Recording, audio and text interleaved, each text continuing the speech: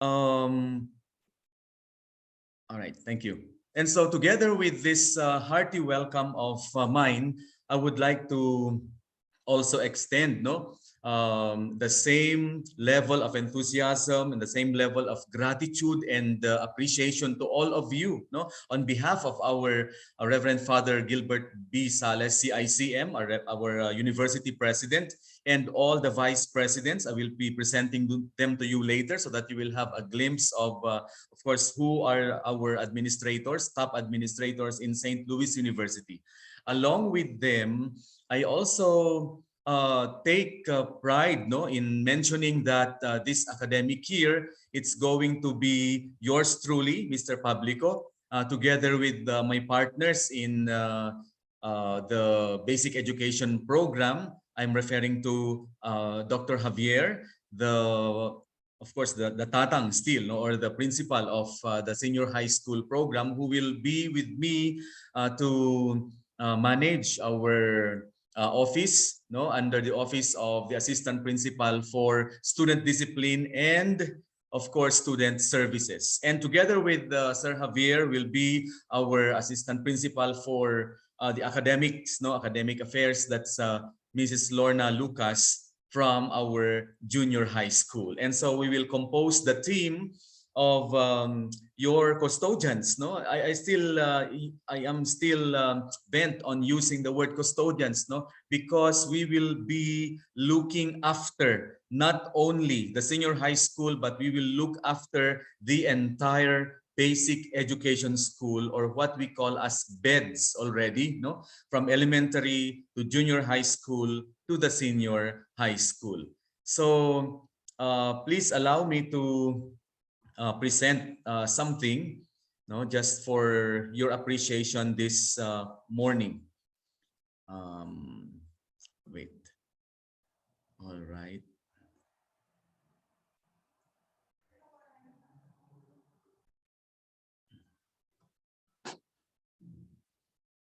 Are we still good, Mamara? Okay.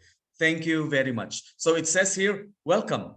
Welcome to St. Louis University Basic Education School, Laboratory, Senior High School Department. First and foremost, I would like also to give due appreciation, and of course, I'd like to pat the shoulders of the men and women, our great teachers and staff of the senior high school program, for making this program possible. Particularly our tech team, those who will be hosting this event, and together with our former administrators in the senior high school program, we're really hands-on in ensuring that today's program will be successful. And we will be able to reach you, our dear parents and guardians, together with our students. We will be able to reach you from the heart of SLU Senior High School to your home. Okay, so as you can see, our school will now be called Basic Education School of St. Louis University. And Basic Education School here refers to the grade levels, from kindergarten to grade 12. But now you are in the senior high school department. I am very proud to tell everyone that we share the same pride and honor, with the St. Louis University being an ISO certified university, and that is we are part of this success and another highlight of our beloved university. And we would like to also convey our pride with you of this honor that we have just taken as a university, as an institution, because being an ISO certified university means a lot to us, and it also should mean a lot to you as our stakeholders. Why? Because being an ISO certified institution, it means to say that our offerings, our curricular, co-curricular, student services, and all the offerings of the school have undergone careful scrutiny by this quality assuring body. Okay, so at an international parlance at that.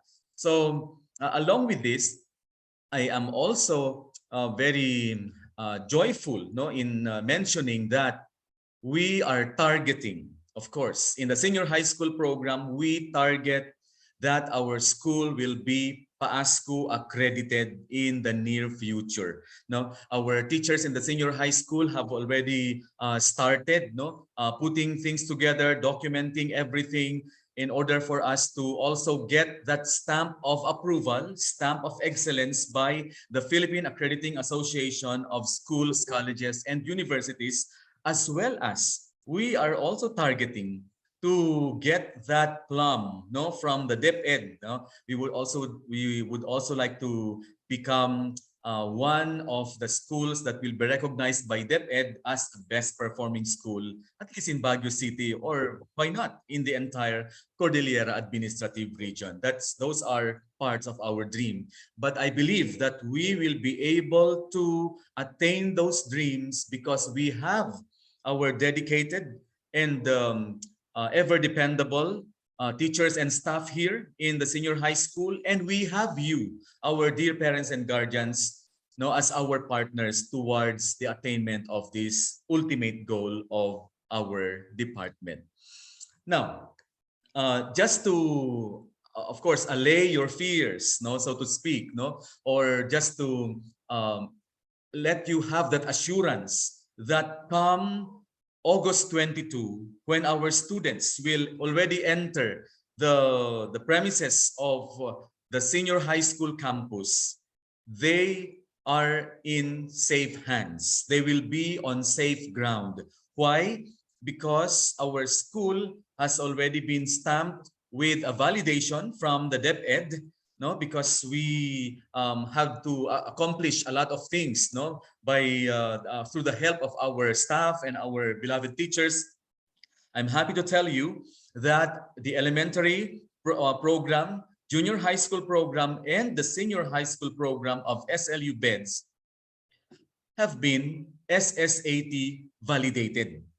Ito po yung ating mga document na ipinakita po natin sa DepEd kamakailan lamang, and all these documents contain those particular and general programs, activities, and as well as guidelines, that we follow to ensure that the students, all the stakeholders who enter the campus, especially in the senior high school, are safe and secure.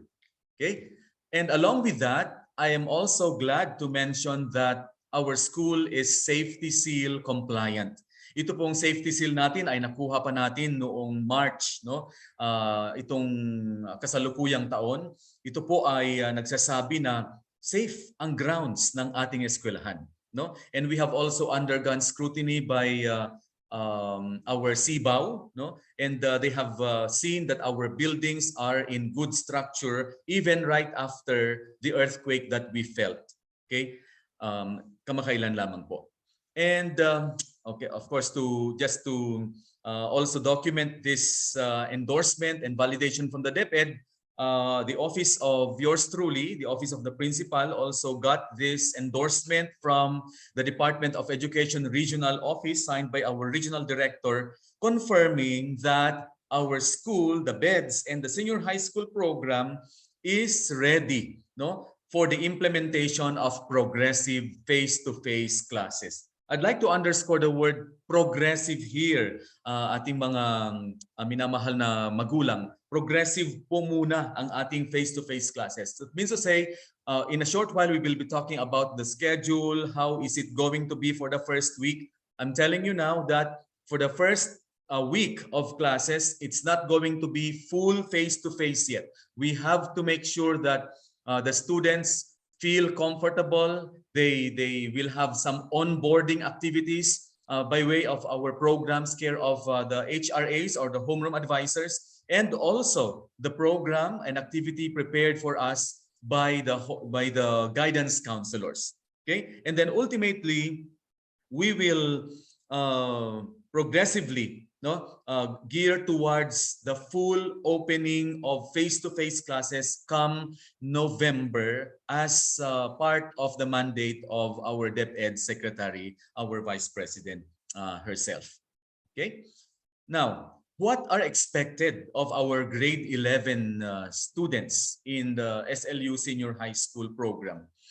I would like to say that for those who just came from our junior high school program, of course, there will be not much of difficulty for you, no, to move to another level because you already know the system in St. Louis University. But for those who are coming from other schools, sa mga galing po sa mga iba-ibang eskwelahan, public school man yan o private school, ang gusto naming ipaabot sa inyo na ang St. Louis University Senior High School program po ay naglalayon na makamit, no, ninyo mga anak ang quality Catholic education.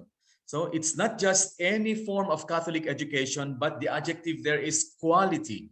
So when we speak of quality, it boils down to excellent.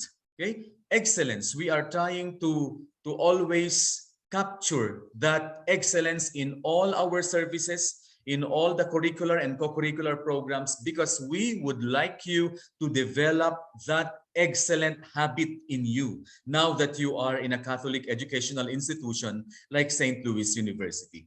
Okay, so along with that, the focus of our curricular program, all our ventures here, our activities programs will be on academic excellence, hindi po nawawala ang academic excellence, and missionary spirit.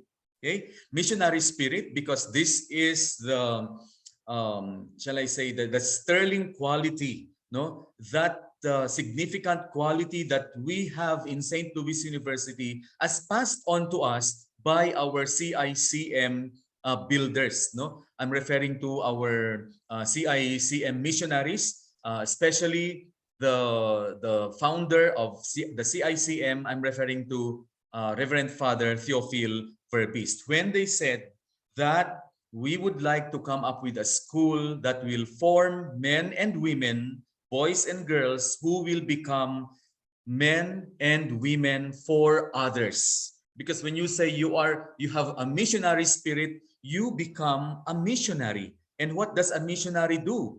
They think not of themselves, but they think of the others. Just like what our patron saint has given us as an example. His virtue of selfless service is one of the things that we should capture, that you should capture as Louisians in order for you to develop that missionary spiritedness in you. And so if we have these things, academic excellence plus missionary spirit, we envision that each of you, young ladies and gentlemen, our dear students in grade 11, that you obtain or you develop a holistic formation in yourself. When you say holistic formation, you don't just develop the head, you don't just develop your brains, your intelligence, but you also develop a compassionate heart. And that is very important to all of us. Okay? And plus, no, the development of your head and the development of your heart, plus the development of your hands, the skills that you will be attaining in the senior high school program will prepare you for grade 12. And it is our dream that when you finish grade 12, you will obtain and develop employable skills na kahit hindi nyo tapusin ang college ninyo, pwede na kayong pumasok sa isang magandang trabaho. Pero hangad namin mga anak na lalayon din kayo sa college. Dahil, you know what? I would like to tell you about this. You are very fortunate to be part of St. Louis University Senior High School program because, you know, when you finish grade 12 here, you are guaranteed a slot in St. Louis University, no hassle at all. Unlike those others who will come from other senior high school programs, from the public schools or other Catholic schools, they will have to undergo some scrutiny and they will have to undergo all those preparatory activities prior to admission. Pero kayo, diretso na kayo sa kurso na gusto ninyo, provided that no, provided that you meet the standards, you meet the initial qualifications. Okay, so that is it. That is our goal, for you to finish grade 11 with a clean slate status. When I say clean slate, wala kayong mga back subject, maayos ang card ninyo, so that when you move to grade 12, you will have the same status, clean slate ulit, at magtatapos kayo sa SLU Senior High School na nakatoga at maayos na maayos. And that will be the greatest reward for your parents. That will be the greatest achievement, one of the greatest achievements that your parents will ever have. Okay, all right. I would just like to mention, although I know that it will be talked about later, that in SLU, no, we try to always link all our activities with this framework, the SLU Humanizing Education Framework. Kaya ito po aming mga magulang at mga guardian, ganoon din ang ating mga grade 11 students, makakaasa tayo na ang mga teacher natin, ang mga staff natin ay dito po humuhugot ng inspirasyon sa SLU Humanizing Education na framework na tinatawag natin. Because we've always been telling, I believe that Dr. Javier has always been emphasizing on this, no, to all of us, even before, that if there is a way by which we could give services that is gentler in nature, that is kinder in nature, that is more considerate in nature, no, we go there. Kung ano po yung mas nakakabuti para sa ating mga estudyante, doon po ang ating mga kaguruan. Kaya hangad namin po na ganun din po sana tayo, no, para magkaroon po tayo ng magandang partnership. Because like what we are doing right now, this is an example of an excellent family engagement wherein there is participation from you, our beloved stakeholders. The partnership is there and the communication has just been opened today. Binubuksan po natin ang inyong partisipasyon, ang partnership at ang communication natin sa umagang ito. Sana po itong family engagement na ito na tinatawag natin ay magtuloy-tuloy, no? Sa taong pampasukan na 2022-2023 hanggang sa magtapos ang inyong mga anak sa ating senior high school program. They say that it takes a village to raise a child. It's true. Hindi po pwede na sasabihin ng mga magulang, papasok na yung mga anak ko, sige bahala na yung teacher. Hindi rin po pwedeng sasabihin ng mga guro na itong mga module ibigay ko na sa mga magulang, bahala na sila. No, it takes two to tango, ika nga. It takes both the home and the school to raise a child. And of course, our students in the senior high school are your children. They are our students. And so the village here refers to you and us. So let's collaborate as we communicate and also coordinate. Sabi nga ni Cohen, no school can work well for children if parents and teachers do not act in partnership on behalf of the children's best interests. Ang eskwelahan po natin ay masasabi nating isang excellent school, pero hindi po ito perfect school. And no school for that matter is ever perfect. And just like all the other schools, alam natin na may level of excellence, may level of standard tayo sa SLU, pero hindi ito perfectong eskwelahan. So we need you to partner with us. Kung ano po yung mga nakikita ninyong magaganda, highlight them. Kung ano po yung mga nakikita nating medyo kakulangan, you communicate those to us and we will try our best to do some remediation to improve our services. After all, that is part of our quality policy statement for the utmost satisfaction of you, our beloved customers.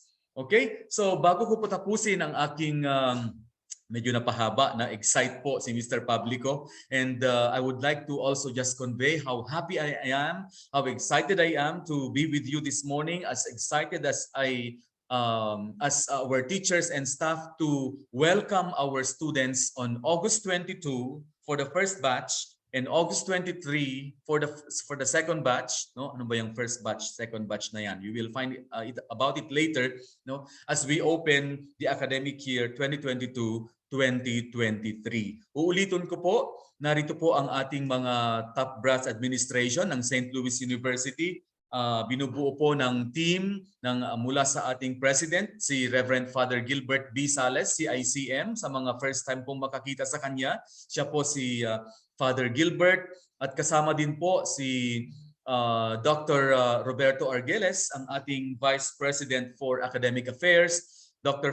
Felerina B. Eliamil, our Vice President for Administration, Dr. Noel B. De Leon, our VP for Finance, and Reverend Father McQueen and Maniwang, our Vice President for Mission and Identity. So sila po ang nagbibigay inspirasyon sa amin din, ni Sir Romy at ni Ma'am Lorna, kasama ang ating mga Learning Area Coordinator para po bigyan ng tugon ang lahat ng mga pangangailangan natin dito sa senior high school in order for us to make the stay of your children very memorable, meaningful, and truly fun and exciting.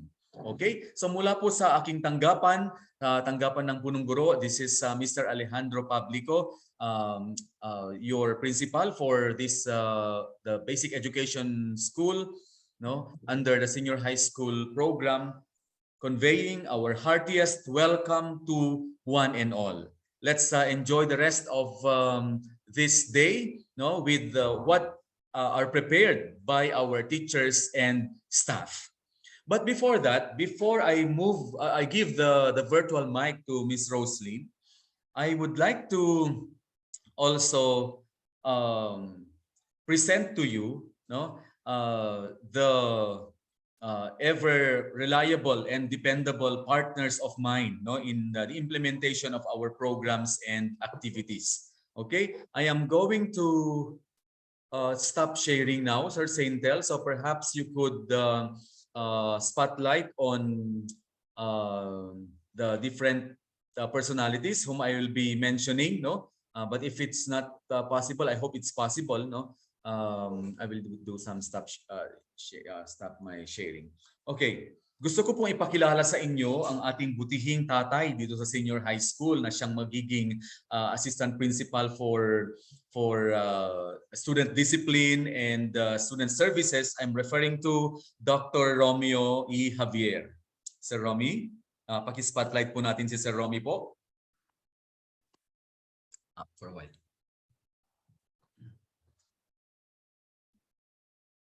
Ayan. Ayan. Ayan po si Sir Romy. Okay. Kaway po tayo dyan, Sir Romy, sa inyong opisina. Ayan. Okay, parang nasa Kuala Lumpur si Sir Javier, no? Ngayon. Maraming salamat po, Sir Romy. Ngayon naman po ay gusto kong ipakilala sa inyo ang ating butihing nanay din dito sa ating basic education school, ang siyang tagapangasiwa ng academic program ng ating eskwelahan mula kinder hanggang grade 12 po, no? Si Mrs. Lorna Lucas. Ma'am Lorna, ayan. Si Ma'am Lorna naman po ay mula pa nasa United Kingdom po siya ngayon, no? Dahil virtual po ang ating orientation. I'm just kidding, but she is in her office right now in the junior high school department. Okay. Hello, Ma'am Lorna, and thank you for standing by. Okay. Along with them, I'd like also to present to you our learning area coordinators. Okay. Our learning area coordinators are our partners in ensuring that your children, no, our students, are able to, get the most out of the curriculum that we offer in SLU Senior High School Program. Sila po ang nagdidisenyo ng ating mga curricular program na babagay sa ating serbisyo dito sa Senior High School Program. Nakasalalay po kasi sa kamay ng ating mga butihing LAC, no? Ang kagandahan, innovation, and some other things that they are putting into the curriculum that make it vibrant and distinct and unique from other school. Hindi nyo po mahahanap sa ibang eskwelahan ang timpla na ibibigay, ino-offer natin dito sa SLU Senior High School Program. Ladies and gentlemen, I'd like you to meet our basic education school learning area coordinators, particularly in the high school program. For the subject, our core subject as a Catholic school, religion, Miss Benita Abuan. Yan, nandoon po sila ngayon sa iisang lokasyon. Okay, you can see them here now on the frame. Okay, thank you Ma'am Benny. Nandiyan pa si Ma'am Benny. Ayan. Yun, kumakaway po si Ma'am Benny doon sa isang room doon together with other LACs. Okay, our social sciences learning area coordinator, we have Mrs. Joanne P. Alim. Ayan, nasaan po si Ma'am Joanne ngayon? Nandiyan ba siya, Ma'am Joanne? Ayun, kita ko na sa frame si Ma'am Joanne. Ayan. Hello po, Ma'am Joanne. And then for math and science, our former assistant principal in the senior high school program, we have Mr. Roy Asignacion. Nasaan po si Sir Roy ngayon? I think he is in another room, no? Okay, but we will see him in a short while. Nandito pala si Sir Roy. Ayan, syempre. Okay. And thank you Sir Roy, our LAC for research, Mrs. Ruby Catalina P. Bautista. Nandyan po ba si Ma'am Ruby ngayon? Ayun. Nandun po si Ma'am Ruby. Alright. Our MAPE coordinator, we have Mr. Marlon L. Pawit.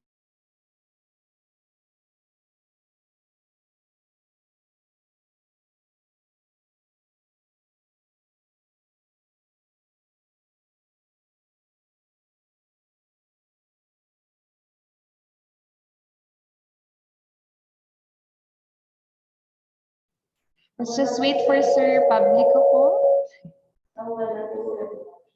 He's just experiencing some technical difficulties po, but it's good that you are able to meet the different LACs that was mentioned a while back.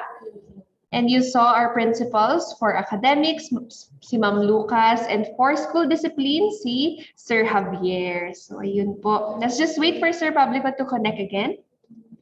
Hello, am I on?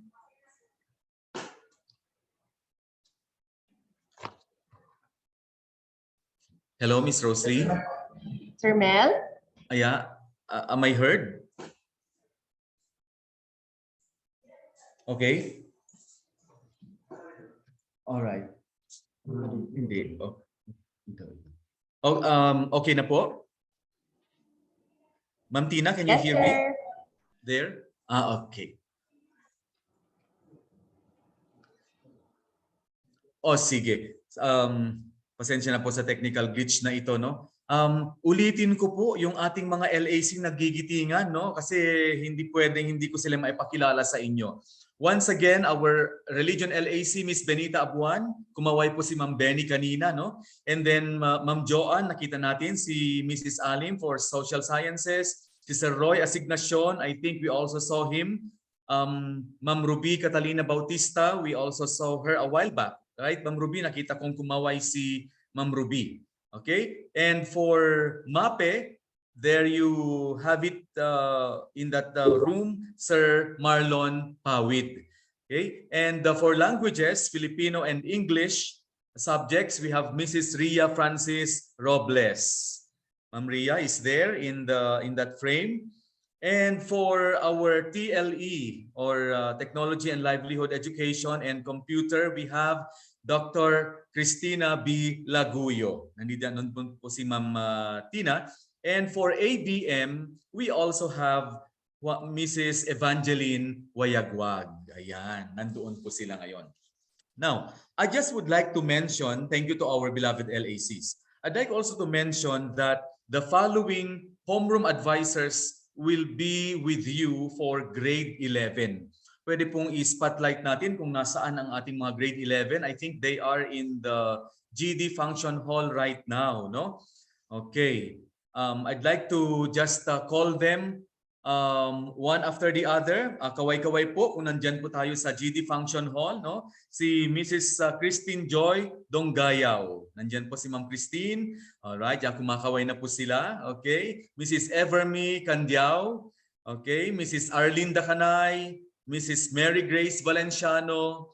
Mr. Melvin Adora. Mrs. Julia Takyo.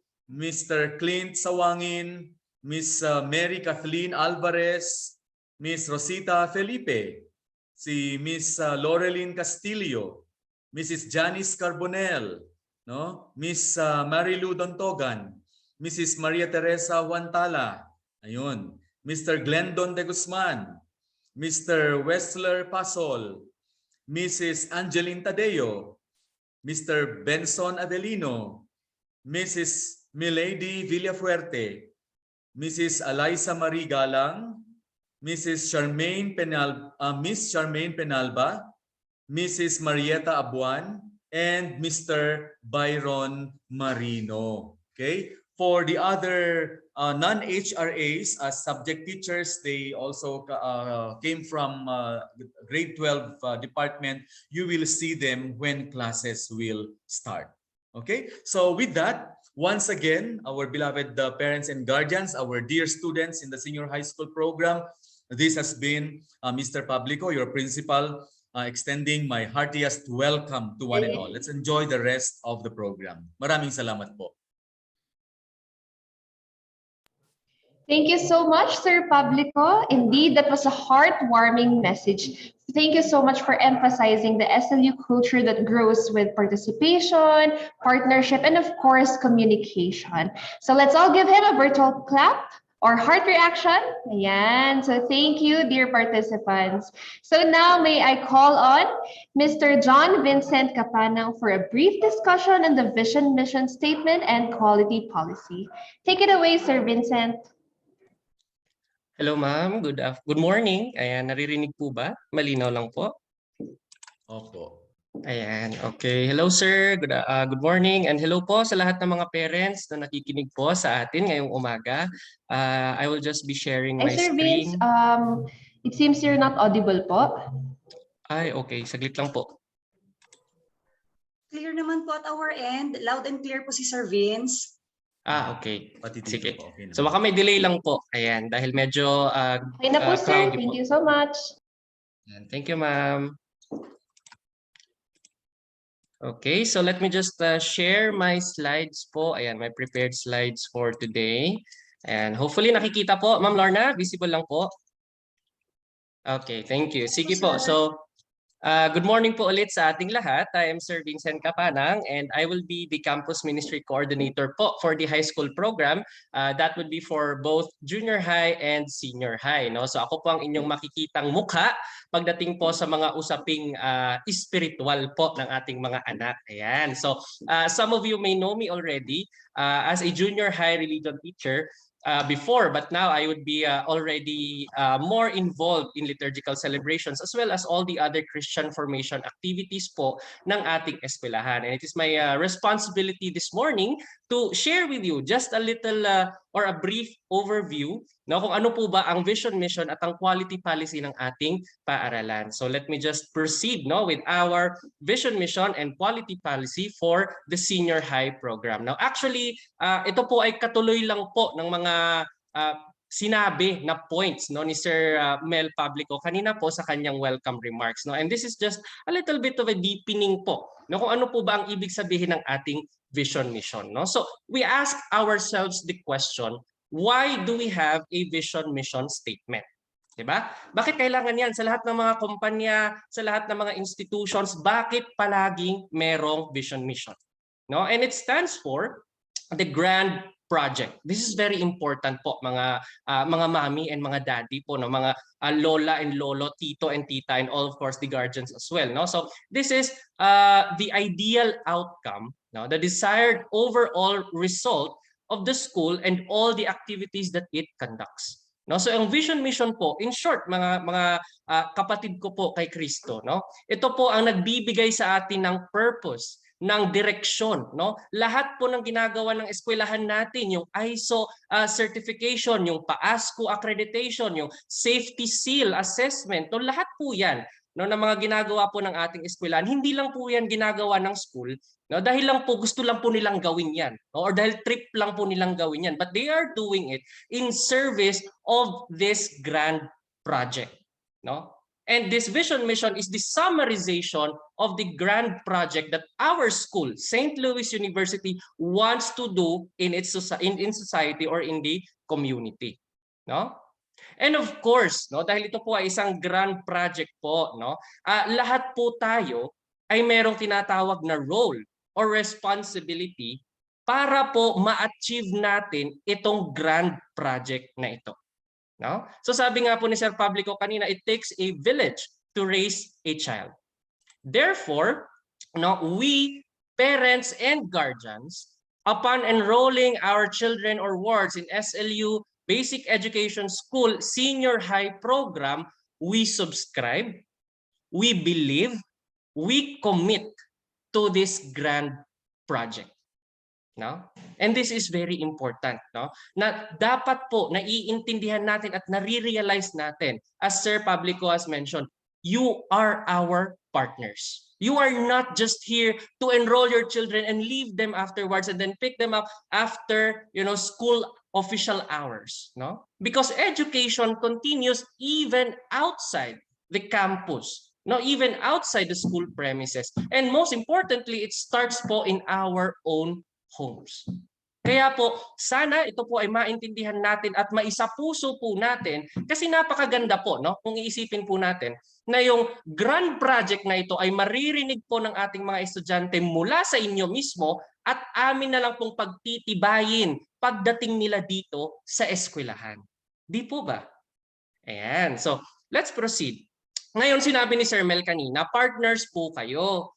May role kayo sa grand project na to. Ano yung role ninyo, mga parents? This will be your responsibilities or your roles will be, you will be our co-teachers first and foremost. Then second, you will be our mission partners. And then lastly, you will be our co-formators.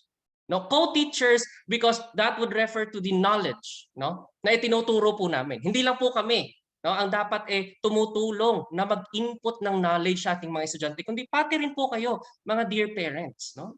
And then we also have the affective part, no, or our heart, no, yung pag-develop, paghubog sa ating mga estudyante, no? And then lastly, co-formators. This refers to their behavior, to their attitude, yung kanilang personalities. Hindi lang po kami ang nakaka-impluwensya diyan, but also you, of course, our dear parents. Let me repeat this one and emphasize this one. You are not just mere clients. Hindi lang po kayo kliyente. Kayo po ay aming partners, no? And these are at least your primary roles or primary responsibilities, no? Let us work together, collaborate together in order to achieve the best result for our students. Di po ba? So let's proceed to the vision mission statement. Now, the SLU Laboratory High School Senior High is committed to be a transformative, socially engaged Catholic educational institution forming Christ-centered, responsible, and globally enterprising citizens through holistic human and Christian formation, collaborative learning, and academic excellence in the pursuit of justice, peace, and integrity of creation. No? Now, let me summarize that one para medyo mas madali po nating i-digest. No? To summarize, no, kung ano po yung gustong sabihin ng ating vision mission, first, our mission is to produce active and participative Christian citizens and professionals. Take note of the word po, Christian citizens and professionals. This is a Catholic school po, no? So we do not just strive to produce engineers. We want to produce engineers with a Christian heart. Yung tipong engineer na gugustuhin not just to be a good engineer, but an engineer who influences, who actively transforms the community where they belong. At yan po ang pinaka-strong point ng St. Louis University. We want to produce students who are not just geniuses, who are not just excellent students, but are students who also have good character. Di po ba? At dahil po yan ang una naming misyon, you as our partners, we are asking you to be our co-formators. Katulong po namin sa paghubog sa ugali ng ating mga anak. Yan. Pangalawa po, our mission is to provide greater opportunities for students to innovate conventions. No? To the senior high program, kung makikita po ninyo kanina sa vision mission, no? Karamihan po doon sa mga keywords na socially active, engaged, no? Ibig sabihin po ang senior high program po natin, dear parents, more towards practical applications of the theories that they learn. Kumbaga, ito na yung stage sa kanilang buhay na ititest na nila sa real life, no? Yung mga bagay na natutunan nila noong kinder hanggang grade 10. No, so they have greater opportunities. Of course, during the elementary and junior high programs, meron din naman silang opportunities. But in the senior high program, dito po talaga fina-follow up, no? Kumbaga yung mga applications nila sa kanilang mga natutunan sa kanilang basic education years or in their elementary and junior high years, no? So our role here, dear parents, is to be co-teachers as well. No? Tayo rin po ang tutulong sa ating mga estudyante mag-isip kung ano yung mga pagbabago na pwede nating gawin, no, sa mga bagay na kinagisnan natin. Paano pa natin pagagandahin iyon? And lastly, our mission is to form students to become more involved in community transformation using their talents and skills. Sabi nga po ni Sir Mel kanina, no? We also strive as an institution to produce students na magkakaroon ng positive impact sa ating mga societies. No? Hindi lang po to diploma factory. We don't just want to be a diploma mill. No? We want to form students, and I'm sure all our teachers here are committed, no, to that particular vision. No? We want to produce students who will have a great significant impact sa ating society or to the communities where they belong. And this is what it means to be a missionary. No? You go to that community or you belong to that community and you're not just a passive member, but you are an active member and you use your talents and skills so in order to improve the quality of life, no, sa community na yon. And this is where the missionary spirit comes in. Okay? Now, of course, madali lang pong sabihin, no, na kami po ay excellent school. Pwede naman po kaming mag-self-proclaim, no? Wala naman, hindi naman kami necessarily required, no, na magkaroon talaga ng kumbaga standardization or testing, but of course as our guarantee of commitment to excellence, no, we also voluntarily underwent what Sir Public had said, no, ISO certification, no, and this is to test ourselves also to ensure na yung mga serbisyo po na pinoprovide namin sa inyo, sa inyong mga estudyante, sa inyong mga anak, no, are just, you know, the best services that they could get from a Catholic school. Rest assured, no, that we are continuously doing these things because we want to provide the best services to all of our stakeholders, no? At ang bunga po nitong commitment na to, no, yung tinatawag po natin na SLU Quality Policy. Kasi ang ganda-ganda ng vision natin, ang ganda-ganda ng mission natin. Ngayon ang tanong, paano natin yan papatunayan? Paano natin yan i-implement, no, sa ating mga estudyante? At ito yung kumbaga summarization po, no, shortened or essential na idea po natin kung paano natin yon i-implement, no? So the SLU Quality Policy states that we are committed to developing locally responsive, globally competitive, and empowered human resources who are creative, competent, socially involved, and imbued with Christian spirit. So we, in partnership with our stakeholders, remember, no, paulit-ulit pong lumalabas po yung term partnership, are committed to continually improving the effectiveness of our quality management system in meeting all applicable requirements towards the utmost satisfaction of our valued customers. So this is not just our way of stating, no, kung paano po namin ma-achieve yung aming vision mission, but this is also a guarantee, no, a promise to you na hindi po kami makokontento sa kung anong meron kami ngayon. But we will always strive to one-up ourselves so that we can ensure that we are providing only the best services for your children or for your wards. No? So to summarize that, SLU commits itself to continually first improve customer relations. Pagandahin ang aming pakikitungo po sa inyo. Unang-una po sa inyo, of course, as the parents of our students, but of course, all the other co-teachers, co-formators that will be involved in the educational process. No? Second, streamline student services. Later on, this will be highlighted, of course, by Dr. Romy Javier as the Student Services Assistant Principal. No? And he will be highlighting to you all the services, the improved services that SLU Basic Education had done over the past years, especially during the pandemic, no? In order to really prepare our campus and our institution as well, no? Para i-welcome ulit ang inyong mga anak po, para maging mas exciting ang ating school year, no? And then lastly, maximize efficiency in operational process. So pagandahin ang aming pakikitungo, pabibilisin ang aming mga serbisyo at pag-iibayuhin ang aming mga proseso. Makakaasa po kayong gagawin namin yan. At bakit nga ba namin yan gagawin? Dahil according to our university president, Reverend Father Gilbert Salas, CICM, God is praised in excellence. Bilang isang Catholic institution, we always strive to show that in all activities that we do, God is praised.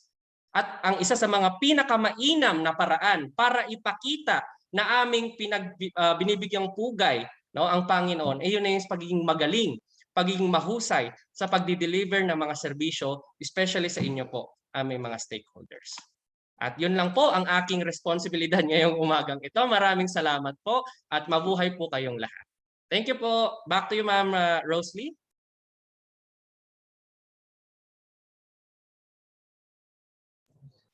Thank you for that thorough discussion, Sir Vincent. Let us remember that we are all partners in subscribing, believing, and committing to the vision, mission, and quality policy statement of SLU. Now, are you ready to see the campus of Senior High? Ayan. So let's all sit back and relax as you watch the virtual tour and the flexible learning plan and the HiFlex simulation of Senior High.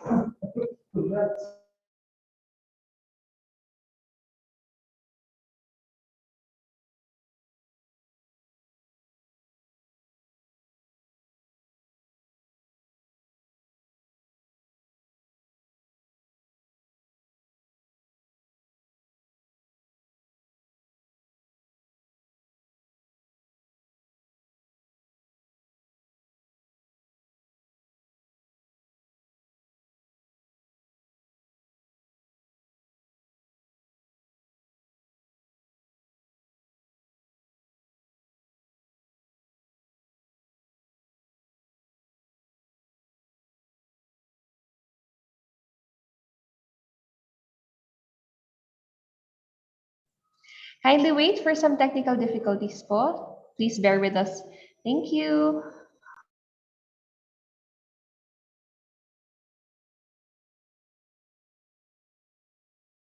More in touch with the plight of the students? I chose SLU because it is one of the most competent, promising Catholic educational institution here in the city of Baguio.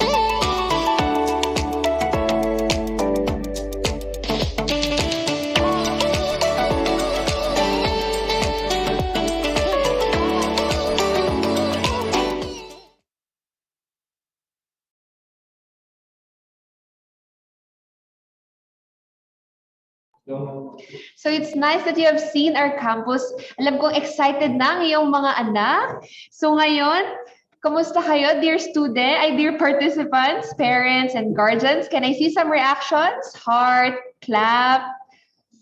Ayan. So now, we hope that through the virtual tour and flexible learning plan, you have an idea of what you can expect for this school year.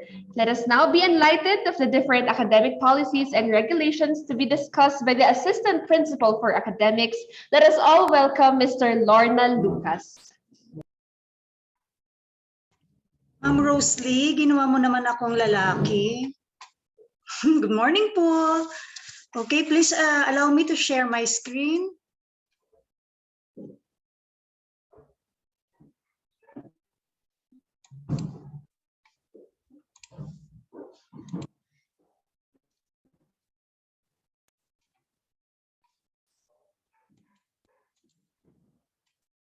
Okay po. Is my screen already seen at your end po? Yes, ma'am.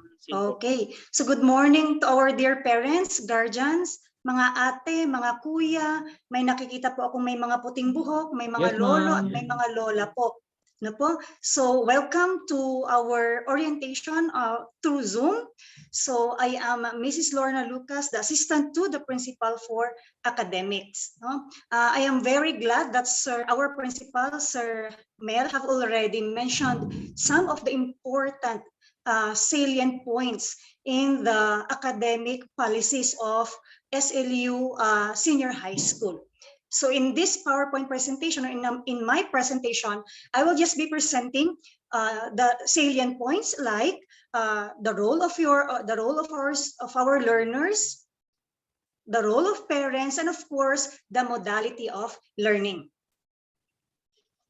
Okay, so definitely for this academic year 2022-2023, we are still going to adopt the hybrid and pure online learning modality. Ano po ba yung hybrid and pure online? How do I know if my child is nasa hybrid modality ba siya or pure online modality? So by now, you should already know that po, yung mga pure online at yung mga hybrid. Pero bakit may hybrid? Ipapasok ang mga bata. So later on, we will explain bakit po ganyan ang terms po natin. So when you say hybrid learning, we should have a classroom setup and an online setup. Ganun po yon. But for the meantime, for the transition period, no, until the month of October, we will still follow the hybrid learning mode. Okay, so meron po tayong papasok po ang mga bata, they will enter the classroom, meet their classmates, meet their teachers, activities will be given, face-to-face discussions will be done. Okay po, that is for the classroom. And then anong gagawin nila pag uwi nila kung hindi sila papasok? No? They will have to do their online activities. And later on, I will discuss saan ipopost itong mga online activities kung hindi na ibigay po ng face-to-face. Okay po? So with that, that is hybrid learning. How about the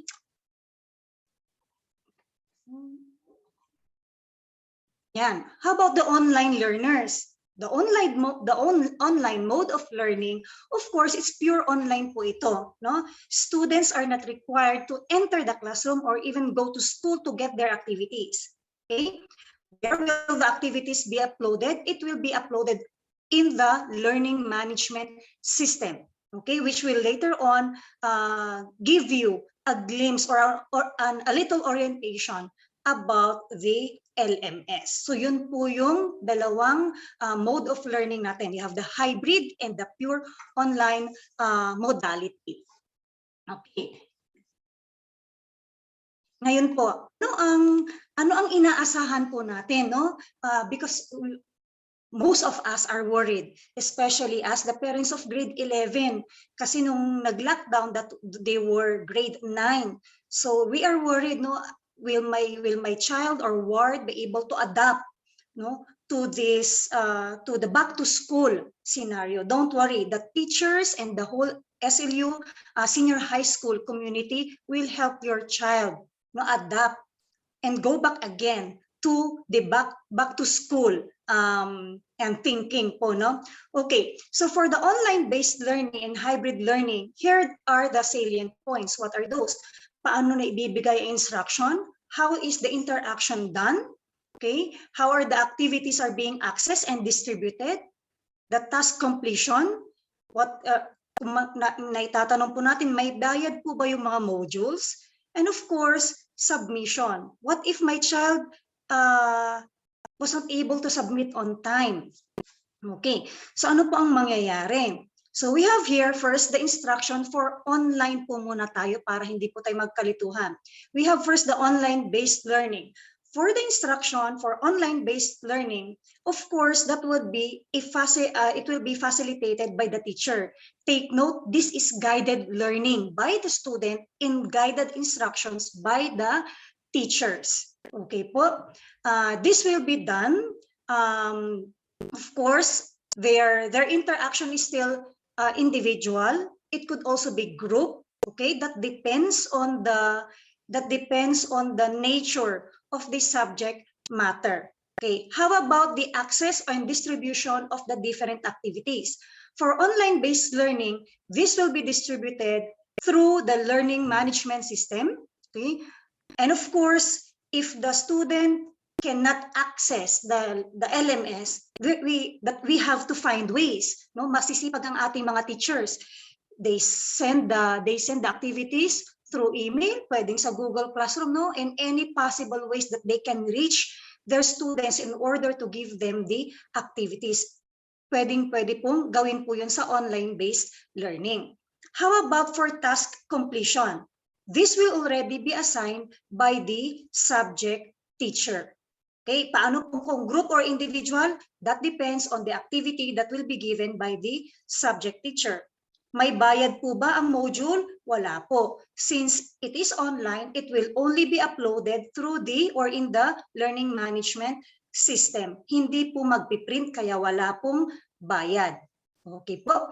And then for the submission, of course, for the online-based learning, sa LMS na po, sa Genio na po yon. Okay. Paano kung late po na nag-submit yung anak ninyo? Okay, ano po ang gagawin natin?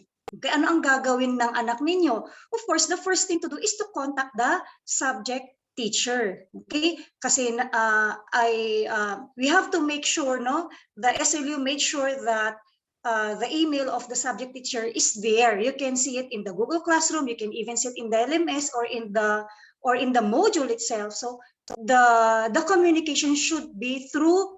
It could be through email or even in the private message through the Google Classroom.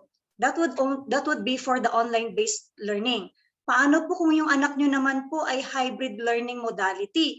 Ibig po bang sabihin mag-o-online pa rin po sila at papasok pa rin po sila? Yes po. For the hybrid learning modality, for the instructions, of course, this will still be facilitated by the teacher.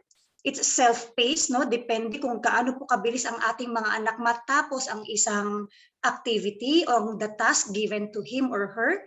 And we also encourage independent learning. Sabi nga po ni Sir Vincent Kapanang kanina when he discussed about the vision, mission of the school, we actually develop learners to be lifelong learners, that when they go out of their classroom, they know what to do. That starts with the giving of independent learning as a form of instructions. Okay, how about the interaction? Of course, since may face-to-face with the teacher na po yun, so classroom interaction. They can interact with their classmates, they can interact with their teachers, they can ask questions, face-to-face po ito. Paano kung may nakalimutan, pwede po bang i-message si teacher? Yes po, because they have a Google Classroom. Po. And of course, the same through with the access and distribution of the modules and activities and other things related to activities and modules, they can also be accessed or distributed through the learning management system, the Google Classroom, and the email of the learner. Okay po. How about for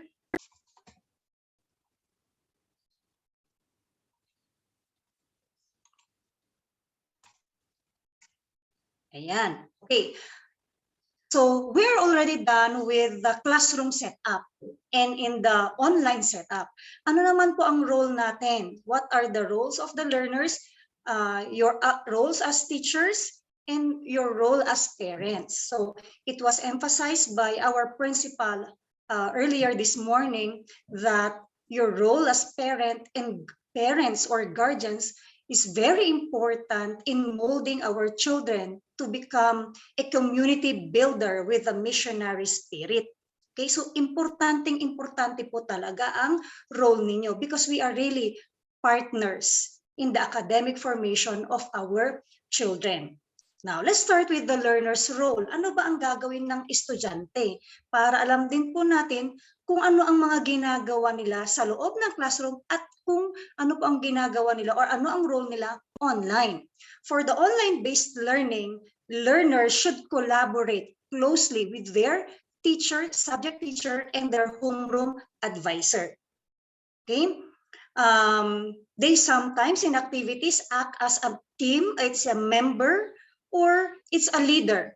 So forming a team is very important for the learners, no? Ang sabi nga natin, it's not only a group, but it is a team because when you say a team, they are gearing towards one specific goal that they need to achieve. Okay, that's the role of the learner. How about our teachers? Our dynamic and very enthusiastic teachers will act as facilitator. Gone are the days na lahat na lang binibigay po ng teacher. Kung tayo po nung elementary po tayo, bawat sabihin, bawat gawin natin sa loob ng classroom ay binibigay po ng teacher. Ngayon hindi na po. Why? Because they act as facilitators. Kumbaga sa stage, nasa side lang po sila. Okay? Ang main character natin ay ang mga bata. Okay, so therefore, the teachers, since they act as facilitator, they only guide the students, okay, in attaining the objective or in the achievement of the objective. Okay, that's the role of the teacher. Paano po kung hindi talaga alam ng anak ko ang gagawin niya? Pwede po ba siyang kumonsulta sa teacher? Pwede po. Okay, just follow the protocol that will be given later on, and of course, antayin mag-respond ang teacher, no? Because we have to understand that teachers also have their work, so they cannot respond 2 minutes after messaging. Kasi kung minsan po, no, we have paalalahanin natin ang mga sarili natin. Some of our learners, no, when they message their teacher, after 5 minutes, gusto nila may response kaagad. Mag-respond kaagad yung teacher, no? But we have to understand their parents and guardians that teachers also have their own work. Meron po silang mga ginagawang curricular documents po nila. Okay po? But don't worry, they will be informed on the things that they need to do once a student contacted them for help. Okay, in terms of their academic requirements. Okay. How about our role as parents? Ito pa ang pinaka-importante. For online-based learning, it's supervision. The close supervision in the completion of the academic task of your children and your work is very important. No? Kumustahin natin. Hindi porket nakabukas ang laptop ng mga anak natin sa online-based learning, hindi ibig sabihin nag-aaral na po siya. Tingnan po natin. Baka naman kapag bumasok ka sa kwarto nila, minimize nila, they minimize the game and then magpa-pop out na lang yung parang module nila. So you have to check, no? Hindi naman po natin sinasabi na wala po tayong tiwala sa mga anak natin, but of course, para makita nila, kahit online pala ako, chinecheck pa rin ako ni mama, ni papa, ni ate, ni kuya, ni lolo, at ni lola, no? Para matulungan din po ang mga teachers sa pag-complete, no? Para matulungan ang mga bata sa pag-complete ng work nila at matulungan ang mga teachers sa pag-follow up, no, ng mga task ng mga anak natin. Okay po? And then, for the requirement for learning for online base, kasi nga po, wala pong face-to-face ito. So since you signed for the online-based learning, okay, you should have your laptop, your desktop, or even your tablet. No? Yung ibang mga bata, naka-laptop na nga, naka-smartphone pa, no? Kasi dala-dalawa yung ino-open nila. Okay, and of course, you should have a reliable internet connection. Okay, and most importantly, in order to avoid na just like what we are doing right now, and then someone is walking at your back, nakikita, you should have an appropriate study or learning area or corner para hindi po naiistorbo yung ating mga anak sa kanilang pag-aaral online. Paano naman po kung if you sign for online-based learning, laging walang internet connection? Okay? Tapos sasabihin natin walang connection na naman bukas, no? We have to avoid that po, my dear parents. So we really have to ensure the reliability of the internet connectivity at home para matulungan din po natin ang mga anak natin. Okay po? And then for the hybrid learning modality, the learner's role is still independent self-learning, katulad nga po ng nabanggit kanina, self-paced learning po tayo. Okay, what is a teacher's role? It's still a facilitator, consultant during office hours. Ito po yung binabanggit ko kanina, na kapag hindi po naintindihan ng bata, especially those who are coming to school, they can always consult their teacher, okay, their advisor. Oh. And then our role as parents, since we do not see our children studying since they are in school, no, we act as learning coach or tutor. Ma, hindi ko po alam ito. Nahihiya kong pong tanungin kay ma'am. Nahihiya ko pong tanungin kay Sir Roy, kay Ma'am Iskala. Ano po ba ang gagawin ko nito? Kung alam naman na po natin ang topic na yun, siguro po mas maganda kung ituro na rin po natin. Okay? Pero kung hindi naman po nahihiya ang mga anak natin na magtanong sa mga teachers natin, mas maganda po para diretso na pong maturuan siya ng teacher. Okay po? So that would be the role of parents for hybrid learning. How about for requirement for learning for the students entering the class? Okay, they have a complete set of printed module, and this module can be downloaded, in the LMS. Okay, so that would be for the requirement. Okay, katulad nung nabanggit ko po kanina, paano kung late? Of course, yung mga estudyante natin na nandito na po sa school, they can always talk to their teacher or their advisor. Okay po, iwasan po natin na lilipas ang isang buwan na hindi pa po tayo nagko-complete ng mga activities. So yung mga parents po natin na nasa probinsya, you might as well, i-message lang po yung mga anak ninyo, anak, kumusta na yung module mo? Kumusta na yung mga activities mo? Nakakapagpasa ka ba on time kay teacher? Kapag yung teacher naman po ang gusto nyo kausapin, then you can always send a private message to the teacher through their Gmail with SLU domain po. Okay, so next would be the grading system. Okay. For senior high school, the grading system would be different in different tracks. So we have here the core subjects, we have the academic track, and then we have the technical and livelihood track. Ito po kasi wala po tayo dito sa SLU. Why? Because SLU has a tertiary level by which we encourage in the senior high school that all students should be geared towards the tertiary level. Magka-college po dapat silang lahat. Kaya wala po tayong TVL and sports and arts track po. Okay, for the core subjects, okay, ito yung mga sciences, English, and so on. The written work, ito po yung mga quizzes, 25%. And then for the performance task is 50%, and then quarterly assessment is 25%. Okay, magtatanong ko, bakit kaya wala pong ginagawang exam yung anak ko ngayong taon na to? No?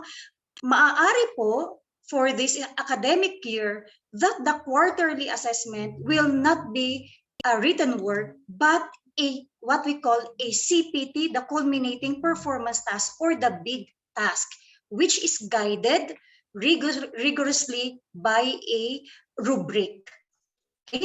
And then, for the academic track, it's almost the same. 25% pa rin po ang written work. For work immersion, research, business, this would be for the ABM. 35% naman po ang written work. Okay. Am I still okay po? Because in my screen it says it's internet connection not stable. Yes po, ongoing pa rin po. Okay. Thank you very much po. Okay. So, going back, for the academic track of other subjects, the performance test is 45% and the quarterly assessment is 30%. Okay. For the ABM subjects, 35% po ang written work natin, performance task is 40%, and assessment is 25%. Okay po, I will not be mentioning this one, the TVL and the sports track, since we do not offer this kind of track in SLU Senior High School. Bakit magkakaiba po, no? Meron pala dito sa baba, I almost forgot. RVE stands for Religion and Values Education, by which they have the following percentage in their components of their grade. 20% po ang kanilang written works, 30% would be the this would be the, is this the missionary response po ba? Yes. And of course, the religious involvement is 30%. May CPT po ba? Yes, it's also 20%. Magtataka po kayo, bakit kaya iisa naman, SLU naman yan? Bakit pare-pareho? Bakit magkakaiba po, no? Yung percentages ng bawat component. Kapag sinabi ko pong component, my dear parents and guardians, ang tinutukoy ko po itong written work, performance task, and quarterly assessment. Ito po yung component ng kanilang grade. Magkakaiba po sila ng percentage because they, the weight of the written work and performance task would be different. Okay po? So yun po ang ating grading system, and we actually strictly follow what the Department of Education ask us to follow in terms of the computation of grades of our learners. Okay po. Are there any questions po ba? Because if there are, these questions will be entertained during the open forum po. Okay. So as that's the end of my presentation, but I would like to end my presentation with this one, emphasizing our partnership. No school can work well for children if parents and teachers do not act in partnership on behalf of the children's best interests. So as the assistant to the principal for academics, I hope that our parents and guardians are very much willing to be our partners in the educational formation of our children who are our learners. And with that, thank you very much for choosing SLU Senior High Department, your partner in academic development and character formation of your children and wards. God bless us all po. Maraming salamat po. Back to you, Ma'am Rosalie. Thank you for that fruitful discussion, Mrs. Lucas. Indeed, partnership is very important between the parents and the administration. So besides excelling academically, it is of course important to abide by the rules and regulations set by the school. So to discuss this more in detail, let us welcome the Assistant Principal for Discipline and Student Services, Dr. Romeo Javier.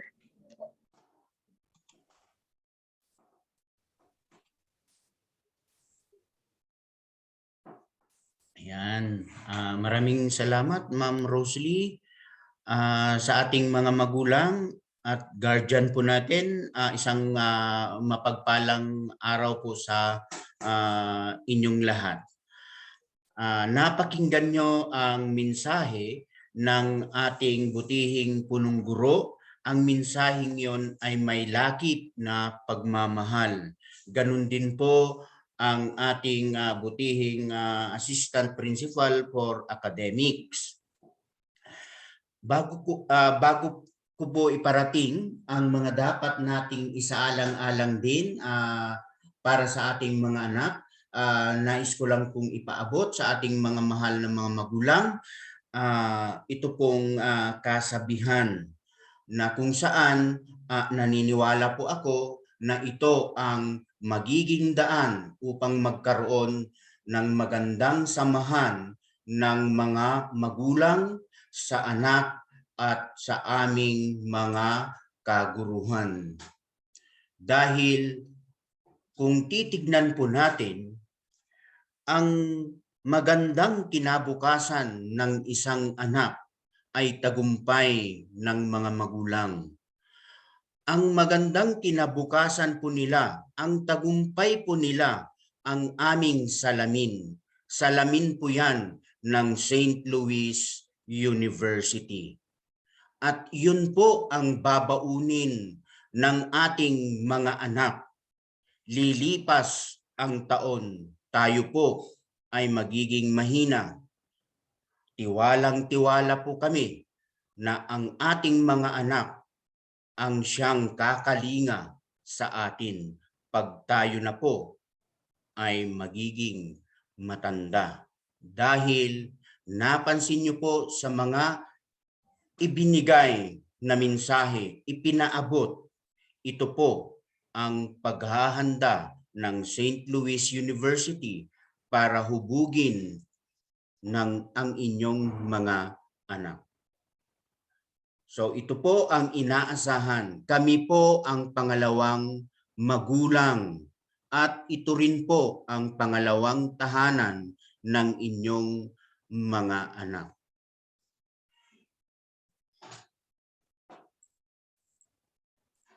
Kung papansinin po natin, ang nais po naming ipapaabot sa inyo, ito po ay may kinalaman sa hindi pagpasok o kay pagliban.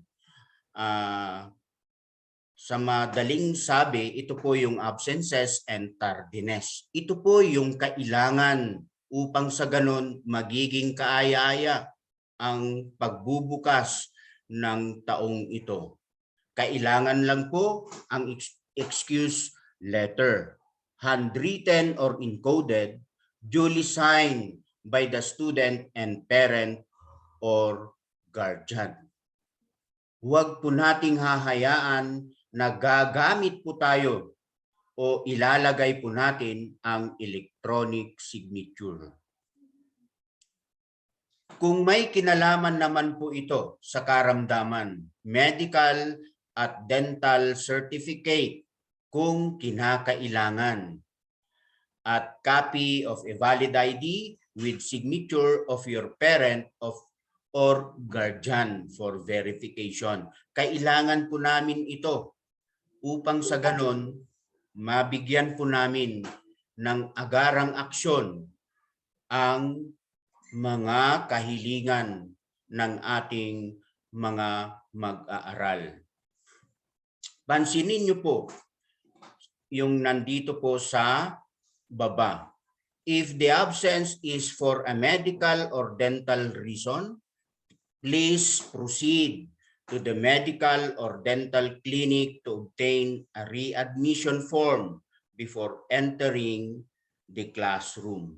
Sa makatuwid, sa pagkakataong ito, ang ating medical department ang siyang makakaalam. Isang halimbawa po nito, ito pong chickenpox o kaya po itong nangyayari po sa kasalukuyan ang dengue. Kaya po sadyang mahalaga na dadaan po sila sa medical department. Ito po ay isang halimbawa. Ito pong nakafocus sa screen.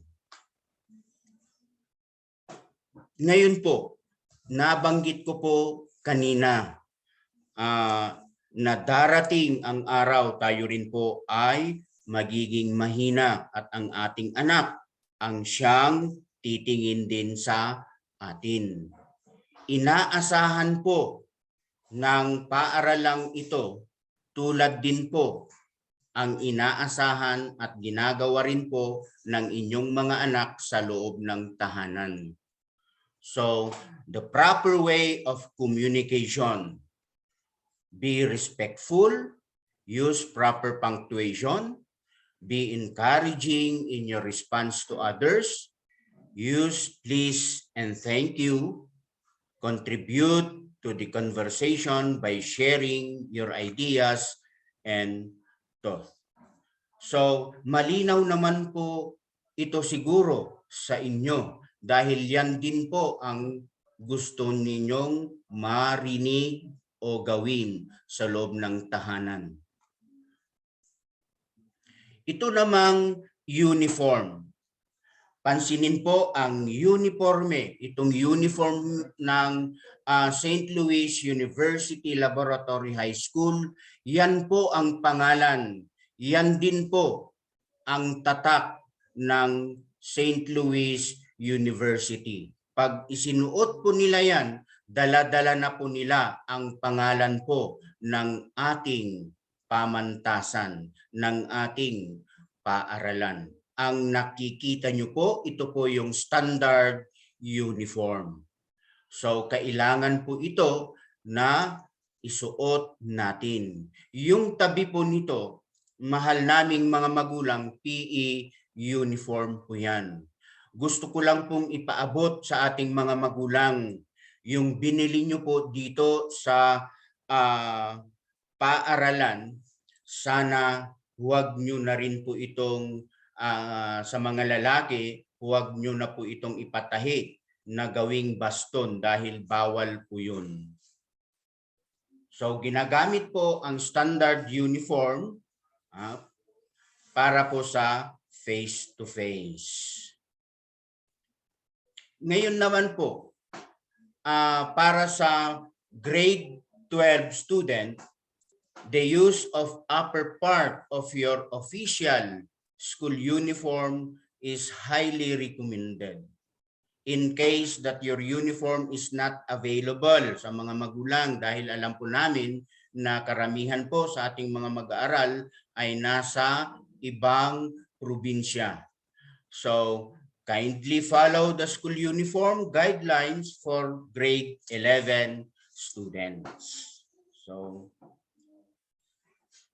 pansinin niyo po during the synchronous classes, use the upper part of your uniform. Uulitin din po namin ito sa orientation po sa aming mga mag-aaral. That is August 22. Ngayon, ito pong nakikita nyo tulad po ng sa tabi, tulad po ng nabanggit ko po kanina sa mga mahal naming mga magulang, PE uniform po yan. Pero dito po sa gitna, ito po yung schedule kung kailan po isusuot ang kanilang uniforme.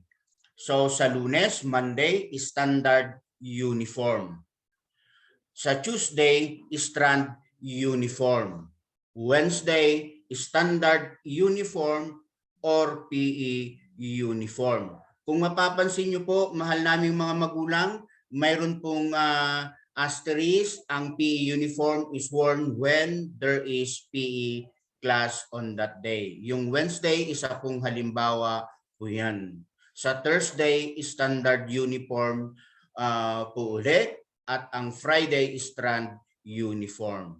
Para po sa ating mga magulang, ito pong strand uniform, kung nakikita nyo po itong suot ko po ngayon, ang pagkakaiba po ay ang kulay. So, ang kulay po para po sa strand uniform, sa ABM, yellow po. Sa Humes, blue, at sa STEM, green po. So sa grade 11, tentative uniform schedule during synchro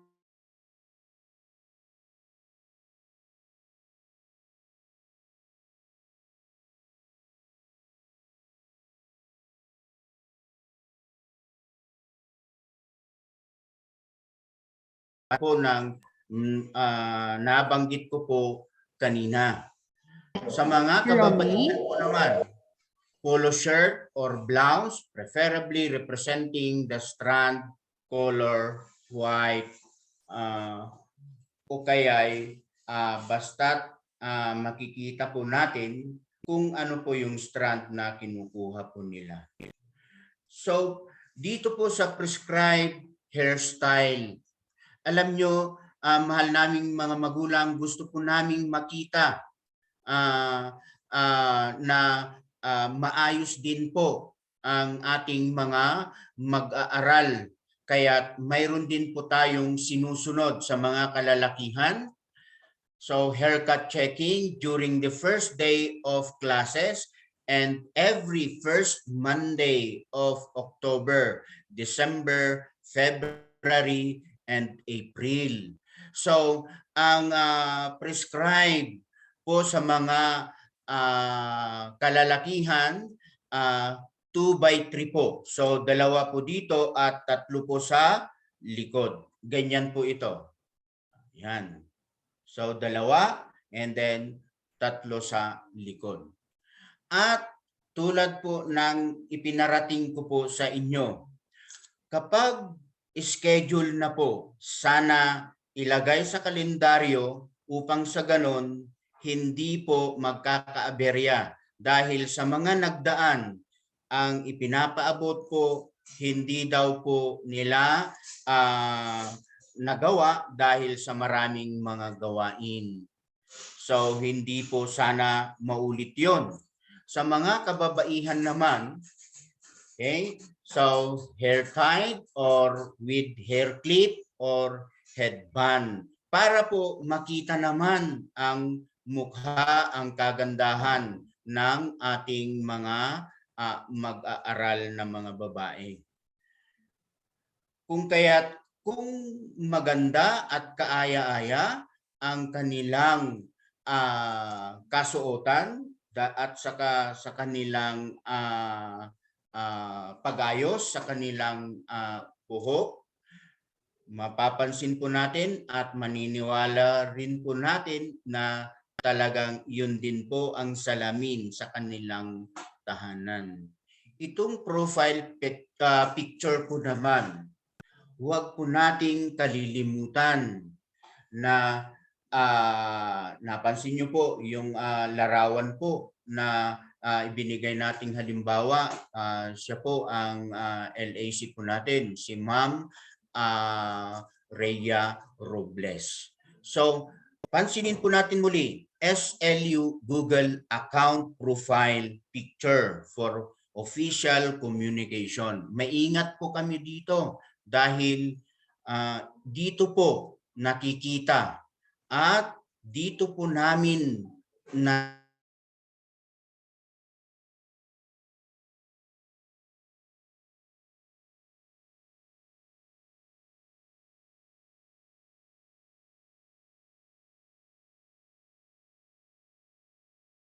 Meet profile picture for synchronous classes. Sa makatuwid, ito po na makikita nyo po sa screen, talagang yan po sana malinaw na at kaaya-aya para po sa aming mga kaguruhan din. Dito po naman sa Genyo Profile Picture for Official Learning Management, mapapansin nyo na naman po yung picture, yung larawan, maaliwalas po.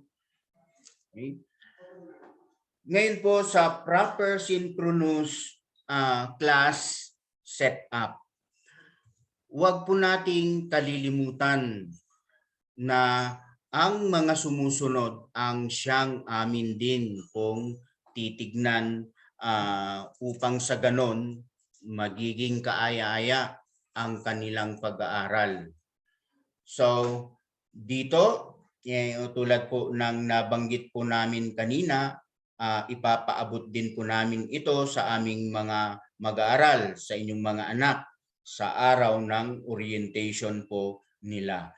Use your own table and chair when available to maintain your good posture and attention.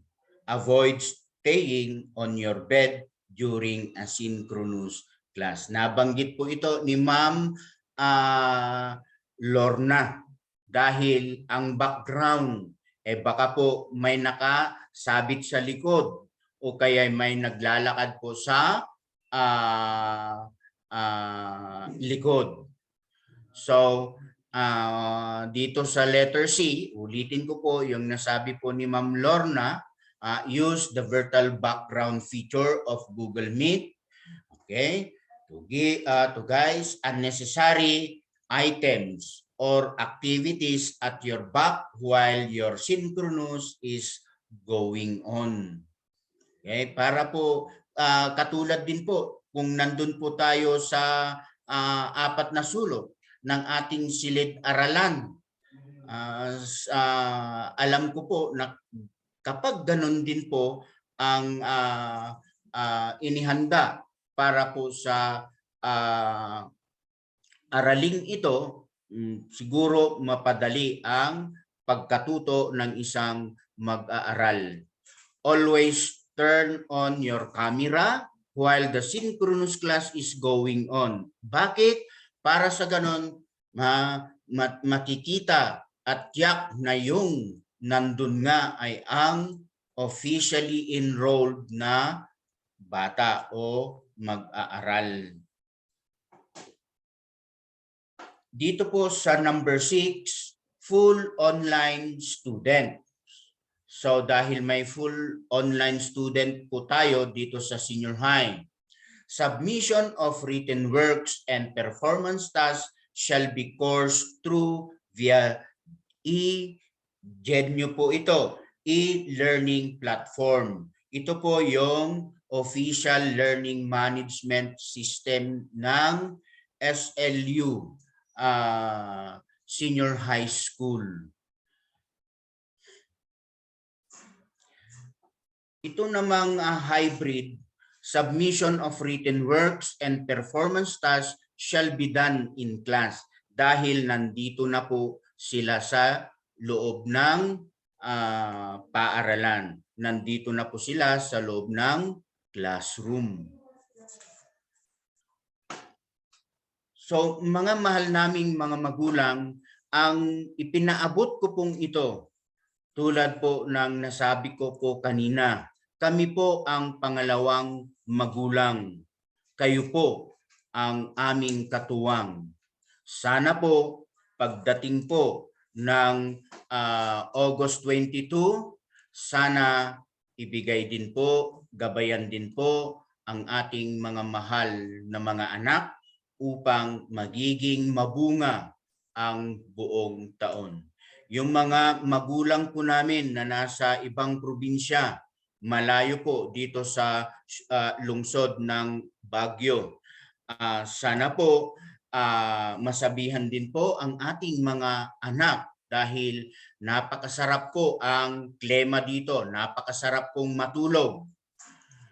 Kaya hanggat maaari, ang ating mga anak nakakondisyon na po dahil ang official time po namin dito is 7:40. So muli, maraming salamat sa pakikinig.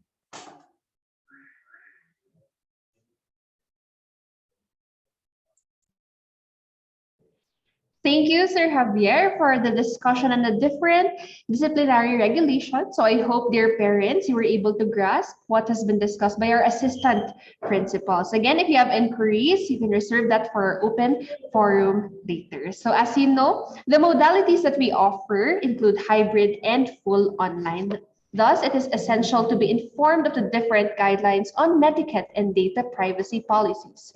So to further shed light on this, I present Dr. Alan Abuan and Mr. Michael Harata of the TLE or ICT department.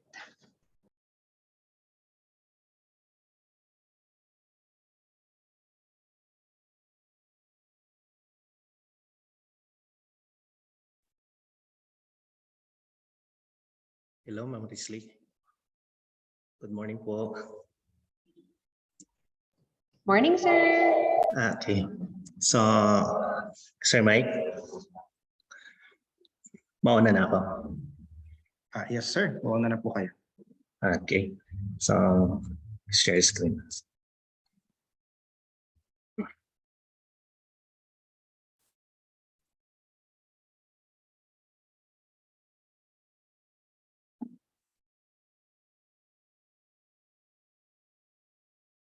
Naririnig po ba?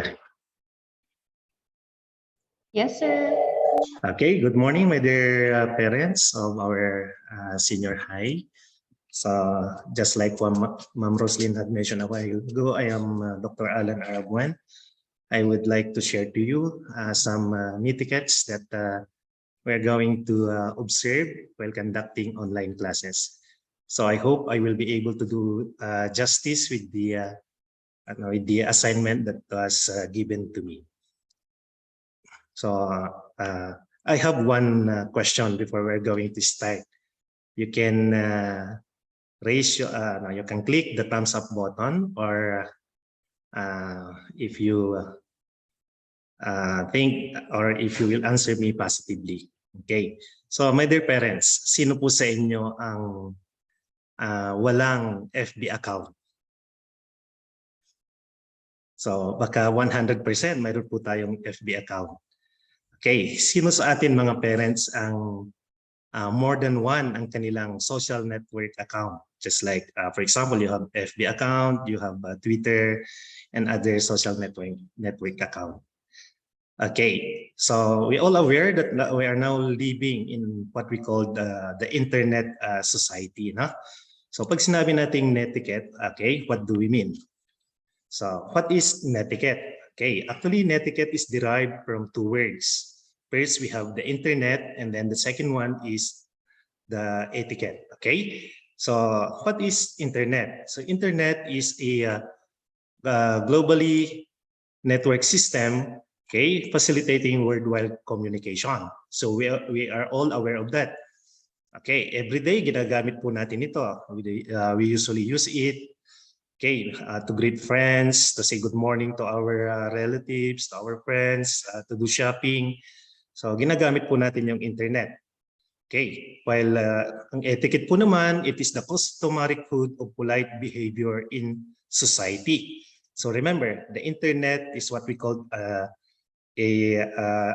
society already, word society, no? So pag sinabi natin pong etiquette, this is how we behave in a particular society. So depende po yan sa society na pinupuntahan natin. So for example, nandito ka sa Cordillera, so you will have to behave just like how the Cordillerans behave. Pag nasa ibang lugar ka, for example, you are in Mindanao, so you have to behave like the way people in Mindanao behave. So ganun din po sa atin sa internet. Now, if we try to combine, okay, internet and etiquette, okay, so we're going to have the word netiquette. So pag sinabi po nating okay, netiquette, okay, it is the customary code of polite behavior of communicating on the internet. Paano ba tayo nakikipag-communicate sa internet? Are we doing it properly, just like what we do in face-to-face na nagiging behave ba tayo? Okay, so mayroon po din po tayong sinusundang mga different rules when we try to communicate with the use of internet. Okay, remember na pag sinabi nating netiquette, it is the correct way of conducting yourself while communicating online. Another one, okay, it is the correct or acceptable way of communicating using the internet. So pag ginawa po natin ito ng maayos, okay, or proper netiquette helps you avoid offending friends, offending people, okay, in the social network. Okay, nabalitaan po natin, marami pong nag-aaway using social network, di ba? Kasi po, okay, nakakaliputan nila to behave properly or to communicate properly using the internet. Okay, so we have here some rules of netiquette. Okay, I will discuss to you at how many 8 rules, basic rules in communicating using the internet. Okay, so number 1, okay, remember the human. That is rule number 1. Okay, tandaan po natin, when we try to communicate using the internet, we are in front of a machine, we are in front of our computer, we are in front of we are using cell phone. But behind this cell phone, behind this computer are human being. So rule number 1 po yan, remember the human. Okay, sabihin natin, okay, ang gamit ko naman ay cellphone, ang gamit ko naman ay computer. But behind all of these are human being. So always remember the golden rule when you're going to follow rule number 1. Okay, what is the golden rule? Do unto others as you would have them do unto you. So yan po yung ating rule number 1. Okay, lagi niyong tatandaan yung golden rule. Remember to treat others the way they want to be treated and the way you want to be treated. Kung ano yung gusto mong pagtrato sa iyo, ganun din ang pagtrato mo sa mga tao online. Okay, ulitin ko po, remember the people behind the computer or behind your cell phone, okay, yung mga nandyan, okay, behind those gadgets are still human being.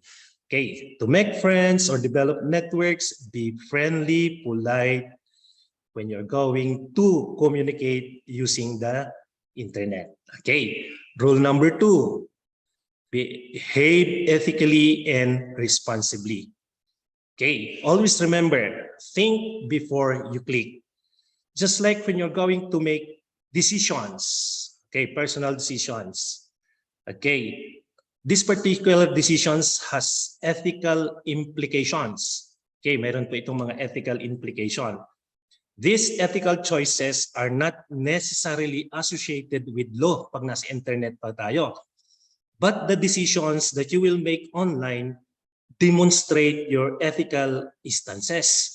Okay, yung mga ibang ginagawa natin online, okay, not all of them are okay associated with law. Okay, but okay, ulitin natin, ang mga decision na ito will demonstrate how you behave, how you what is your ethical instances. Okay, number 2, act within acceptable societal norms. Ano ba yung tinatanggap ng ng society na yan? Kaya anong sinabi natin pong society, yung mga sinasalihan mong groups in the internet. Okay, yung mga ino-open mo na site in the internet. Ano ba yung acceptable societal norms ng group na yan? Okay, remember, remember this quotation, while in Rome, act like the Romans. Okay, when you're going to communicate using Facebook, using Twitter, or social network, okay, iba po yung pagkikipag-communicate natin using those different social networking site.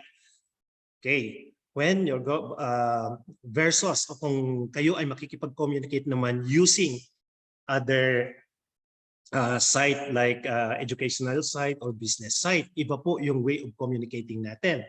So there are acceptable norms when you're going to use the social networking sites, at saka mayroon din pong acceptable norms when you're going to use some professional sites. Okay, number 3, respect internet laws. Ano-ano po yung mga law na yan? For example, privacy issues. Okay, second, intellectual property and copyright laws. Okay, sumusunod po ba natin ang mga ito? Okay, and then the third one, credit others' work. Okay, balikan ko po yung privacy issues. Okay, when you're going to open some sites or network sites, binabasa po ba natin until the end yung ating mga tinatawag nating privacy policy and terms or condition? O dahil nagmamadali tayo, we just click agree. Okay, at para makapag-join tayo kaagad. Remember po, ano po ba yung privacy policy and terms na yan? Take note, pag binasa po natin yan, okay, it will give you some information on how this particular network or particular group work, kung paano sila gumagalaw, okay, paano sila nagbe-behave. And remember, this it will give you also some insights on what particular information this particular group collects. Ano-ano yung mga kinokolekta nilang information. Okay, that they are going to use for this particular site. So importante po yun. Read before you're going to agree with the different privacy policy and then terms and condition of the different sites that we are trying to open. Okay, rule number 3, know where you are in cyberspace. Okay, always familiarize yourself with varying social and cultural norms. Recognize that different technologies may require different netiquette guidelines. Okay, take note. Netiquette varies from website to website. Okay, what is acceptable in one environment is not acceptable in another. Just like what I have mentioned to you a while ago. Okay, if you're going to deal or if you're going to have some personal conversation, okay, Facebook or social networking site is good. Okay, so but their way, okay, their way of communication is different when you are going to communicate, for example, using ResearchGate or another example. Okay, the way you behave on a university website is different when you are going to have some forum discussion, when you're going to use social networking site like Facebook. Magkaiba po yung way of communication natin. So you have to familiarize yourself with varying social and cultural norms. Okay, always remember, know where you are in cyberspace. Alamin po natin. Then the second one is learn before you leap. Okay, ano po ang ibig sabihin na ito, yung quotation na ito? In the 10 Rules of Etiquette written by Virginia Shea, okay, she mentioned this particular quotation, learn before you leap. Ano po ba ang ibig sabihin nito? Okay, when you approach a new website or when you open a new website, okay, watch muna. Okay, panoorin nyo muna and monitor people how they communicate and interact with this particular organization. Okay, parang pag pumunta rin po kayo sa ibang lugar, ano po ba ang ginagawa natin? Okay, we try to what?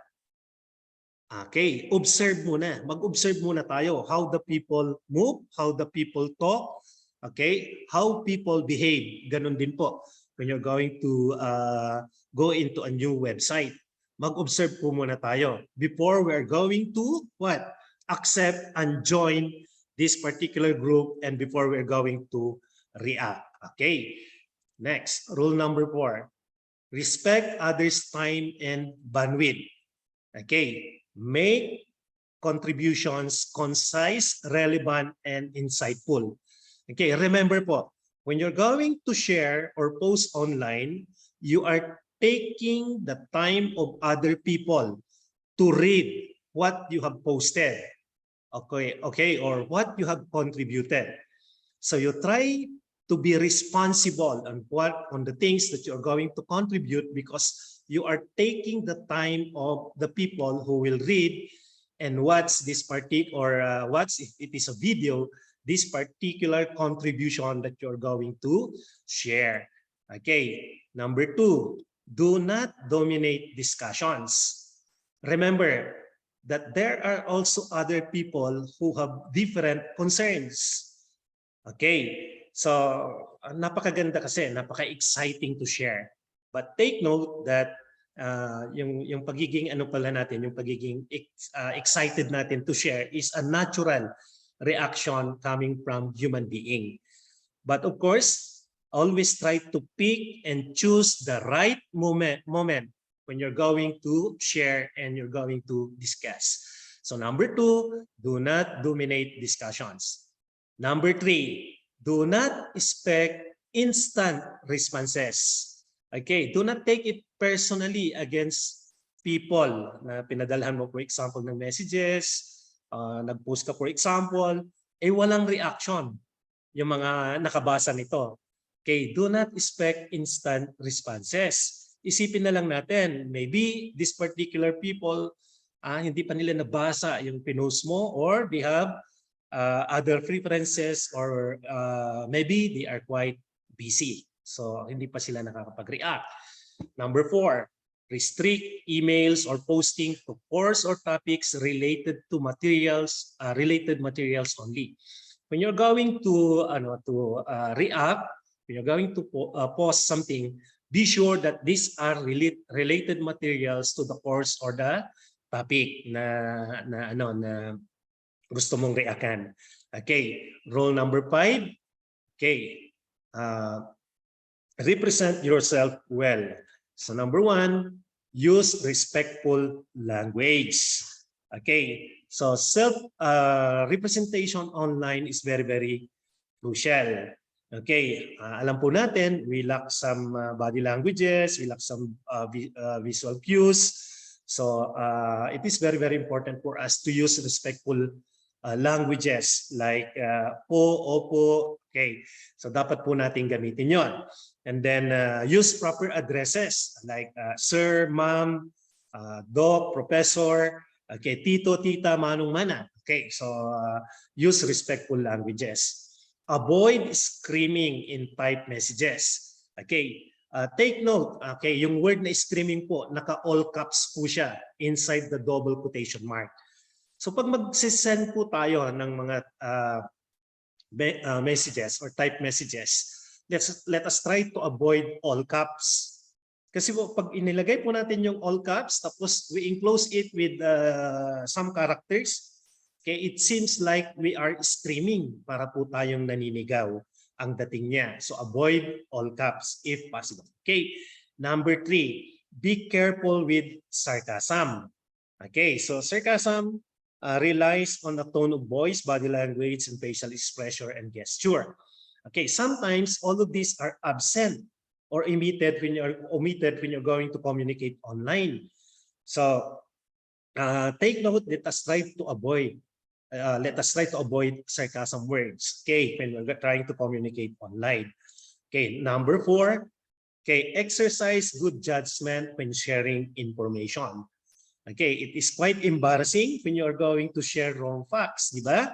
That may cause others to stop trusting you or stop communicating with you completely. So exercise good judgment when sharing information. Okay, number 6, share your knowledge and expertise.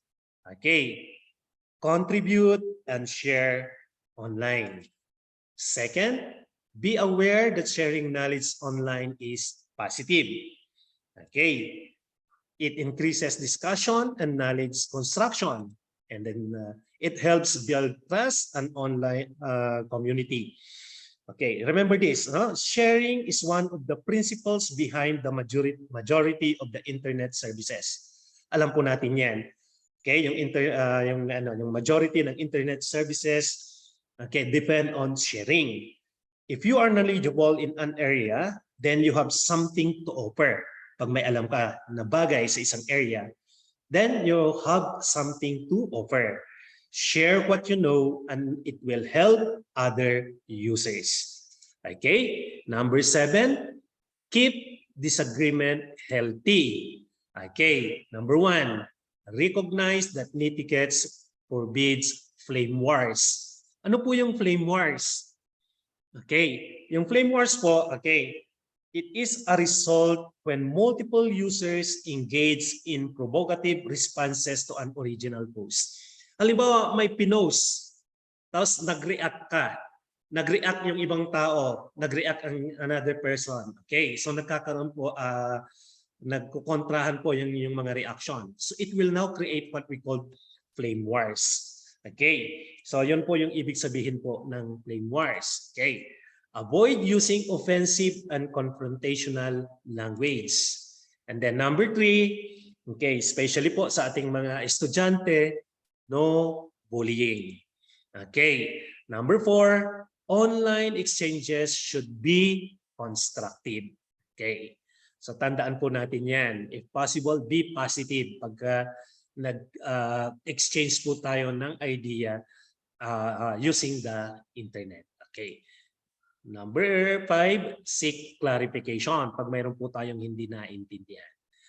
Okay, rule number 8, be gracious if someone makes a mistake. Be polite when informing someone of an etiquette error. Remember that we all make mistakes. Have patience. Okay, So tandaan po natin, gaya po ng sabi ni Martin Luther King, darkness cannot drive out darkness. Only light can do that. Hate cannot drive out hate. Only love can do that. So, be forgiving. Pag mayroon pong nagkamali, nag-comment against you, okay, we try to forgive him or her. Okay. So, tandaan po natin yan. So, the next, okay, online etiquette for our students naman. Okay, mayroon po akong ipapakita sa inyo na 5 online etiquette for our students. Okay, number 1, ask targeted questions. So our dear students, if you have questions, try to seek an answer yourself first. Okay, tanungin mo muna ng sarili mo. Baka mayroon kang alam na sagot para dito sa question nito.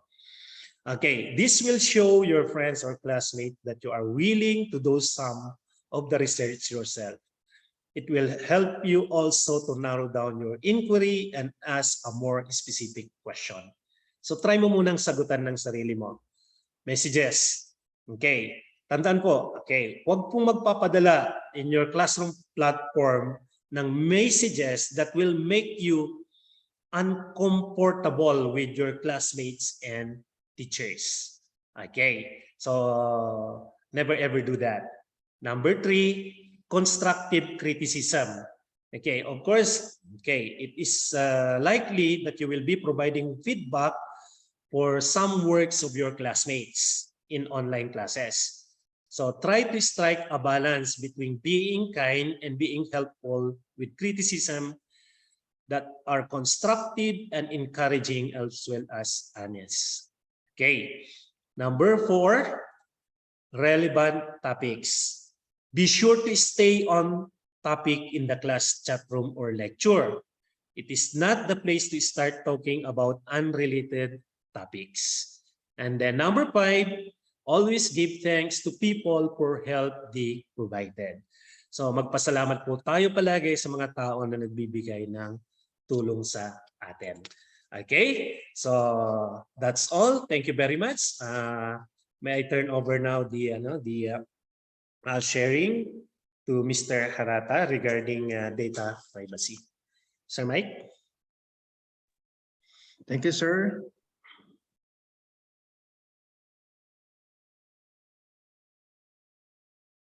Okay, so good morning po. Audible po ba ako? Yes, sir. Yes po, Okay, sir. thank you. Okay, so good morning. This is in relation dun sa nabanggit po ni Sir Alan. Ano? So part po ng advocacy ng ating school is to have a discussion on the data privacy. So tayo po lahat ay maging involved dito. So data privacy natin. So data privacy is actually an act. Okay, Data Privacy Act. Ito po ay nagawa na noon. So the item included here is to protect the right of privacy, your communication, and also your personal information.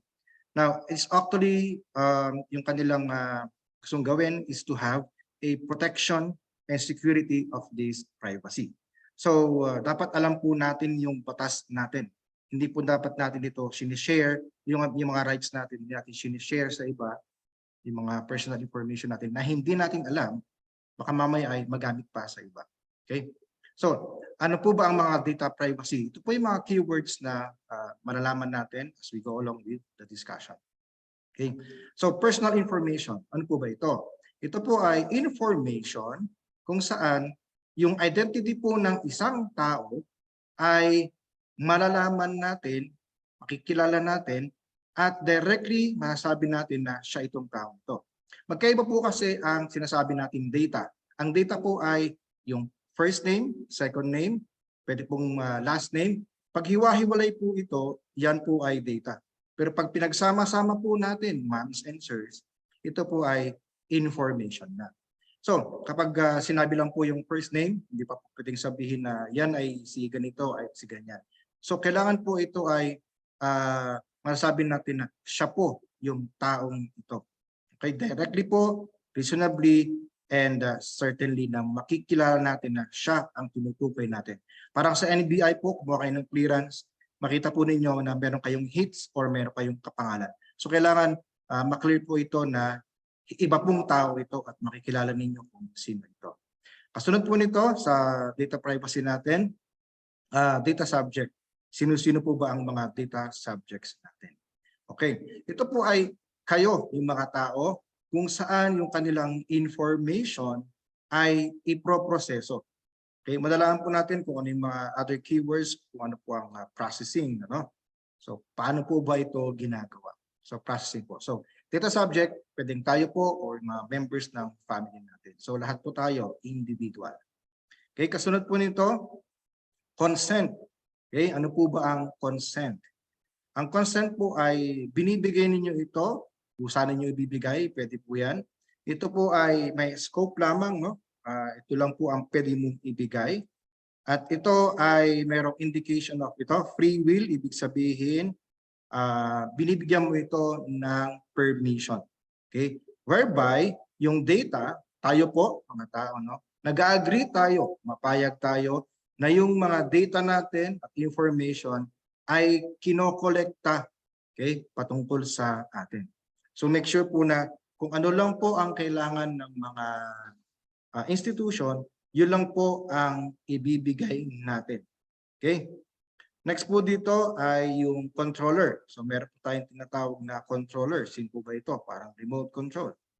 So ang controller po, sa isang organization, meron po tayong tinatawag na controller. Siya po yung nagproproseso. Okay? Kinukuha po niya yung mga personal information po. Halimbawa, nag-enroll ang mga bata dito sa atin. No? Kukunin po yung mga yan. So sila po yung ating controller. Ang controller po, meron pa siyang kasama. No? Sila po yung tinatawag na processor. Ang controller po, sila yung may hawak po ng control kung ano ang gagawin. So pwedeng kinuha ko lang yung pangalan mo, okay? Pero ano po yung gagawin dito? Yung controller po ang magsasabi kung anong gagawin dun sa kinuhang information sa inyo. So take note po, wag po natin basta-basta binibigay hanggat hindi natin alam kung ano ang gagawin nila dun sa information na yun. Okay? Pero po tayong exclusion dito na hindi natin isinasama dun sa batas na ito. Ito po yung mga organizations na mayroong special task. Na ito po ay talagang para sa kanila. Halimbawa po, no, yung mga pulis, kapulisan natin, sila po yung may control dito, no? Exempted po sila. And then ganun din po kayo. Membro po ng family. Kayo po ang controller pero exempted po kayo dun sa coverage ng batas. Kasi po ito ay Data Privacy Act. Siyempre kasama yung mga po sa bahay, ibig sabihin, alam niyo po yung mga information patungkol sa kanila. Okay? So, hindi po kayo pwedeng sabihin na controller kayo. Okay? Next po dito ay processing. Ano po ba ang processing? Ito po ay kung paano gamitin yung mga data na kinuha sa inyo.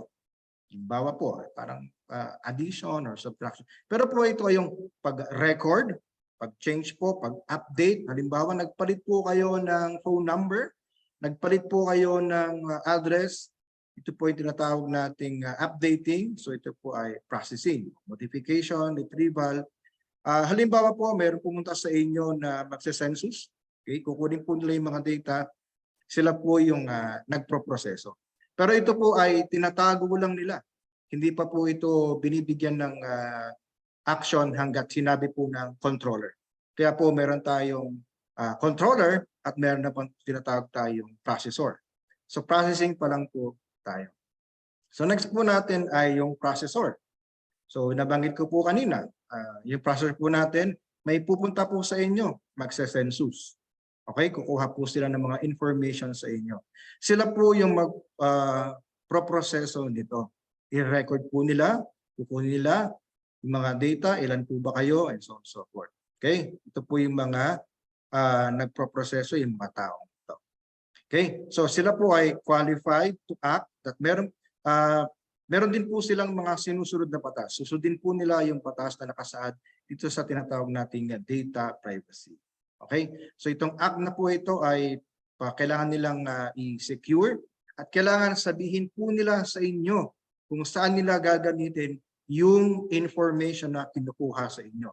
Hanggat hindi po nila ito sinasabi, wag po kayong magbibigay ng information sa kanila. At pwede po ninyong tanungin saan po ba gagamitin ang information na ito. Halimbawa po, may mga lumapit po sa inyo at tatanungin saan po ba kayo nakatira. Meron po ba kayong, halimbawa po dyan sa SM, nilapitan kayo. Meron po ba kayong credit card? Ito po yung mga taong, yung mga processor. Kumisan po ito, hindi na sinasabi kung pupuntahan ito. Yung pala, kayo ay ginagawa na ng profile. Nakita lang kayo na medyo maayos po yung damit ninyo at lalapitan na kayo at offer po sa inyo. Okay? So, wag po tayo kaagad nagtitiwala sa mga ganitong mga tao. Okay? So, yung ating pong personal data, baka po ay makuha nila, magamit nila sa ibang paraan. Okay? Now, meron tayong tinatawag na privileged information. Okay? Ang privileged information po ay saklaw po ng batas. Hindi po pwedeng ito ay ibinibigay sa iba. So, sasabihin po sa atin, okay, kayo lang po makakaalam nito, hindi po pwedeng malaman niya ang iba. Minsan makakarinig tayo ng tinatawag na gag order. So pag binigyan po tayo ng gag order, hindi po tayo pwedeng magsalita. Katulad din po ng tinatawag na NDA, non-disclosure. Huwag po nating sasabihin sa iba kung ano ang pinag-usapan o nilalaman ng mga dapat na sa inyo lamang private. Okay, so rules of court or halimbawa ang kaso po ay ongoing, hindi po pwedeng ito ay ibinibigay o sinisiwalat sa iba dahil magkakaroon po ito ng epekto dun sa processing po ng inyong mga kaso. Okay, next meron tayong tinatawag na sensitive personal information. Okay, sensitive po itong mga ito. Okay, kasama po dito nakalagay dyan, individual's race, ethnic origin, marital status, color, yung ating skin color po yan, religious affiliation, okay, and political affiliation.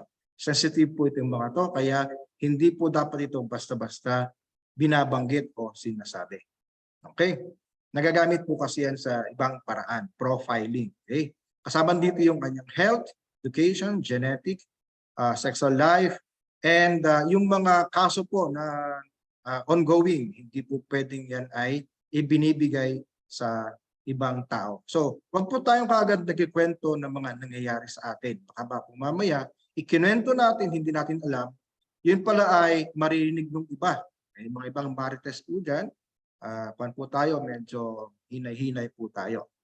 Hindi po kasi kaagad pwedeng sabihin kasi, baka po pwedeng magkaroon ng effect ito. Halimbawa, no? Nagkaroon ng kaso tapos meron kang sinabi, pwede po kayong i-quote sa korte.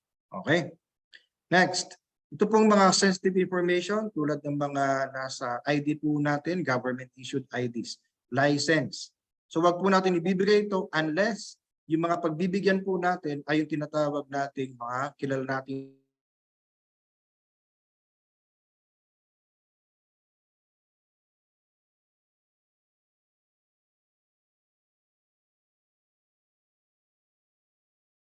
nila kung bakit nila kinukuha ito. So wag muna po nating iaabot kaagad yung ating mga IDs, okay, na hindi natin alam kung ano ang paggagamitan nito. Okay?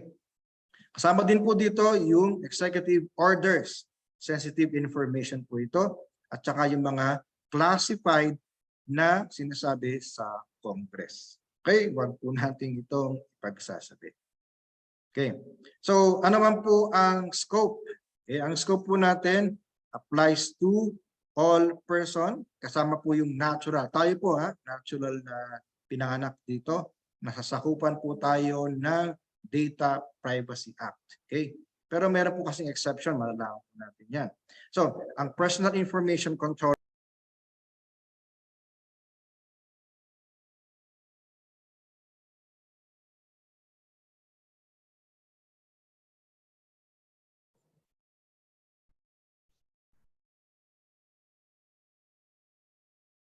Apologies po for the technical difficulties. Let's just wait for Sir Mike to reconnect po. Thank you.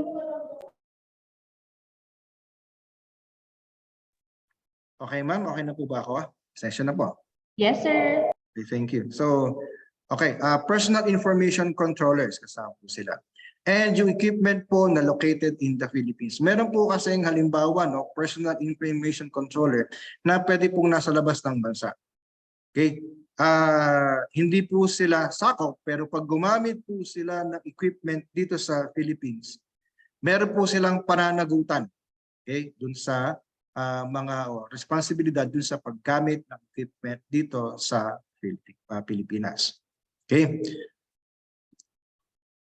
Kailangan po yung mga tao na po na nagme-maintain ng mga agencies, kasama po sila, regulated po yung kanilang mga pamamaraan ng pagkuha ng data or information sa mga kliyente po ng gobyerno. Okay, this act does not apply to, okay, hindi po sakop ang batas na ito sa mga officers or employee ng government institution. Pag hiningan po kayo ng ID, kailangan po ninyong ibigay ito. Okay? Dahil gagamitin po nila ito dun sa transaction ng office na yon. Halimbawa, pumunta po kayo ng City Hall, mag-a-apply po kayo ng permit to engage in business. Hanapan po lahat kayo ng dokumento at ito po ay kailangan nyo ibigay. Hindi po pwedeng sabihin ninyo, Data Privacy Act, hindi ko po ibibigay ito. Okay? Exempted po sila. Okay? Karoon din po yung mga kapulisan natin, no? Andito po, service under contract for government institutions. Okay, para makita po, ano po ba yung mga terms and conditions. Katulad din po ng nasabi ni Sir Alan kanina, kailangan pong basahin natin yung mga terms and conditions doon. Okay, so services na kasama po ng gobyerno, sila po ay hindi kasali dito sa ACNET. Exempted po sila. Ganoon din po yung discretionary benefit of with finance in nature. Ang mga lending institutions po, hindi po pwedeng sabihin nyo, hindi namin pwedeng bigay ito, Data Privacy Act. Paano naman pa kayo sisingilin? O paano naman po hanapin yung bahay ninyo kung kayo ay bibigyan ng mga billing statements? Okay? Journalistic purposes, artistic, literary, or research purposes, hindi po covered ng act na ito. Okay? Ganoon din po yung mga functions of public authority. Okay?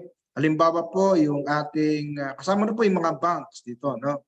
Okay? Halimbawa, public authority, yung mga nasa City Hall po, yung mga, halimbawa, na-apprehend po kayo. Papakita po ninyo yung driver's license. Kasama po yan. Okay? And ito po, sa bangko. Hindi po covered ng Data Privacy Act ang institutions under Bangko Sentral ng Pilipinas, katulad ng mga bangko, okay, hindi po sila sakop dun sa batas na ito. Okay.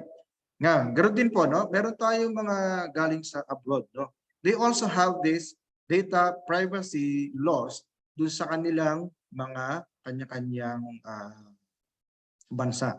So ang jurisdiction po ngayon ay kung ano ang nag-a-apply dun sa bansa nila. So sila po ay exempted dun sa batas natin. Kung meron po man silang ginawa, pwede tayong mag-file at ito po ay ibibigay sa kanilang mga corresponding embassies o embahada nila. Okay? So yan po yung contents ng Data Privacy Act. Ngayon, ano naman po yung ating mga rights? Okay, bibilisan po natin, no, yung mga rights natin. Okay. Unang-una, right to be informed. Kapag kayo po ay hinihingan ng information, kailangan sabihin po nila para saan ba nila gagamitin ito at kailangan sabihin nila kung hanggang kailan ito gagamitin.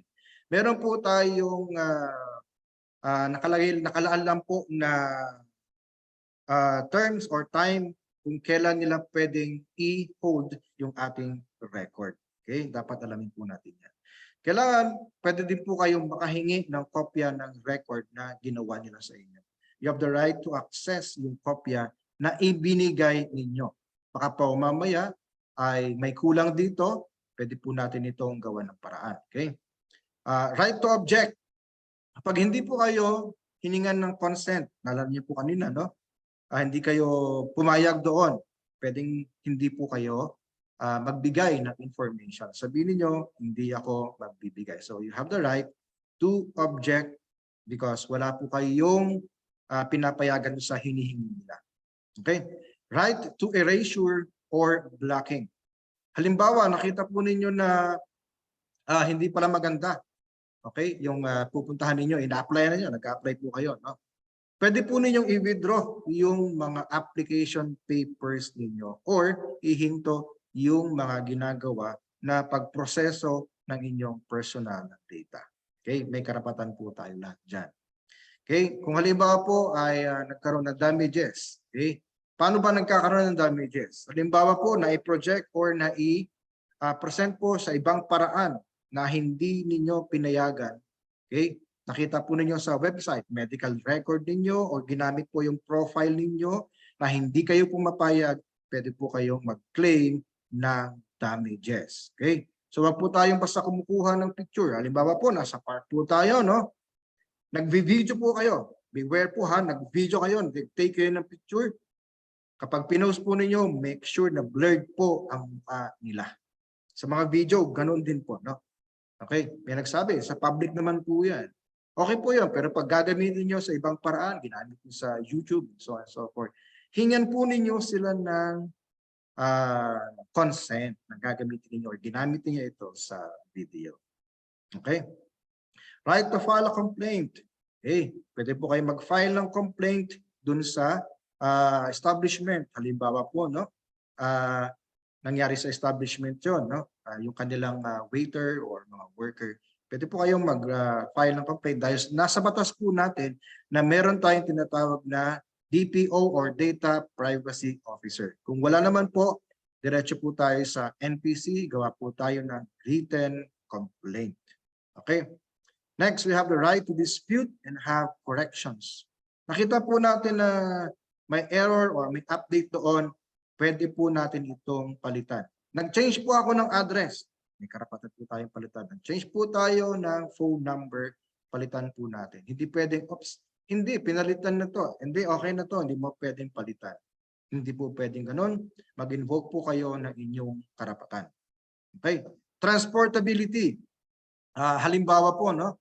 Lumipat po kayo ng lumipat po kayo ng tawag dito ng hospital. Okay? Yung records po ninyo ay nasa kanila. Ngayon, pwede po ba ninyong makuha yung record ninyo at ilipat? Yes po. Okay? Ito tinatawag natin right to portability. Okay? So, yan po yung mga batas na nakasaad po sa data privacy rights.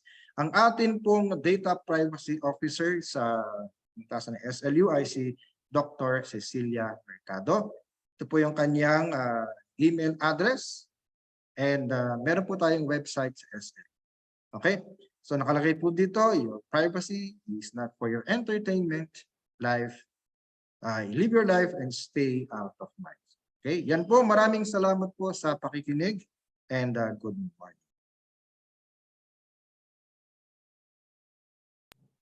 Thank you, Sir Aban and Sir Harata. Ultimately, it is very important to think before we click. Again, for the questions raised sa chat box, we will address them later during the open forum. So to brighten up this cold morning, let us watch this short intermission number by our Sanama student leader.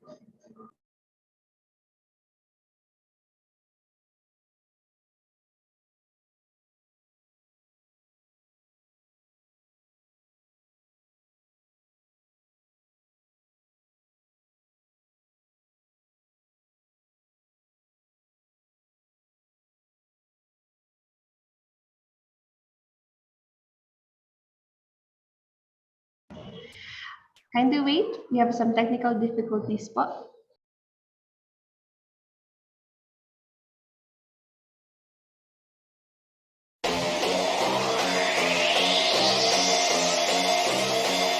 예, 손님. 어서 오십시오. 이 가게는 참 메뉴가 고르기도 쉽죠. 시켜도 감을 만족하지. 지나가던 나그네 비둘기까지. 감아, 비둘기까지. 소스의 맛대로 서로 음미하고 내게 말해봐. Taste so good 반응을 모두처럼 딱 모두 자극적인 거 I want it till 다 녹여 때까지 온갖 cross boundaries 경계 따윈 없어 마치 창조받을 그저 계속 만들어가 새롭게 Because we're one of a kind 누구도 따라 할 수 없는 now on game 시작부터 다 우리 것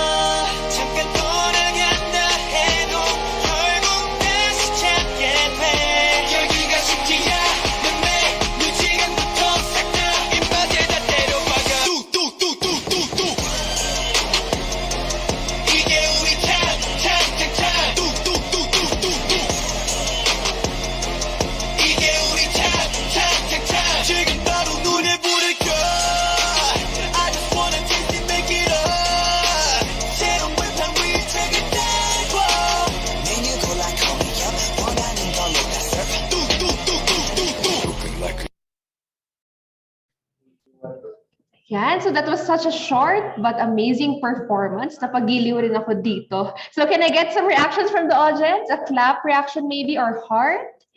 Yan, so isa yun sa ating mga Sanama student leaders. Ngayon, are you ready to meet the non-teaching staff of senior high? So let us be acquainted with the different student services, starting with the library. Miss Renalyn Kiliase.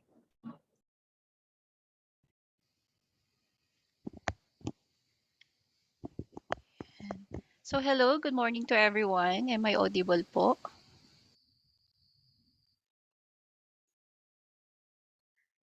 All right, so let me just share my screen.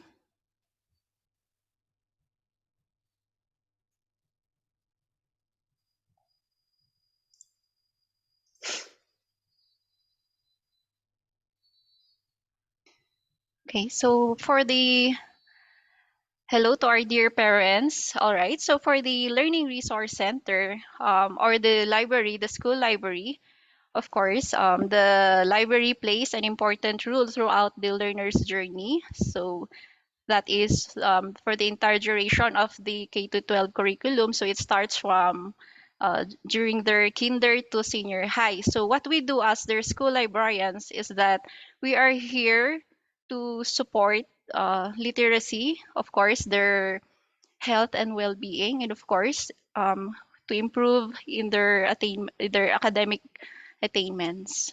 Ayan.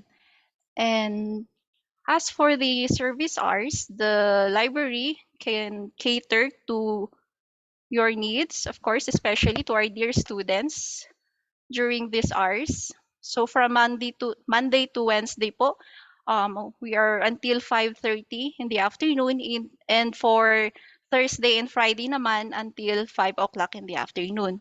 So by the way, the location of the Learning Resource Center of the senior high is at the second basement floor or of the Gerard de Castigar building or the room GD205. Ayan po.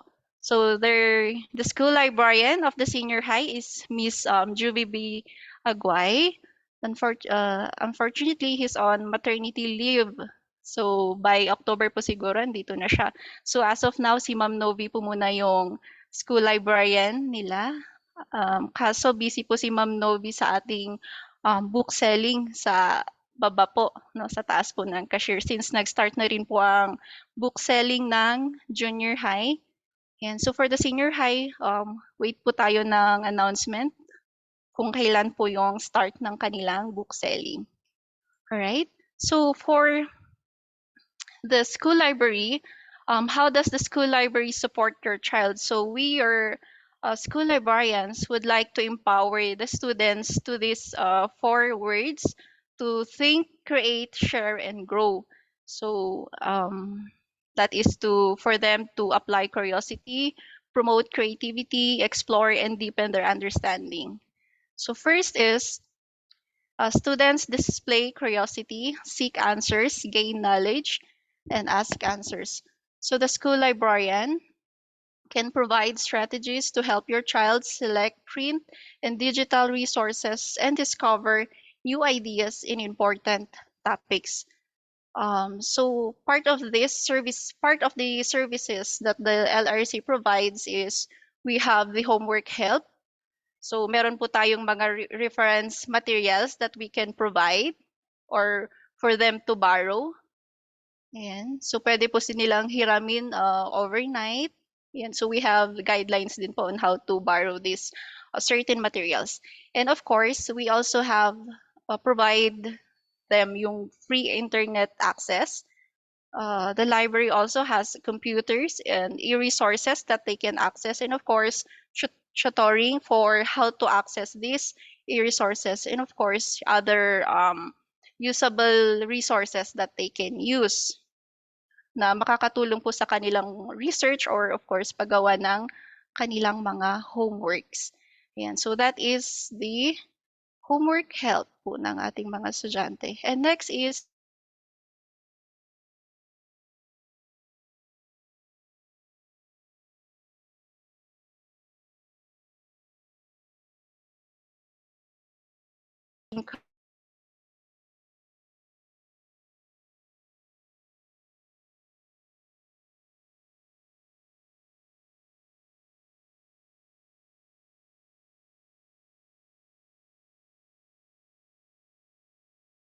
program.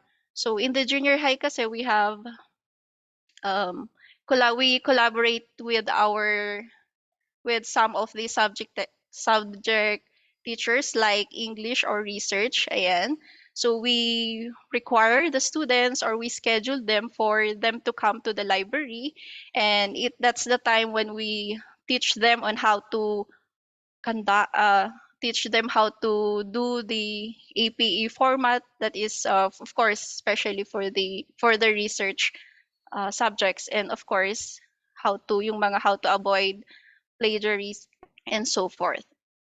And so that is for the for them to be, of course, more creative.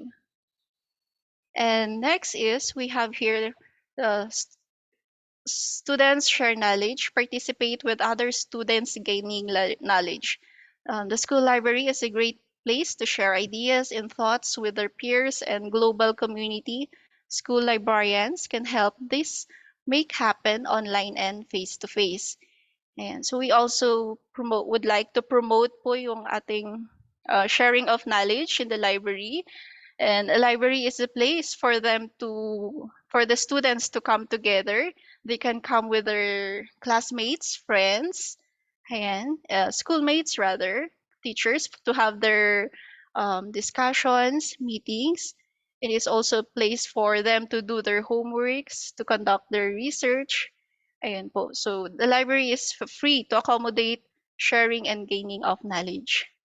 It is also a place for them to be entertained, wherein we have also print materials where for them to borrow, such as yung mga board games natin. They can also watch po in the library. Ayan.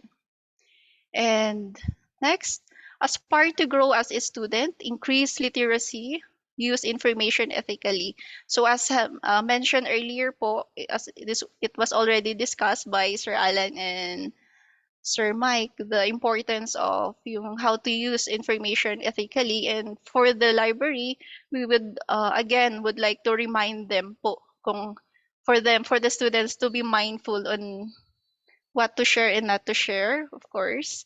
And how to identify also yung fake news, what is fake or not.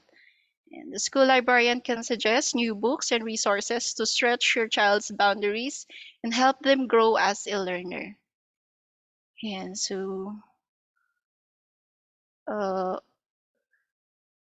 okay, so meron din po tayong tinatawag na bibliotherapy.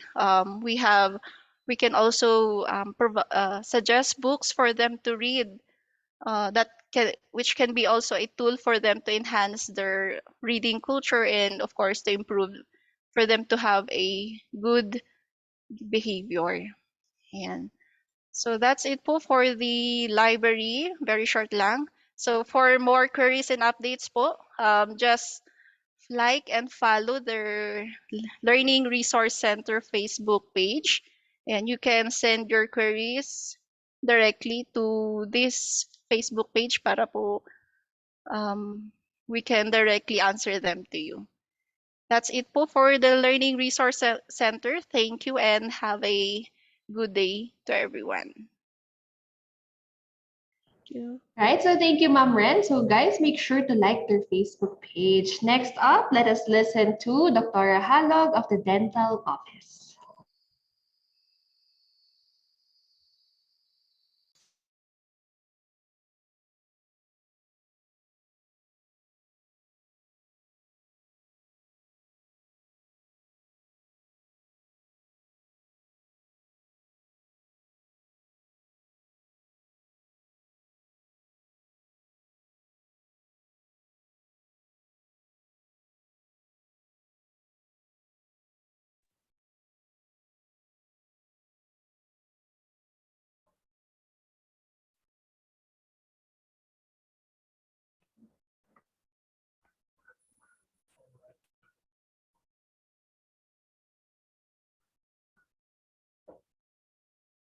Okay. Ma'am Rosalie, am I audible? Okay. Yes, A sir. pleasant day, parents and guardians. I am Lorna Marie Dolormente Halog, Doctor of Dental medicine, the school dentist.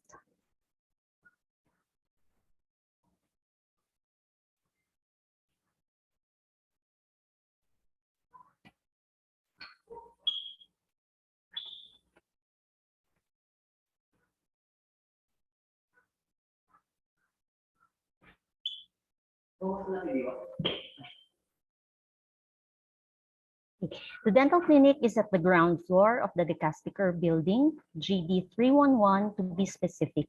So facing the GD building, the clinics are located at the right side wing.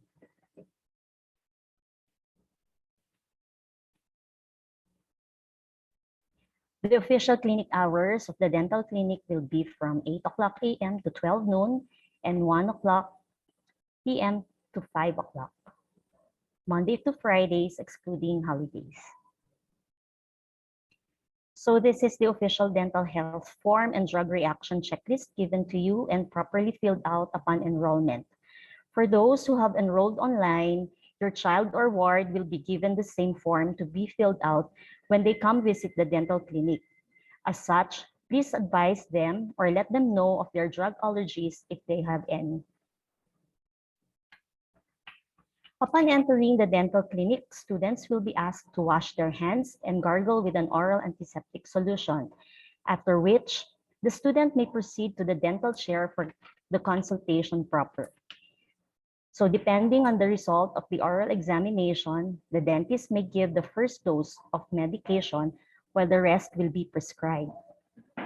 The dentist may also provide a referral to your family dentist. These are for services beyond the means of our facilities or those cases which need immediate dental procedure. As such, a follow-up with the school dentist will be necessary.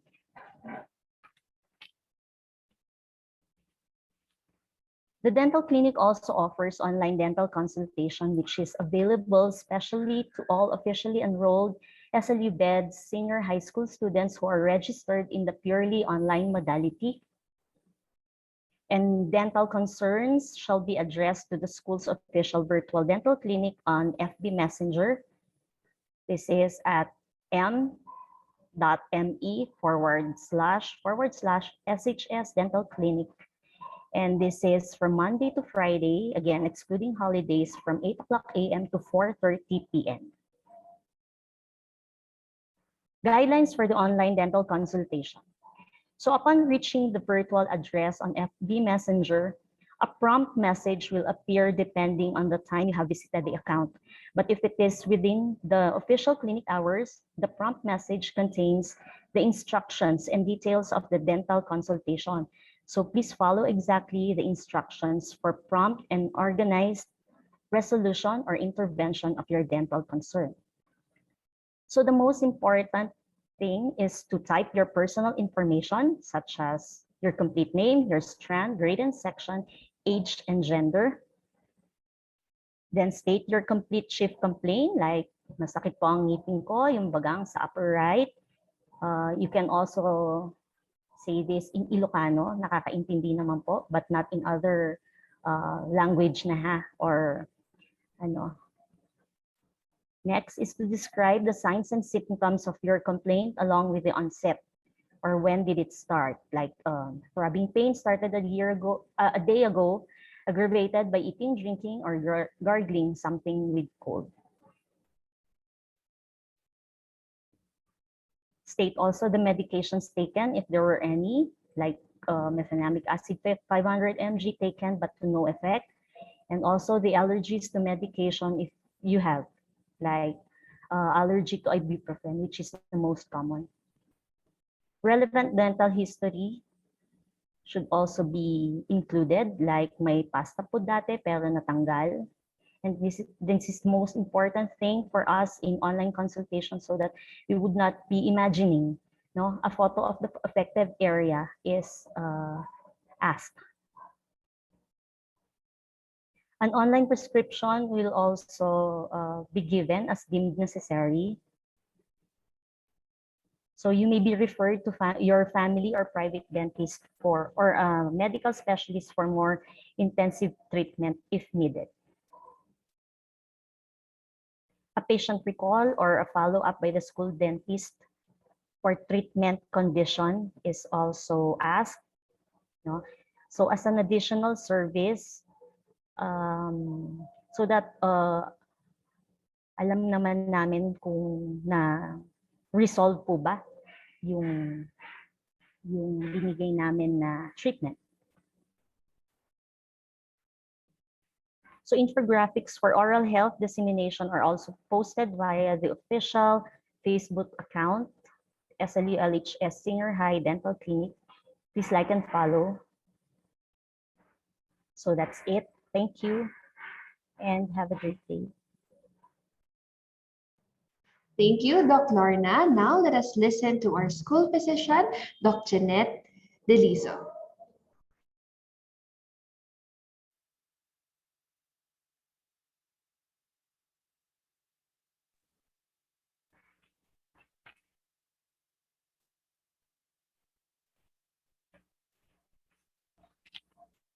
Okay, allow me to share my screen.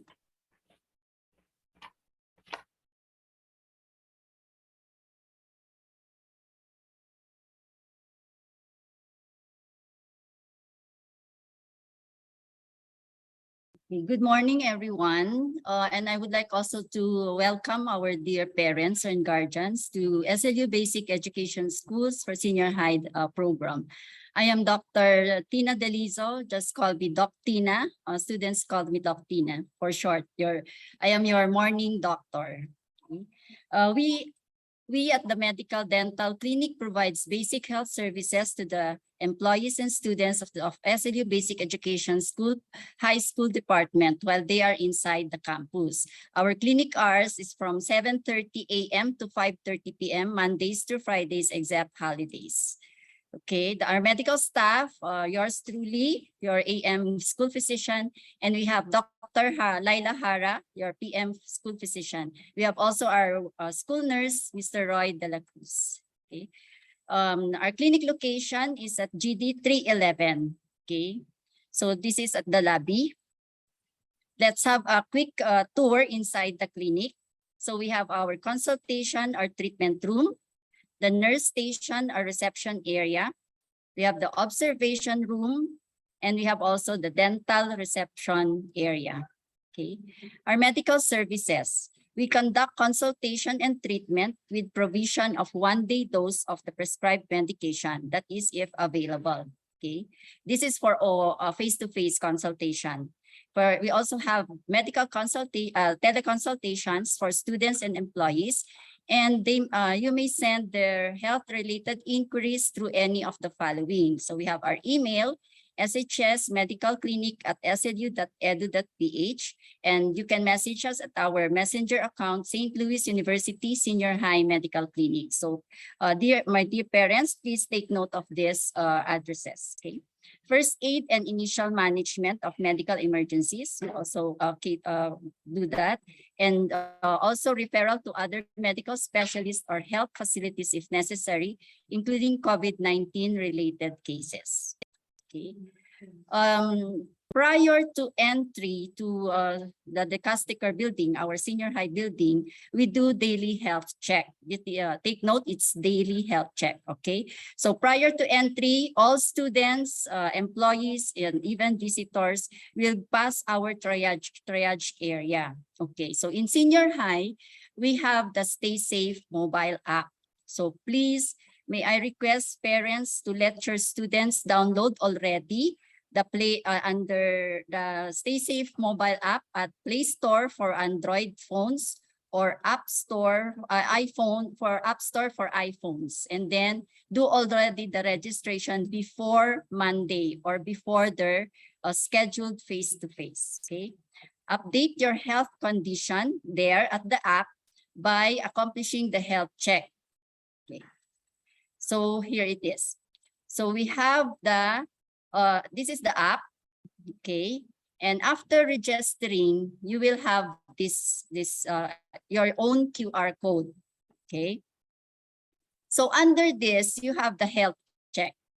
So health check, if you click the health check, all the symptoms of COVID-19 will appear and just click what symptoms you have. But if none, just click none of the above and then submit. Okay. Upon arriving the school, you will see this QR code at the gate or at the entrance and at the triage area.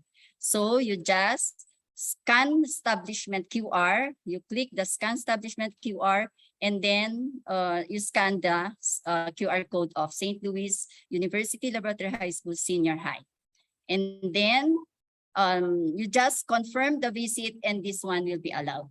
Okay, this one will appear allowed. So you are allowed then to enter the building. Just show this one to the triage officer. Okay, the date is also present here. Okay, so you cannot show the yesterday allowed because the date will be checked. Okay, and then wait.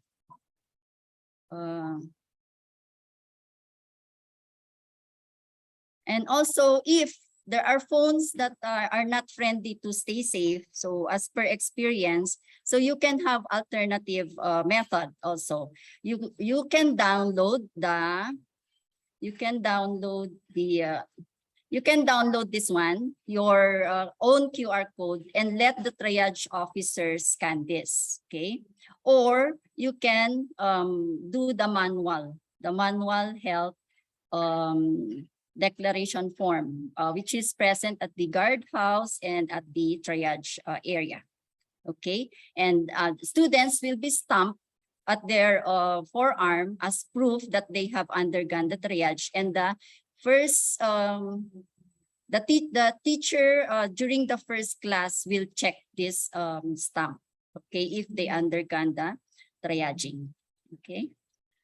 Okay, we as for any institution, we also implement and observe minimum public health standards. So all by now I'm sure you know already what are these minimum public health standards. Okay, this is wearing of well-fitted face mask. So well-fitted meaning your nose, your mouth, and the chin, okay, will be covered, and avoid using loose loops, okay, loose mask, okay. Avoid also twisting. Why? Because this area will be open also, okay. So just knot the end of both loops so that it will be fitted, okay. And then we have you should have frequent hand washing or sanitation using 70% ethyl alcohol. In our school, there are installed already hand washing areas, and even our comfort rooms are provided with hand washing areas. Okay, cough and sneeze etiquette, and maintain physical distancing and avoiding crowded areas. Always bring your hygiene kit. Sorry. So what are inside your hygiene kit? You have alcohol, sanitizer, hand soap, tissue paper, hand or face towel, and extra face mask. Okay. And inside the building, you follow the directional arrows while inside the building, especially in areas where there is a one-way foot traffic. Yellow arrows for entrance or to the right, and blue arrows for exit or to the left. Okay. While inside the classrooms, again, always wear your face mask. Follow the entrance and exit points in the classrooms, and sanitize the table of your armchair while sitting and before leaving the classroom at the end of the class. Okay, stay in the seat assigned to you, no chair hopping. So, walang palipat-lipat ng upuan. Okay, strictly no borrowing of personal and school items like pens, books, etc. Okay, avoid gathering in groups, especially during meal or snack break and dismissal. Since everyone removes their mask while eating, so you should avoid talking. Wear your mask immediately after eating or drinking. For quarantine and isolation protocol, so this is the policy of the entire university. In accordance with the SLU COVID-19 institutional policy or health and safety protocols and DepEd memorandum on limited face-to-face resumption of classes, it is highly advised that all students who will attend the face-to-face classes must be vaccinated. So take note, it's highly advised, it is not mandatory. Students who exhibit symptoms of COVID-19 shall be excused. So don't worry if your children have symptoms, they will be excused from in-person classes and shall be shifted temporarily to distance learning modality. Students exhibiting any one symptom, so kahit isa lang, headache, fever, cough, kahit isa lang doon, related to COVID-19 will not be allowed to attend face-to-face classes for the duration of the symptoms at least 14 days. This is according to the manual in the DepEd Office Memorandum. Okay, we based our guideline from the DepEd Memorandum. Students exhibiting symptoms of COVID-19 are encouraged to use the online medical teleconsultation service of the medical clinic instead of going to the school for an in-person. So pag may sakit na, you just call us or message us for teleconsultation. Okay. The school also has its isolation or holding areas. This is located near the triage area for students who develop COVID-19 related symptoms while inside the campus. So hindi naman po natin maiiwas na mayroong mga mag-fever while inside the campus. So pagpasok niya, wala pa siyang fever and later on, mafe-feel niya na parang mainit siya. So we will hold them in the isolation area. A referral system between the school and the PACDAL BHERT exists in our school, and patient's parent or guardian will be notified by the medical staff before the referral to the BHERT. Okay, BHERT shall provide the needed management. Health and sanitation reminders and take-home notes. Okay, sanitize your chair before and after class with 70% ethyl alcohol. Be sure to dispose your soiled or used face mask and tissue papers in infectious trash bins. Ito yung mga yellow trash bins na nakakalat sa ating corridors. Always dispose your other trash properly, so biodegradables and non-biodegradables in the respective trash bins. So we expect students to do segregation of our waste. Okay. Regular disinfection of all classrooms using DOH-approved disinfecting solutions. Floor and surface disinfection by the utility personnel. So the frequently touched surfaces will be sanitized by our utility personnel. Guardians and parents should stay only in the designated waiting areas in the campus. This is only during dismissal. Okay, those with private vehicles should follow the designated drop-off and pick-up areas inside the campus. No loitering inside the campus. Go straight to the classrooms after undergoing the triage and go straight home after class dismissal. So again, stay home if you have one or more COVID-19 related symptoms. Okay. With that, thank you and welcome.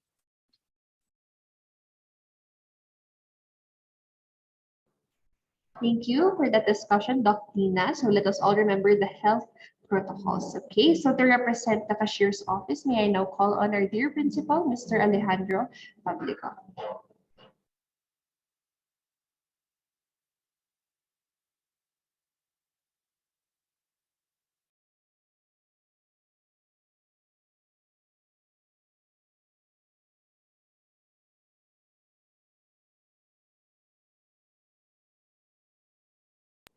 Let's just wait for Sir Pablico.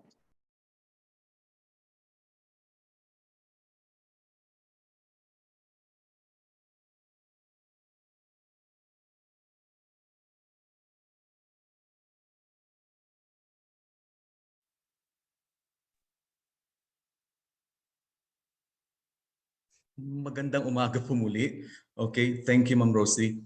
I am speaking on behalf of our cashier right now.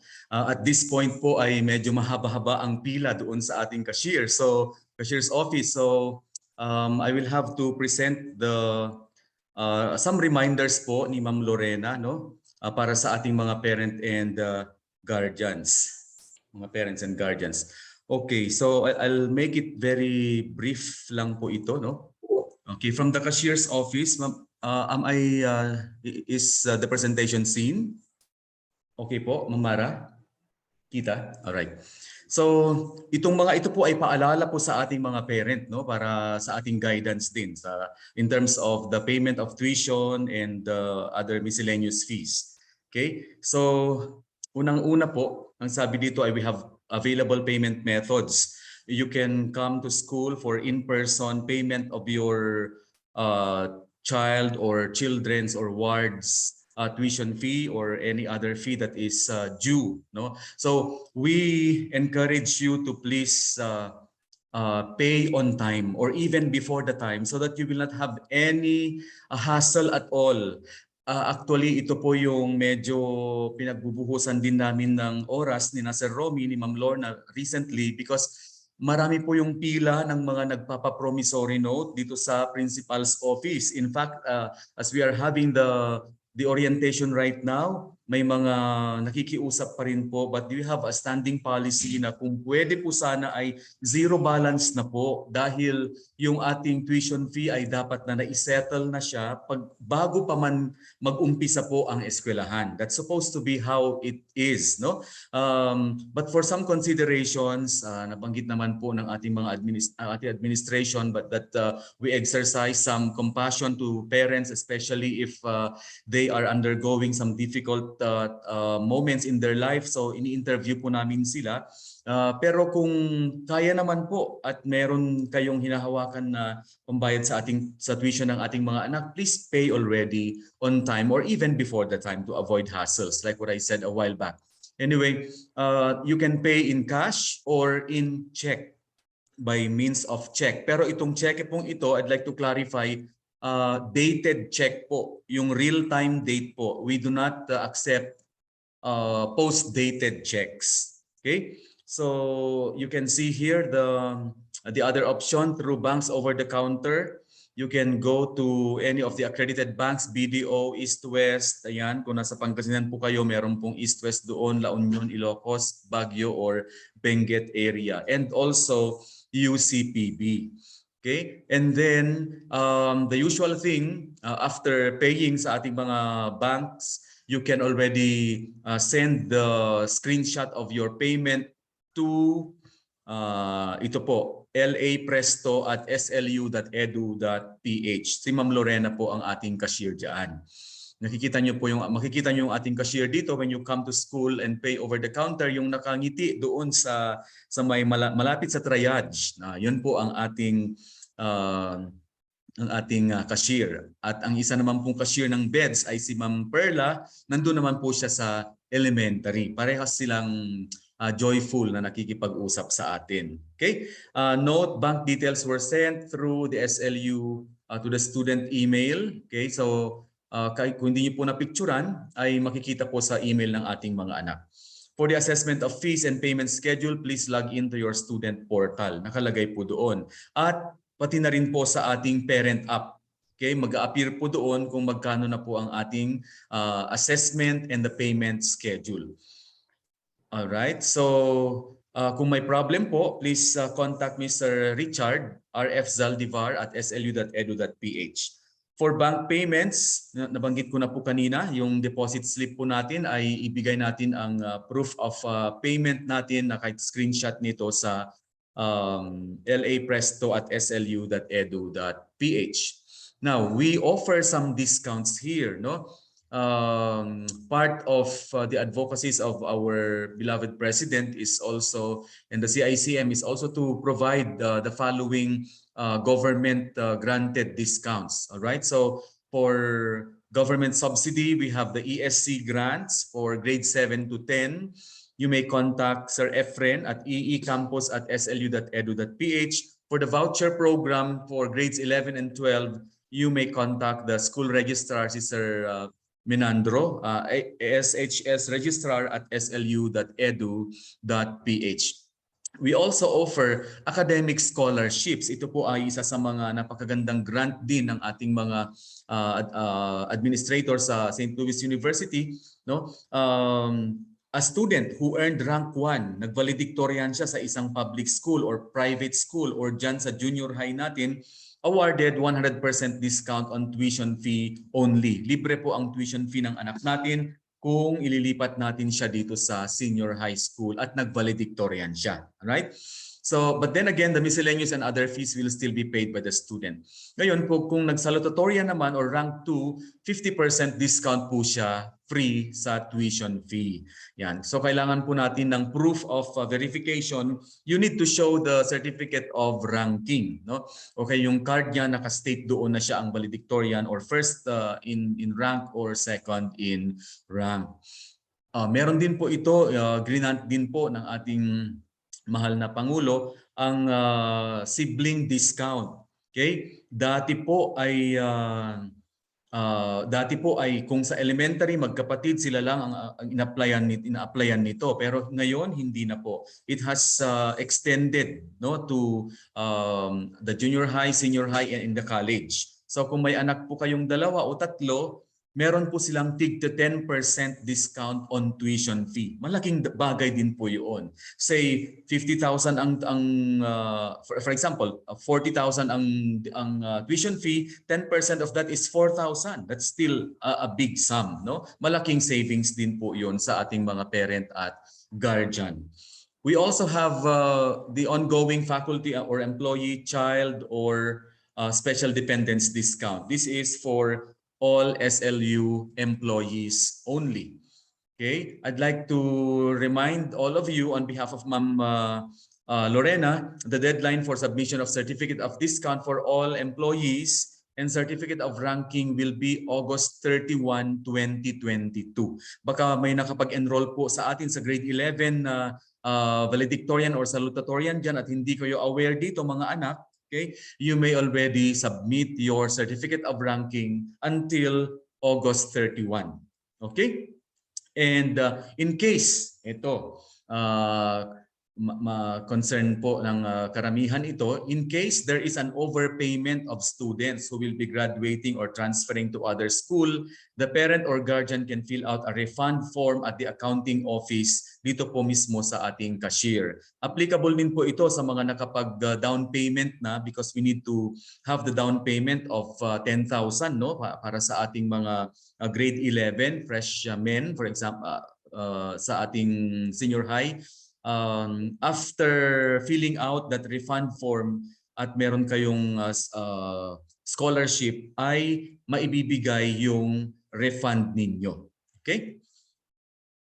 All right. There's also a policy on withdrawal of enrollment or dropping a reservation fee. It says here of 2,000 sa junior high or 2,500 sa senior high is non-refundable or is deductible from the down payment in case the reservation fee was not settled separately, sabi. If the enrollee withdraws his or her enrollment on or before the opening of classes in August 22, the enrollee through his parent or guardian shall be entitled to a refund equivalent to 100%.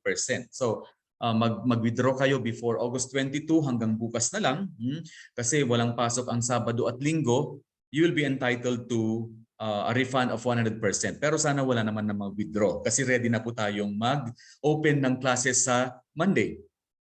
And this is applicable even to those who withdraw enrollment hours after the enrollment process is completed. Okay? Itong mga ito naman, mga hindi inaasahan, ay pwede po nating ayusin na po kaagad.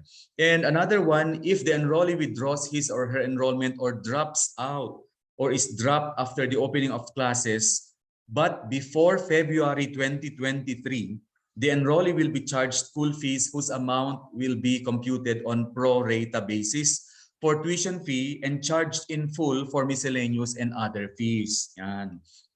August 23, magda-drop ka. Applicable na po ito, no? So you'll have to pay in full the miscellaneous and other fees. If the enrollee withdraws his or her enrollment or drops out or is dropped within or after the month of February 2023, the enrollee will be charged the full total school fees naman. Yan. So klaro po yan na dapat malaman natin para hindi po tayo wala pong aberya sa ating bahagi bilang mga magulang at mga bilang guardian na ating mga estudyante o ward po. Okay? Sabi nga ni Benjamin Franklin, an investment in knowledge pays the best interest. So we salute you, dear parents, for still, even when we have some challenges financially, kahit medyo hirap po tayo sa buhay minsan, pipiliin pa rin ninyong ipasok ang inyong mga anak na mag-aral sa isang dekalidad na paaralan, Catholic education at its finest, St. Louis University. And we appreciate that so much. We congratulate you for such great decision. Maraming salamat po on behalf of our cashier. Back to you, Ms. Rosalie. Thank you, Sir Publico. Now, for the guidance office, may I call on Ms. Melanie Tubag. Okay, good morning, everyone. Allow me to share my screen.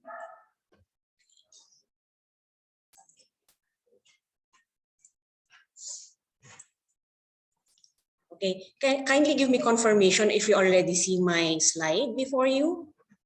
Okay, so good morning to everyone. Good morning to our parents, guardians, and students who are here in this Zoom meeting. So I am Melanie Tubang. I'm one of the guidance counselors here in senior high school, and I am tasked today to present to you a brief summary or background of the services or programs given by our office. So to start off, let me introduce to you the personnel in the guidance office. So there are 3 of us there. So meron tayong both males and females na guidance counselors. So we are tasked to attend to a certain group of students. So for me, I am assigned to the grade 11 students. And then for my colleagues, Sir Saintel and then Ma'am Rosalie, they are assigned, Sir Saintel is assigned to grade 12, ABME to C, and then STEM E to H. While on the other hand, Ma'am Rosalie is assigned to grade 12, HUMS A and B, and then the rest of the sections of the STEM strand. But however, this delegation is not really strict. If you would prefer, the parent or guardian would prefer to refer their child or ward to a particular guidance counselor, that is allowed as well. Or if the student himself or herself would prefer a certain guidance counselor, then you can request na pwede po ba ma'am na si Ma'am Rosalie na lang po ang kausapin ko or si Sir Saintel na lang po. That is allowed. So ito lang for purposes of organization. That's why meron tayong delegation. Okay.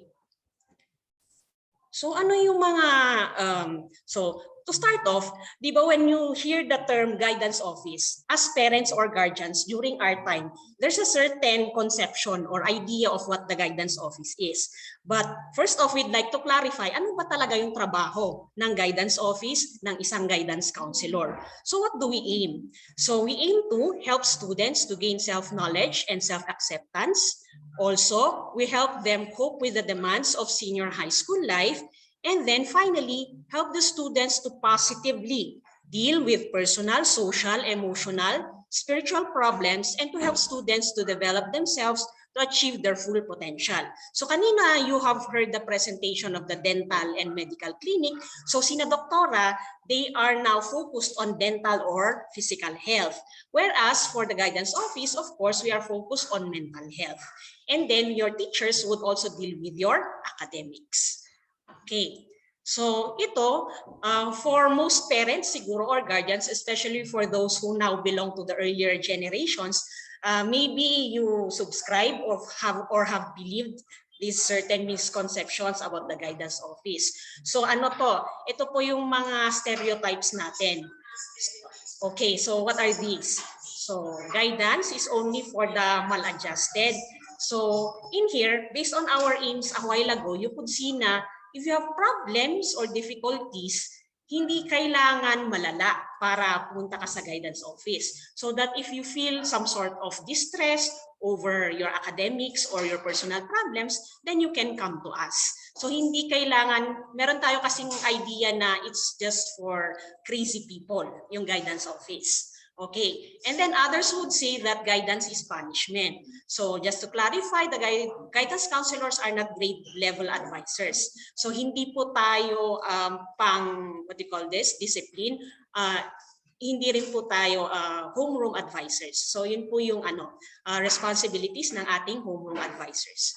And then guidance counselors can solve the problems of the student. We can help you, we can assist you, we can guide you. However, in the end, you are the one who would now, based on the suggestions, the advice of your guidance counselor, you are the one who will apply it in your daily life as a student. And then also, guidance counselors can read the minds of students. So alam naman natin, kahit naman no person can do this, di ba? Least of all, guidance counselors. So, okay. So, yan pong misconception sana iwanan natin sa nakaraan, and then we'll stick or we focus on the aims that was discussed a while ago. So, yun po yung tignan natin. So, what are the services that we offer in our office? So, we just run through.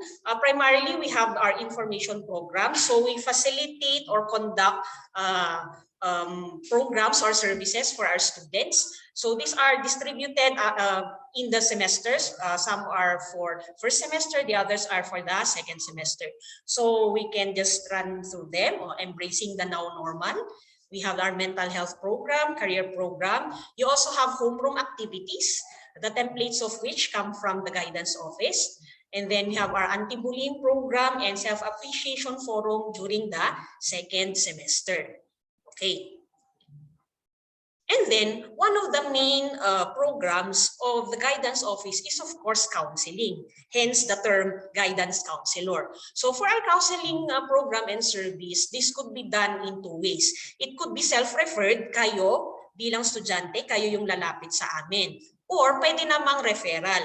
So there are people who would now notice or see that there are some behaviors that you exhibit that needs to be looked into. So you could be referred by your homeroom advisors, subject teachers, and then, sorry for this, grade level advisors, tanggalin na po natin yon. Or the parent or guardian can also refer you, or sometimes your classmates. So pwedeng kayo mismo ang pumunta sa amin, or you could be referred by these people. And then, one common question we get is that, ano ba yung ka-refer-refer? What kind of behavior should we look out for in ourselves and as a parent in our children or ward? So ano po yung mga behavior na pwede nating i-refer sa guidance office? So frequent absenteeism, including days with scheduled exams, tapos frequent tardiness, lagi pong late yung bata, either online classes or face-to-face, dwindling interest, lack of participation in face-to-face or online classes. So you would notice the child is not so motivated to enter classes unlike before. So dwindling interest. What else do we look out for? Frequent distractedness leading to minimal productivity. So hindi masyadong focused yung bata, and you can see that reflected in their academic performance, meaning it's lower than usual. And then underachievement, which is also related to the one I have mentioned before. You can see failing grades from the students or incomplete grades. And then they also have the tendency to isolate themselves at home in case full online po yung estudyante, or lack of interest interacting with friends and family. So you notice the student is already staying in his or her room, not talking to anybody, then that could be cause for referral. What else po? Misbehavior, deliberately, sinasadya, disturbing or annoying others.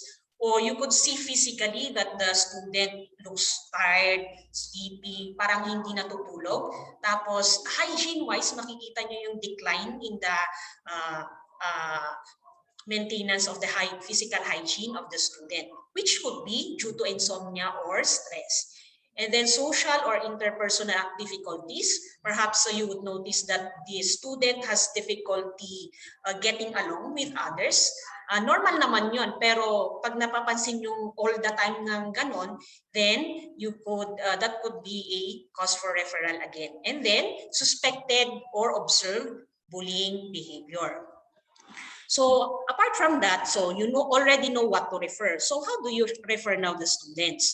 So it could be done online or walk-in. So walk-in, you can go to our office at GD 616. We also have the same office hours as the other offices like dental or medical. So from Mondays until Wednesdays, 7:30 to 5:30. Thursdays and Fridays, we are from 7:30 to 5 o'clock. So we're in the 6th floor, again, GD 616. However, if you do not have time, perhaps because of work, that you cannot refer your child or ward, you can do so online. We will share later on our FB page and as well as our, email address. Okay. And then, anong mangyayari during referral? So, during referral, if it's face-to-face, you will be asked by the assigned guidance counselor to fill up this form. So, this is the referral form, face-to-face po siya. So, that's FMGUC 017. How about if it's online? Kung online naman po, ganito yung itsura ng form na i-fill out nyo. This will be sent either through email, or if you send a message to our FB page, pwede rin po namin i-send doon sa inyo. Okay, next. What else? What are the other forms that you need to fill out? So this is for the student already. Once you are scheduled for counseling, you are now asked to fill out this form, so informed consent form. This will give you an idea of the procedure of the guidance counseling, and then also what are the the steps and the limits. So you'll be asked to sign this and then write down the date and other pertinent information. Okay. So you can contact us through these channels. This is our FB page, and our Gmail account is shsguidance@slu.edu.ph. And then also during counseling, we assure you that everything is confidential except during these certain situations. So if there's somebody else threatening to harm you, so physical or sexual abuse, then we have to break confidentiality. Also, if you are at risk of harming somebody else, or you are threatening to harm or kill yourself. So this is, of course, with the idea, or with the idea that divulging or breaking confidentiality will help you in the end. Okay. And then, aside from the counseling program, we also have referral program, because for some students, we realize that for example, like a student would come to us and we see certain signs or symptoms that are indicative of a deeper concern. For example, the student might be suffering depression or any other mental disorder, then we have to refer to psychologists or psychiatrists for further evaluation and further intervention. So as needed lang po ito. So again, for our contact information, ang aming email address is shsguidance@slu.edu.ph, and we have also shared our FB page dun sa chat box natin kanina. So thank you very much. That's it from the end of the guidance office. Good morning.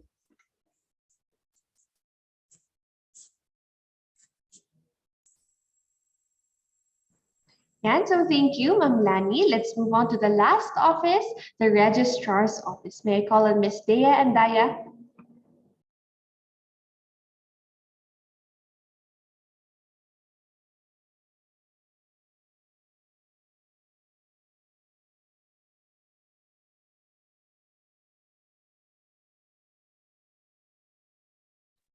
Hello po, good afternoon po sa ating lahat.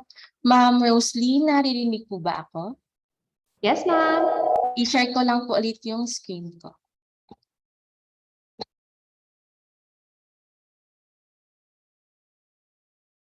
So again, good afternoon po sa ating lahat. Ako po si Marian Dea Andaya, or you can call me Ma'am Dea po, and I will be sharing the student services dito po sa Registrar's Office. Anyways po, ang Registrar's Office is located po sa 2nd floor ng John Bowell Building. And open po kami from Mondays to Fridays except holidays po, from 7:30 AM to 12 noon and 1 PM to 5:30 PM po. And here are our services available po. Number 1 is the request of certification and documents po. If a student needs po a specific document po gaya po ng certificate of enrollment natin and transcript of records po, punta lang po kayo dito sa office para po i-accommodate namin kayo and mag-fill out lang po kayo ng ating clearance form. And for number 2, sa maintenance and updating naman po ng ating students information, if yung student po is nag-iba na ng address, kunyari po, hindi na po from Baguio, palitan niya po yung address niya sa province, pwede niyo po kaming puntahan dito or mag-email po sa amin para po i-update po natin ang information ng student po. And other office-related concerns po. If meron po kayong questions like kung paano po mag-apply sa mga documents and credentials po, wag niyo mag-ano lang po kayo sa amin, mag-email lang po kayo sa amin or punta po kayo dito sa office and i-accommodate po namin kayo. And then for the registrar's office po, ito po dapat yung mga documents na nandito po sa aming office. Number 1 po is yung photocopy po ng students NSO or PSA birth certificate, the QVR or ESC certificate, and the SF10 po yung student permanent record po ng mga bata. Yung number 1 and number 2 po, collected na po yan during enrollment. And then yung number 3 naman po is a school-to-school process po yan. Bali kami po ang magre-request no student permanent record po nila sa previous junior high schools po nila. And next po is our senior high school voucher program guidelines. So who are considered as qualified voucher recipients? Category A, all grade 10 completers in public junior high schools, and Category B, all grade 10 completers in state university colleges and local university colleges. Yung mga nagpo-fall po under Category A and Category B, there is no need to submit an ESC or QVA certificate or certification po from your previous school dahil automatic beneficiaries na po kayo. Pero hindi po ibig sabihin nun na automatically deducted na rin po yung mga subsidy natin sa accounts or sa balances po natin sa cashier's office po. Then Category C, all grade 10 completers in private school who are EST grantees, and Category D po, all grade 10 completers in private schools who are non-ESC grantees. So for the Category C po, kailangan niyo pong mag-submit ng ESC certification namin, which is kinolect po namin yan during the enrollment po. If meron po sa inyo, hindi nakakapag-submit, mag-submit lang po kayo sa amin dito sa office or via email po.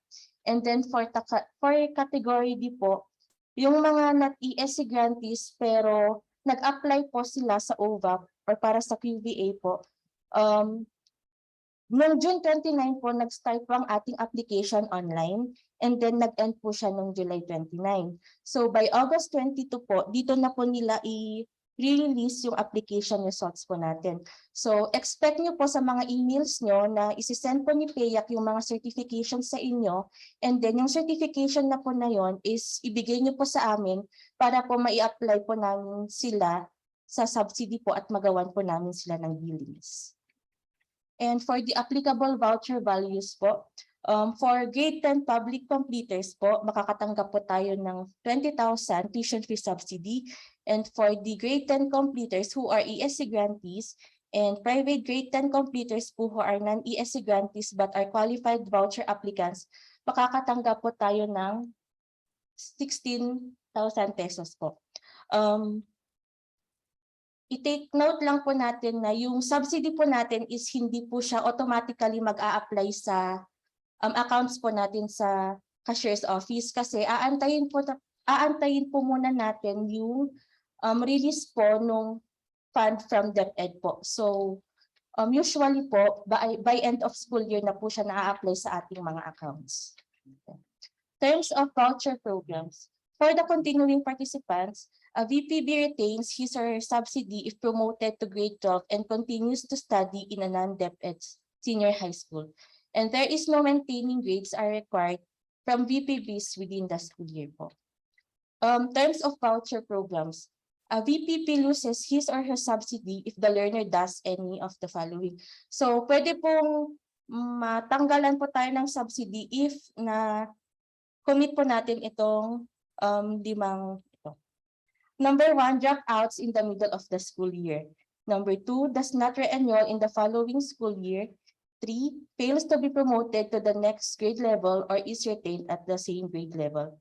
Number 4, transfers to another senior high school within the school year. And number 5, transfer to a DepEd senior high school or sa public schools po. And take note po, VPBs who drops out due to death of a parent, legal guardian, force majeure, prolonged illness or accident may be reinstated into the senior high school voucher program provided they submit valid documents to support their claim po. And then online posting or publishing of SLU Laboratory High School Senior High Voucher Program beneficiaries.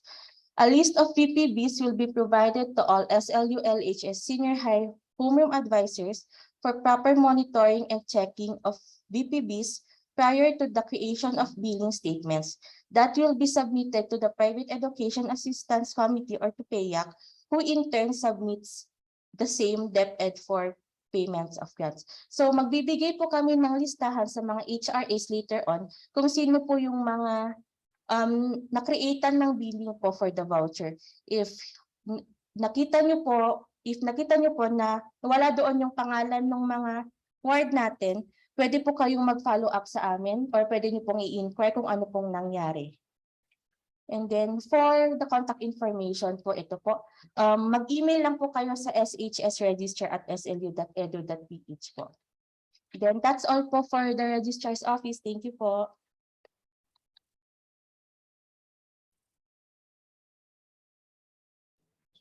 So thank you. Those are the different student services that you can avail of. Now to talk about the learning management system utilized here at Senior High, may I call on the Learning Integration Specialist from DIWA Learning System, Mr. Mark Jansen Jacob Antonio. Take it away, sir. All right, thank you so much for that introduction, ma'am. So once again, good afternoon, everyone. I am Jack Antonio, one of the Learning Integration Specialist Trainer from DIWA Learning Systems, and I will be your speaker in discussing po yung ating Genyo e-learning. By the way, before I proceed to my presentation, am I audible? Can you hear my voice well?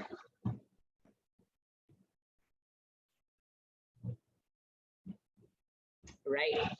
So I hope that you're all doing fine, and I hope that everyone is ready to learn and to get to know more our learning management system, because at this time around, I will be discussing the different features po, components, and functionalities ni Genyo. So you'll have an idea as to how you will take your child's e-learning experience to the next level with, of course, the Genyo e-learning. So to start our discussion, let me present to you this illustration. Okay, so we have here remote learning and hybrid or high-flex learning. Okay, so this remote learning po is also defined as the purely online distance learning, or yung ginawa po nating setup last 2020. So ito pong remote learning, this setup was part of the school's learning continuity plan, or isa po siya sa mga nakahandang plano ng ating eskwelahan as immediate response to the emergency situations that pose a threat not only to the students' health or safety, but also to everyone in the school. But for this school year, we are going to transition po once again, since we have transitioned before, di ba? From traditional to purely online distance learning or remote learning. Now, we are expecting that from remote learning naman po, we will have another modality which we call hybrid or high-flex learning. So for our common terms, so everyone is guided, let me also define to you what hybrid learning is. So it is an educational model where some students attend class in person while others join the class virtually from home. But we can say right at this moment, siguro we are still full of uncertainties pa rin po, no? Perhaps some of the schools will still be implementing yung online learning or kaya naman yung ibang school po pwede na silang mag-implement ng face-to-face or hybrid learning because of the unknown possibilities. We don't know kung tataas ba yung cases o bababa, hindi po ba? And once again, this will be a new experience for all of us. But aside from that, the bigger question for us, of course, as parents is that how can we take our child's learning experience to the next level?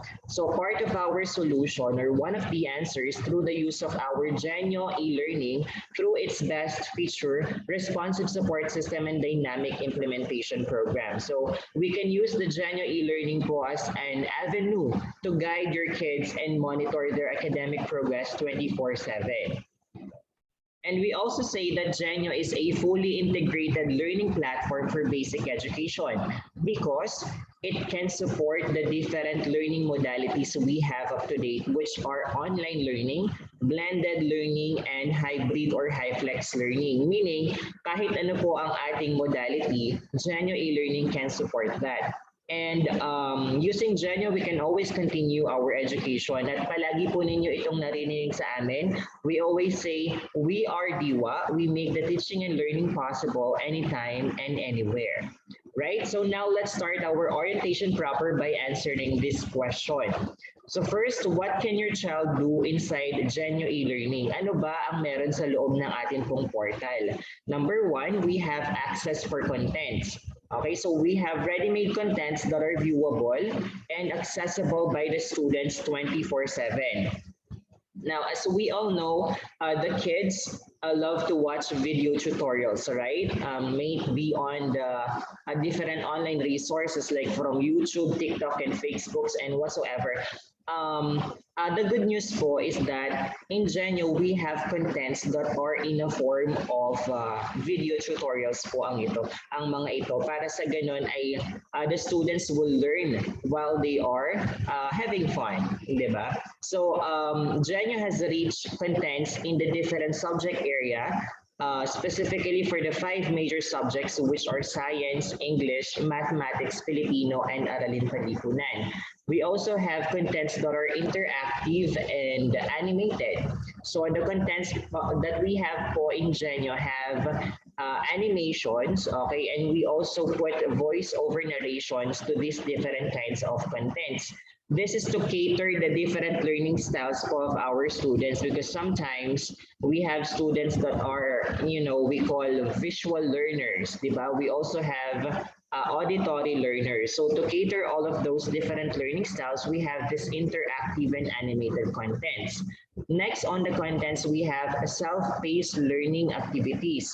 So when we say self-paced learning po, it is when the students have the control over their learning. So since these different self-paced learning activities are not graded, okay, that are also in a form of drills, it somehow encourages independent learning because the students are allowed to answer or to access these different activities whenever they want and how many times they want to. And the main goal of these self-paced learning activities is, of course, for the mastery of the topics. Aside from the self-paced learning activities, we also have here the game-based activities. Right, I think this is more applicable for the lower grade levels because the students, are fond of online games. But just so you know, dear parents and students, we also have here gamified activities. Okay, next we have add-on contents which we call Piling Akda. So for those who are fond of reading, ayan, we have here Ibong Adarna, Florante at Laura, Noli Me Tangere, and El Filibusterismo. And all of these 4 Piling Akda titles are also uploaded in Genio in digital format, so you can access it anytime. And then later on, we'll show you kung paano po ma-access yung ating mga contents and add-on contents. Next, on the add-on contents, we have Classic for Young Readers. This is dedicated for English naman. So we have here classic novels to, of course, develop the reading habits of our students. Okay, next. We have here, lastly, on the add-on contents, the Diwa Virtual Field Trips. So this is another great feature of Genio. I know due to this pandemic, traveling is impossible. It's quite impossible. Siyempre, risky pa rin naman. Now to let your kids explore and visit their favorite destinations, local and international, they can use this DIWA virtual field trips. And not only for entertainment purposes, the teachers can also make use of this to have their discussion, because these virtual field trips have different trivia and niceties that you can use for discussion. Next, we have the assessment tool. So aside from the contents and add-on contents, we have this assessment tool. So ginagamit po ito ng mga teacher to give assessments to our kids and generate feedback in real time. So for example, a teacher can assign a test anywhere, and so the students can answer this anytime and anywhere they are available. So I also want to reiterate that this is also a great avenue for us parents with regards naman po to monitoring the progress of our child because of its immediate feedback. For example, when the student answered a specific quiz right after the test, we can see yung result po ng kanyang examination. So right at that time, we can assess kung saan ba sila medyo nahihirapan. And in that way, malalaman po natin what help we can give to our kids. Next, we have tools for project-based assessment. So the students can showcase and submit their outputs using the student-friendly project-based assessment tools of Genio. We have here different features like shared blog, we have wiki, assignment, e-portfolio assessment, and many more. Right? And then next, we have communication tools as well. So we have here Genio Message and Genio Announcements. So the students and parents can access and view the messages and important announcements of the school and the class through the use of Genio Message and Announcement feature. Okay, so now that we are done with the tools and contents, let us know the requirements naman po to access our portal. Okay. So what are the requirements to access Genio e-learning? So as I have mentioned earlier, you can access Genio anytime and anywhere. Well, to make that happen, of course, we allow the students and parents and teachers, of course, to access Genio with these different devices. So you can either use your mobile phone, your tablet, and your laptop or desktop. Okay?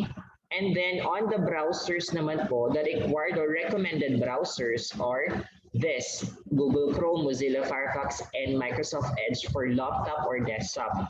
And when you are using a mobile phone, these are the recommended browsers. Okay, so on our previous orientation, on a different school, of course, they asked us kung ito bang Genio ay nade-download. So to clear any misconception, Genio po is not an application that you have to download. It is a website, okay, that you can search and browse to your browsers. Okay, so for you to be able to access it, you need to search the Genio URL, which will be flashed on the screen later on. So perhaps what I can suggest is for you to update your browsers and for smoother navigation. All right, so moving on, okay, just like in our traditional learning environment, a parent's role and impact on student success is both critical and apparent. Okay, that is why I think monitoring is also very important right at this moment. So we know when to take part and when to be involved, right? So what I can suggest is siguro po ilagay natin yung ating email address sa mga Genio accounts ng ating mga anak. So after you have received your account and have successfully logged in, there is a message that will prompt onto your screen asking for your email address. So I suggest ilagay po natin agad. Anyway, that won't disappear on your screen unless mag-input po tayo ng ating email address. So what happens kasi when we put our email address on the Genio accounts is that the teacher will be able to send us parents notifications in your email regarding your kids' lessons or tasks. So sa mga working daddies and working mommies po ng SLU, kung ginagamit naman po natin ito from time to time, why not use it for monitoring our kids? somehow kapag ganun po ay malalaman natin kung at least ma-remind man lang natin sila na may mga task ka pala na dapat gawin because we are informed, di ba po? And then to track your child's progress, you have to follow this following procedures. So you can either click on these links, ito pong mga tiles dito sa ating tasks panel, and then click these buttons on the right side of the screen, right? And then next, we have here the task panel, which contains ito pong current task, completed task, expired task, upcoming, and then the favorite. So I just want to briefly explain kung ano pong pinagkakaiba-iba nila. So the current tasks are the ongoing assignment of your child. Ibig sabihin, ito po yung mga available na dapat tapusin ng mga bata. So ito po yung mga task nila na dapat nilang gawin. And then once they have completed, accomplished, or answered these different tasks na nasa current task, matatransfer po sila sa tinatawag nating completed task or itong color green na tile. Okay, so this category is where you can also see the scores or the summary of the scores. Ano po, kung gusto ninyong balikan yung mga examinations po nila at i-monitor yung kanilang mga scores, you can go here on the completed task. And then on the expired task, these are the assignments that was not opened by your child and assignment period has ended. So kapag po nag-a-assign ng isang task ang teacher, may it be a lesson or a quiz, meron po siyang specific duration. And once the duration ended at hindi po ito nabuksan, na-answeran, hindi niya na-access, it will be transferred to the expired task. So mind you, dear parents, all the tasks here on the expired task are not accessible anymore on the end of the student. So paano po niya sasagutan? Okay? So if in case, okay, may mga reasons kung bakit hindi nasagutan ng bata yung kanyang task, perhaps nawalan sila ng kuryente and nagkaroon sila ng hindi magandang internet connection, which are unavoidable, di ba? Wala naman po tayong magagawa on those matters. So you can inform the teacher instead. So discretion na po ng teacher kung papayagan ba yung estudyante. Ang gagawin po on the end of the teacher will extend the duration. So the task will now be transferred back to the current task. Okay, and then next we have the upcoming. These are the tasks that are assigned in advance. And then lastly, we have the favorites, which are marked by the students. And then next we have here the view. Okay, so our system is user responsive because the interface of the system changes depending on the device that you use. For example, you are using a desktop or laptop. Ito po ang makikita ninyo. Okay, and then it changes to this kapag ito naman po yung gamit, kapag ang gamit ninyo ay tablet and mobile phone, right? And then next, for this time around, we'll be having a discussion of how Genio works and how are you supposed to submit your projects and outputs inside the system. So how can you use Genio e-learning to better assist your child? So let's have a quick exploration of the Genio e-learning. Okay, so dito po sa ating exploration, we'll be talking about the overview of the portal, changing of password, how to access the ready-made tutorials, and then the task panel. We also have here the lesson and assessment tools, project-based assessment, and communication tools. So I understand that most of the students here are tech-savvy na. Okay, so bibilisan ko na lang po yung ating walkthrough dito po sa ating exploration. Right? So the first thing you have to do is to search the Genio URL, which is www.genio.com.ph, and then you will be directed here on our landing page, which will be asking you to put the school ID. Yeah. And then right after putting the school ID, you will need to click the next button para ma-direct po kayo sa ating login page naman. So dito sa login page, ibibigay po ninyo yung inyong user ID, password, and then you will have to click on the sign in button. So as per the LIS, the accounts will be distributed to the classroom advisors, and then the classroom advisors will be the one to distribute the accounts to your children. Okay, so after po natin ilagay yung ating login credentials, baka kapag, ito na po yung ating system. So ganun lang po kadali ang pagla-login. Ilagay lang natin yung user ID and password and then you're successfully logged in. So I'll teach you po on how to change the password because I always suggest na palitan po natin kaagad yung password for security purposes right after natin ma-receive yung ating mga Genio account. So to change the password, you can click the drop-down arrow beside the name or the human icon. Okay, and then lalabas po yung mga categories and then you have to click on the password. So once clicking password, madadirect po kayo dito and then you will need to type in your current password or the default password that was given by DIWA and then your new password or your desired password and then you have to confirm your new password and of course save it. And then please also remind your kid to take down note of the password kasi madalas pong nangyayari na we change the password and then makakalimutan natin siya. So to avoid that, please advise your kids na once they have changed the password, take note of it para hindi po nila makalimutan. Next, viewing ready-made tutorials naman po. So we can click on the contents, ayan, contents tab, and then ito po yung mga available resources natin for reading or that we can use for reading.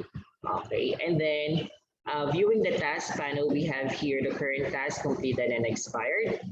And then viewing assigned lesson. Okay, click the title or click the button, lesson button, and then you will see the contents or the resources that was prepared by your teachers. So you just have to click on the titles para ma-access po ninyo yung different resources. So there are resources like videos, pictures, documents, and so on and so forth. Next, viewing answering a quiz. So click on the title or click on the button quiz, and then you have to click the take quiz button. Sometimes the teachers are putting their passwords. Of course, you have to ask the teacher about the password and click the take quiz button after that.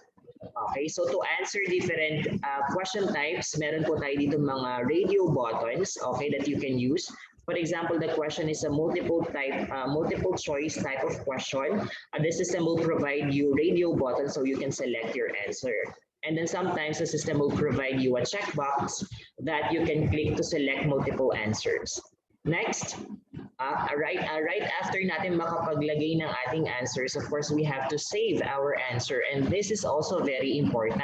So dear students, save button and submit button are different. Okay, yung save button natin ginagamit ito to save our answers. So the importance of saving the answers is for example, nagkaroon ng sudden power outage. So ibig sabihin ba kung ongoing ang quiz at nagkaroon ng brownout, babalikan ba natin from the top yung ating examination? Of course, hindi na natin siya babalikan. Yun ay kung na-save natin yung ating answer. So it's very important that we save our answer. I suggest every question siguro or per sections, ayan, we better save our answers para naman hindi natin babalikan from the top yung mga examinations na na-interact. And then after natin ma-save ang answers and once the answers are final, we can click on the submit button. Next is viewing or answering a shared blog. Okay, so to access the shared blog and open it, you have to click on the title and the shared blog button. Now, ang ginagawa kasi dito sa shared blog, the teacher are asking you to submit an output or a file, a photo or something like that. Now, to submit the files, what you have to do is to click the add article button. Okay, provide the title, provide the explanation, and use the different features or buttons of Genio to attach your files. And then lastly, click the post article button. Next, viewing or answering a forum. So forum is used in discussions, ayan, or a review. So i-click lang natin yung title or yung forum button and click the topic to open the question. So sometimes may madami kasing possible na, sometimes the teachers are also including a lot of topics here, and then you just have to click on the title para ma-open mo yung question. And to reply on this question, it works like a chat box or a comment section in Facebook. You have to click on reply with code or reply without code. Okay, and then type here your answer and click the add attachment button if you have an attachment, and then finally click the post button once done. Next, viewing, answering an assignment. So click the title or button, and then of course you have to read the instruction first. After nun, i-click natin yung download button here. Ayan. Kasi sometimes the teachers are also including supporting files. Ano naman ang mga supporting files? Sometimes they are templates or guide that you can use. And then click the proceed with assignment button so you can put your answers and click your, add your file. And then after that, madadirect kayo sa learning object, select the file, and then locate the file in your computer gallery and then click open. And then after that, click upload. Okay, and finally click submit assignment. Viewing messages, very easy. Just click the message button and click the message so you can read it. Next, viewing announcement. Click the announcement button and then click the announcement title so you can read it also. Right? So if you have any more question, ayan. If you still have questions or concerns, please contact na lang po your child's advisor. And for more information, log on to www.genio.com.ph or like us on Genio eLearning Facebook page. And to end my presentation, I just want to share you this slide saying #nextleveleducation. So dear parents, in order for this setup to be successful, we'll be needing po your full support and cooperation. So let's work hand in hand po, magtulungan po tayo to really achieve this next level education. So in behalf of the whole DIWA and SLU family, I want to thank you all for your trust and continued support. So we'll try our best to make this school year be memorable for every one of us. So once again, my name is Jack Antonio, an LIS3 trainer from DIWA Learning System. Thank you so much for listening. And now let me pass the virtual microphone to our main moderator for the question and answer and further instruction. Thank you.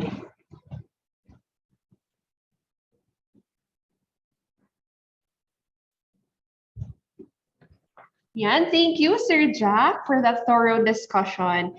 So now that you have a general view of the different academic and non-academic information and services, I would like to thank all of you, dear parents and guardians, for your participation up to this point. We are now open for your questions and inquiries. To facilitate the open forum, may I call on our dear principal, Mr. Publico. So you can use the chat box or you may raise your hand. Thank you so much. Thank you, my Ma'am Rosalie. I know that you are already taking your lunch, no, while the orientation goes on, and we would like to thank you for standing by po, no, to give us some glimpse of. I know that you are also you have in mind, no, this question: how will it be for the first day of first week of classes, no? Ma'am Lorna, are you there?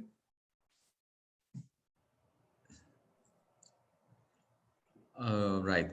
So I think our assistant principal for academics is losing her connection. Okay. Ma'am Lorna, could enlighten us po as to how will it be for the first week of classes in the senior high school? Because there's a question about that. So Ma'am Lorna, please. Okay po, sir. Ma'am Rosalie, please allow me to share my PowerPoint.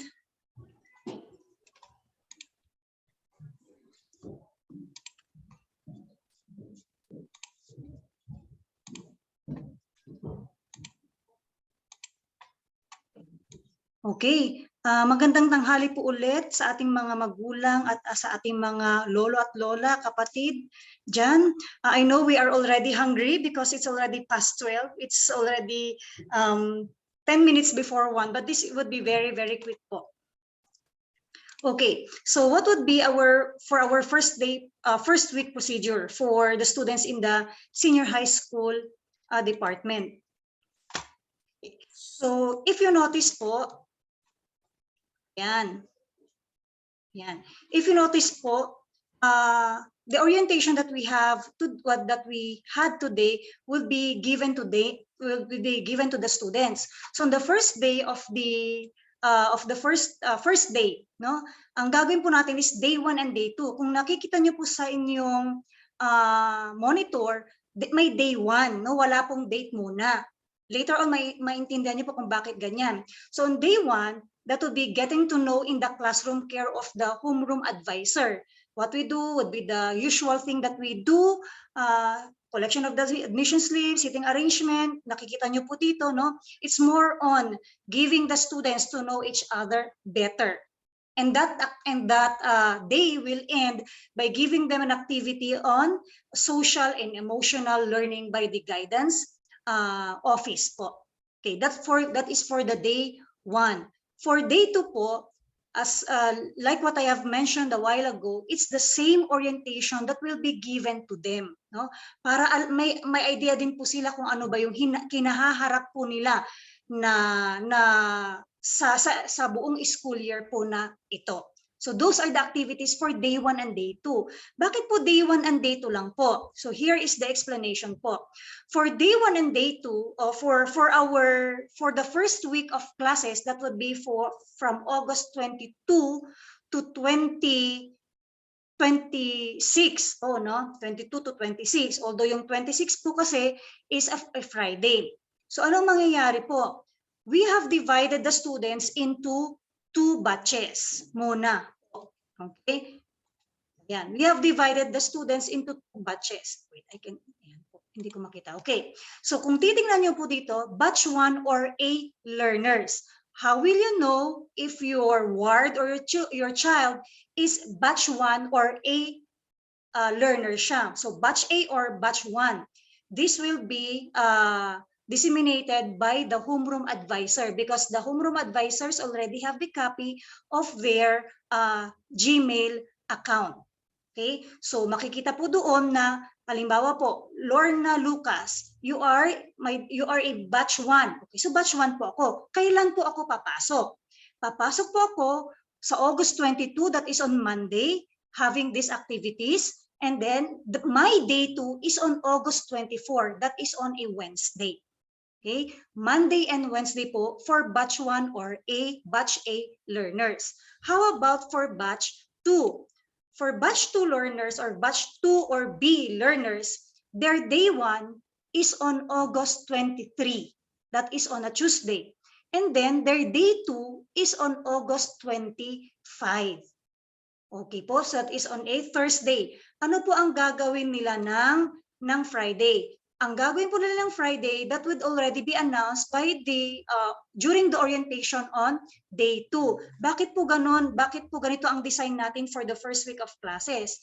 This is to ensure that the adjustment, okay, the adjustment of our learners is in place para hindi po sila mabigla. Sabi nga po ng ating principal, hindi po natin bibiglahin ang mga estudyante natin. Baka magkaroon sila ng mga anxiety.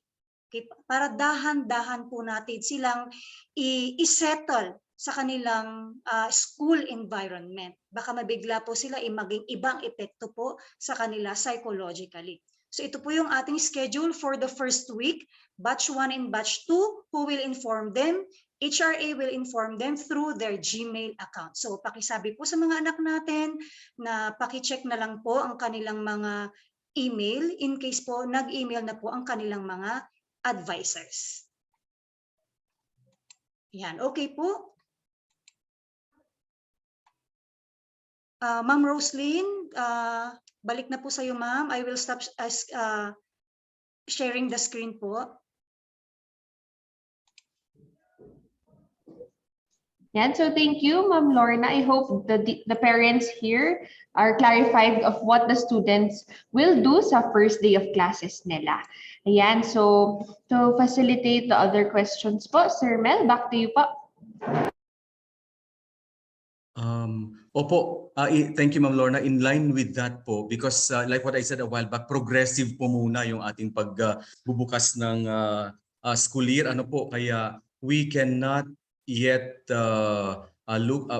go into that situation na pumasok na po lahat sila sa paaralan. That's why for the first week of classes, like what Ma'am Lorna mentioned, no, Monday there will be 2 batches. Hatiin po muna natin ang klase. If there are 40 or 45 in a class, the first 20 will enter by Monday. and then the second 20 will enter by Tuesday. Okay, and then babalik po yung first batch ng Wednesday, babalik sa Thursday yung second batch natin. And nabanggit na rin ni Ma'am Lorna kanina, no, they will have independent learning on a Friday, wherein the class advisors will upload some of the videos related to the orientation program that we will be conducting to them. Bakit, sabi niyo siguro, bakit orientation yung first week? That is how it is really is, no, for our school year, to let the students be acquainted with their school, at dahan-dahanin po natin ito, hindi kaagad klase kaagad para hindi po mabigla ang mga bata, ang mga estudyante. Remember, even when we say that these are already senior high students, they have been kumbaga hibernating for the past 2 years, and so there should be an onboarding activity for them prior to the start of the real academic year, which will start in senior high by the second week of classes already. Okay, and we will also be having from kindergarten to grade 10 po, kasi we have what we call as the how do you call this, the bridging program. Now we will be having our bridging program so that they will be able to see the connection of the past lessons to that of the new ones, no? And so that the teachers will also be able to assist the learners as to how they will be more prepared for the next grade level. That is from K to 10. But for grade 11 and 12, we will have what we call as some sort of a diagnostic or preliminary tests that is not graded, no, but that will be facilitated or conducted by the subject teachers, just for them to have some diagnosis as to what the students already know, and they will start from there. Now, as to the progressive coming in, no, of the students, for the next weeks, we will be introducing this kind of system wherein the grade 10 or the grade 11 students will come in full force already in a full class, but they will not enter the school together with the grade 12. Salitan po muna sila hanggang pag nag-October, that will be the full implementation of the face-to-face modality of face-to-face learning already po. So ganun po muna yung ating gagawin sa first week dito po sa senior high po natin. At half day po sila muna, no, just for us to have a feel, let them have a feel of how it is and the acquaintance to the school and to the real world again. And so their dismissal time will be for grade 11. It's grade 11, it's going to be 11. For grade 11,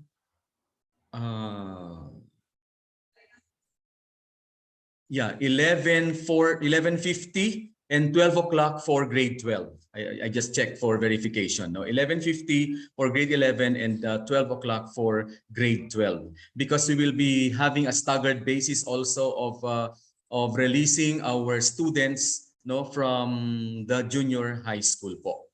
Okay? Thank you, Ma'am Lorna. Meron po akong gustong sabihin din po sa nagtatanong kanina tungkol sa mga sibling discount, no? Applicable po ito sa lahat. So kung nakapagbayad na po kayo ng full tuition ninyo at may kapatid sila at hindi sa tingin ninyo ay hindi pa na-apply yung 10% sa sibling discount, totoo po yun, because it has to be processed by our finance office, and usually in the elementary fourth quarter kasi ang application, and it's also the same here in the senior and junior high school, the application will be on towards the fourth grading period, no? So kung meron naka full payment na po kayo, that's the time that it will be reimbursed. Kung hindi man po nakapagbayad pa in full, then may apply na po yon. Now, except for those who will be transferring, you will have to file for that. There is a form that you're going to fill out, and please kindly return for the reimbursement of your payment. So, ganun po siya. All right. Rest assured also po that during the first 2 weeks of classes, we will be conducting our disaster preparedness drills here in the senior high school, because we are aware that That is one of the worries of our parents and guardians. Safe ba ang mga bata dyan? Okay, may SSAT sila, may safety seal sila, pero alam ba ng anak ko kung saan pupunta pag nag-earthquake? Yes po. We have already scheduled that. It's in the pipeline of activities po para makonduct po natin dito sa senior high school ang tinatawag nating emergency procedures in terms of, or in times of calamity such as fire or earthquake. Pero wag naman po sana. Okay? I know that you have a lot of concerns. Kung yung concern po natin na ibibigay ay yung pang general in scope, no? Sana no, yung pag mayroon tayong personal concern, then you may just talk it out with our teachers perhaps, and they will refer the matter to us, and so that we will be able to give an answer to your queries po. All right? So let us check if or which of these are sibling discount qualified po ba pag grade 11 and yes po, across basic ed and college na po ito. Yung application ng senior tuloy ng sibling discount, I should say. What time will the school start? In the morning, it's 7:40. Okay, 7:40, but I will have to say that we will have to give a some leeway on the first day of classes, because that's going to be how do you call that? That's going to be the start of the academic year, and we will it's a wait and see situation. How will be the influx of students, and how will be the turnout of speed in terms of the utilization of our yung HDF natin, no, dito sa ating triage. But we will already be posting on FB the link wherein you could download, no, that will assist you in downloading the safety app, no, wherein you will not be our students will not be filling out the HDF anymore, but they will be using their cell phone just to tap that QR code para po mas madali at safer po yun. Okay? Naka-uniform na rin po ang mga bata on the first day. Yan.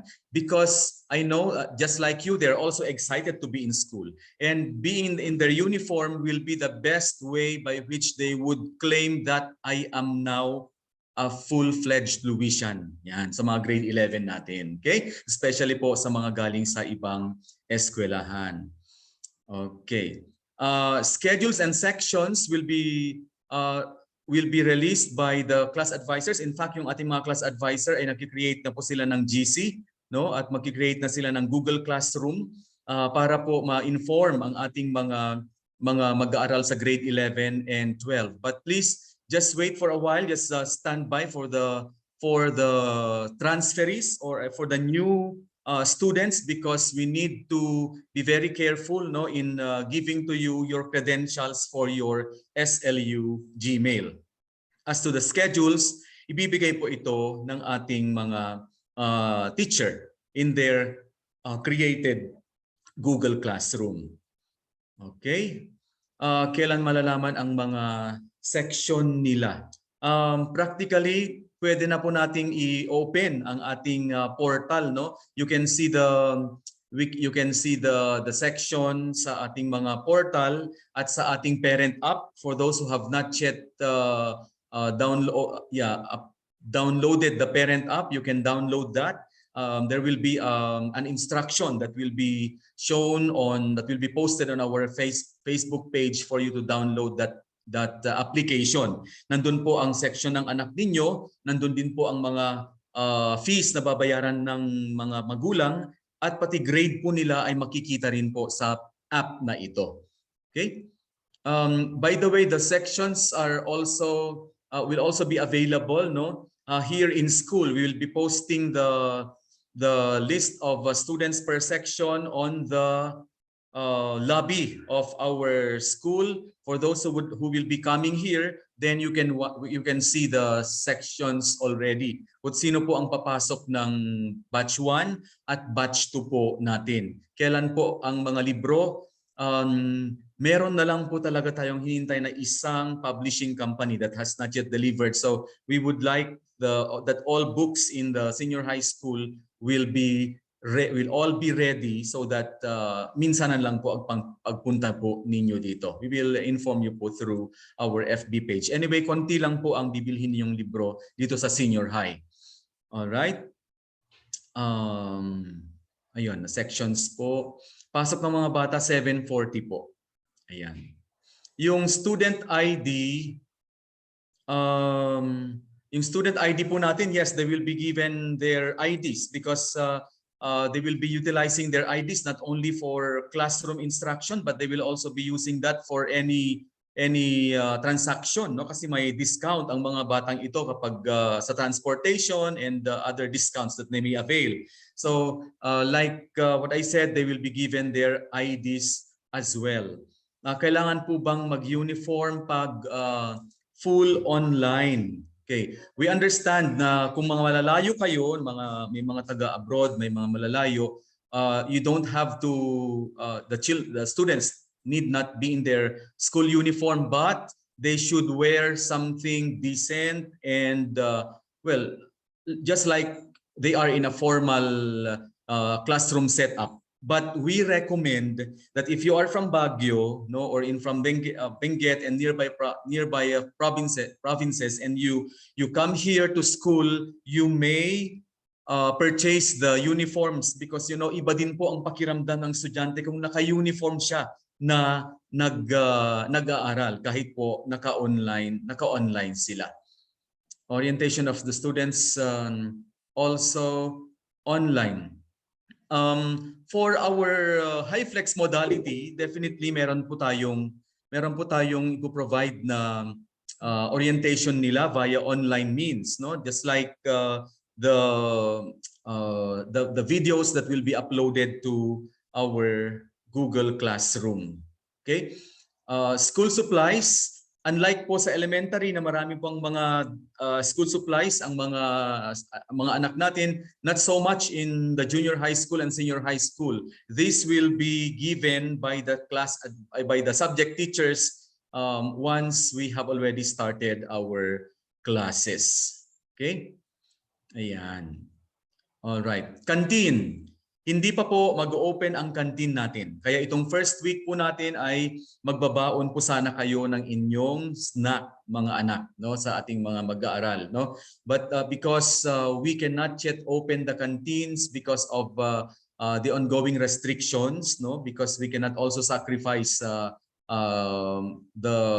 health of others, no. There might be some of the students who are not yet good at eating canteen food, no, or there might be a possibility of transmitting any virus in the canteen. So in the private schools in Baguio City, most of us in the APSA, Association of Private School Administrators, have decided not to open canteens yet.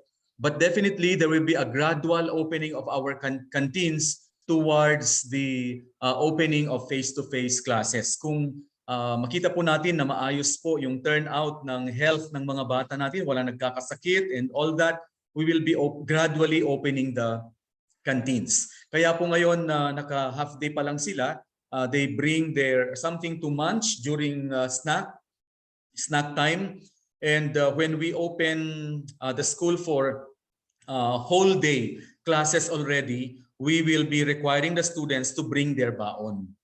No, to bring their baon. Mas maganda po na magbaon po muna tayo kaysa yung makipaghalubilo sila sa canteen na marami pong tao doon. But we will ensure that the canteens will be open soon.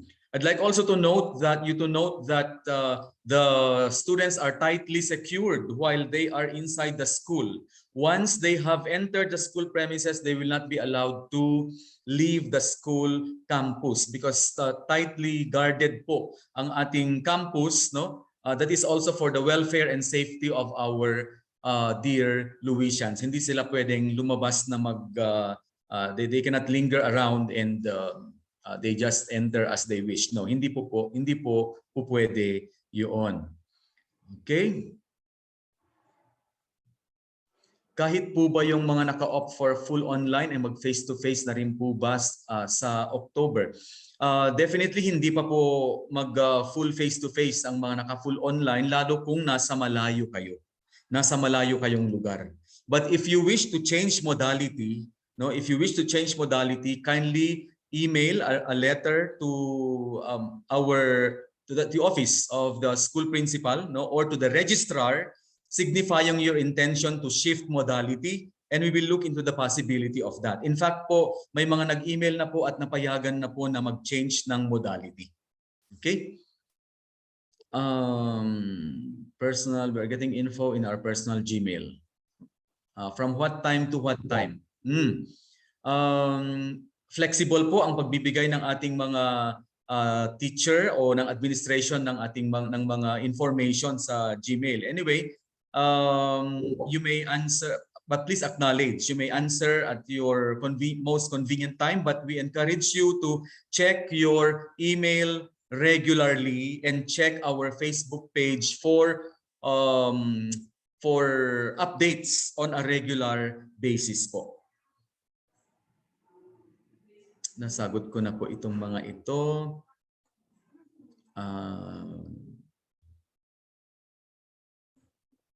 Okay, yung mga wala pa pong, sinabi ko po kanina, yung mga wala pa pong SLU Gmail account, then those will be, your credentials will be given by our classroom advisors, our HRAs.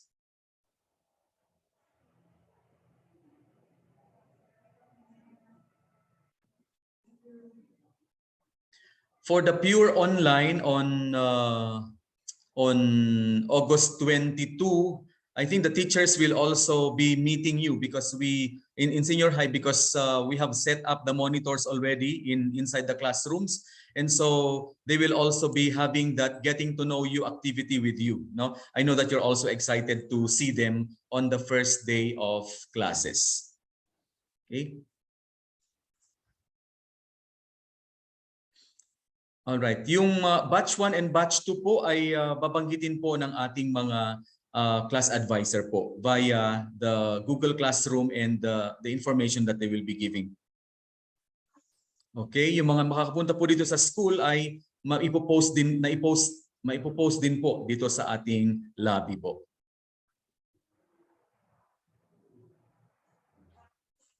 Doon sa uniform, like what I mentioned a while back, it is recommended that they wear their uniform, no, so that they feel that they belong to this particular school pa rin po. Ayan.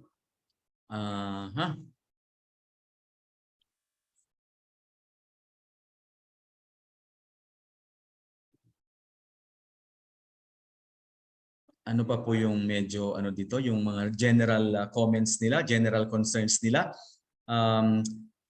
Yung mga nag-raise ng hand kanina, mukhang na-touch na natin yung kanilang mga tanong, kaya binaba na yung kanilang hands, no?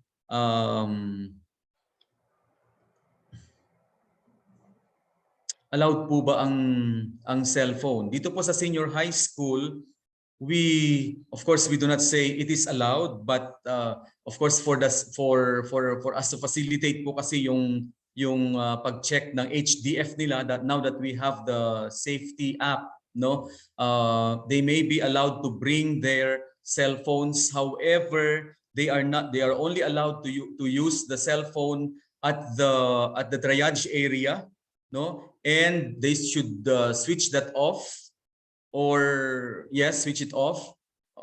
Mas maganda po, no? And then they may only open that right after dismissal for information or communication with you, no? We do not really recommend that they have that, no? But if it is within the consent of the parents, then they may bring their cell phones, provided that they do not use them during instructional program. Sa subsidy po, kung gusto niyo pong i-refund, then kindly fill out the form. Kung hindi niyo man po i-refund, then ma-automatic po siyang ma-deduct na pag nag-grade 12 yung anak ninyo. Asking for a friend, they can still change their strand. Sir Romy, pwede po bang mag-change ng strand ang mga bata at this time? Sa mga incoming grade 12, hindi po. Pero sa grade 11, sir, kaya nga't maingat po tayo, lalong-lalo na po sa enrollment dahil wala po talagang shifting ng strand. Pero ngayon po, kailangan masabihan po agad sa ang inyong tanggapan at sa registrar dahil po sa pagpasok po sa LIS. Okay, so tapos na po siya. Sir Romy? Sa kasalukuyan, sir, dahil nag-i-enter po at saka sa 22 pa ang pasukan, kailangan po nilang iparating agad. Agarang iparating po sa inyong tanggapan, sir, at sa registrar. Tama po. Okay. Thank you, Sir Romy. Tulad nung sinabi ko po doon sa modality, kindly email our registrar right away, or if you are from Baguio, please come and write a letter para po magawan po natin kaagad ng paraan yung pag-shift ninyo ng anak ninyo ng modality. Tama po, Thank Sir you po. Mel. Ay yung lalo na yung change of modality dahil kailangan din po yan sa LIS. Opo, salamat po. Baka po pwede kayo mag-post ng section through Facebook page. That is one thing that we will not do. I'm sorry, but we cannot post the list of students per section on Facebook. Klaro po yung sinabi ni Sir Michael, Mr. Harata kanina, no, na may karapatan ang bawat isa of their privacy. Okay? At pati din po dito sa eskwelahan, kung pupunta kayo at makita ninyo ang mga section ng mga anak natin, alam ko very eager kayo mag-picture, you are not supposed to be posting those po on Facebook because the names of the other students are there. Okay? At ganun din po sa ating mga magulang at mga ward natin. Let us maintain this level of respect that we have for one another on Facebook po, no? Saludo po ako sa mga very positive na nagko-comment, but for some other reason there are also some parents or guardians who may express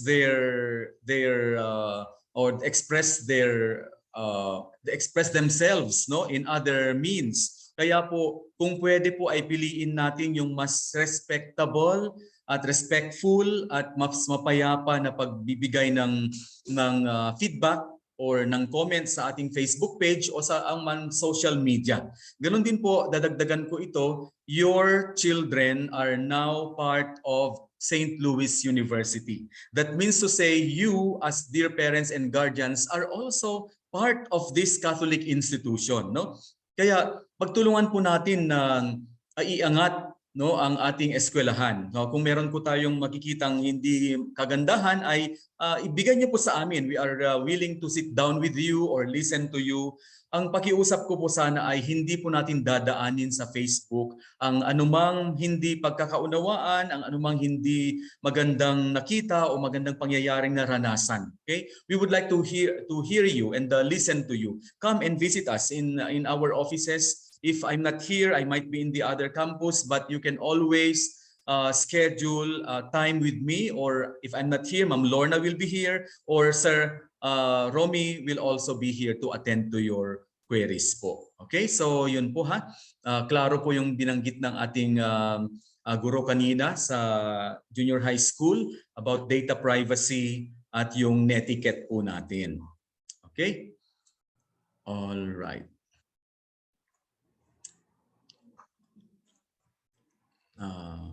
Yes, due to the interest of time, pasensya na po, but we cannot accommodate all the questions at this time, but there is a very good suggestion right now from our guidance counselors. We will be collating all the questions that were not asked, and we will get back to you. No, we will come up with ways and means as to how we will be giving or providing an answer to your questions, no? So that we can also move on to our activities. But I think I will have to allow, yes, Ma'am Angelique, you may be allowed to give your question.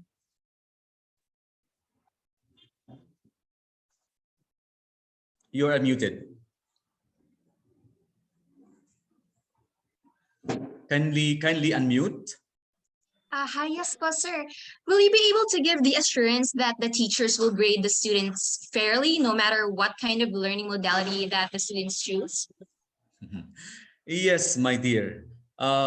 As the principal of the school, I know that I know how competent, how objective, how fair our teachers are in giving you marks or giving you your grades, because you deserve the grade that you have worked for, no? And like what was mentioned a while back by our dear assistant principal for academics, the kind of assessment that our teachers in the senior high school program will be giving are always coupled with rubrics, no? So there will always be that full trust that you should give them, that they will give you their objective assessment of what based on the output that you will provide your teachers, no? So we need you to trust them.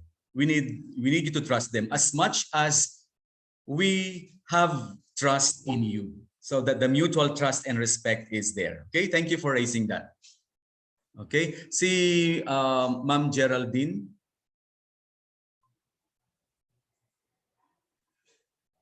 Miss Geraldine Cabading, you are given a chance to ask a question po.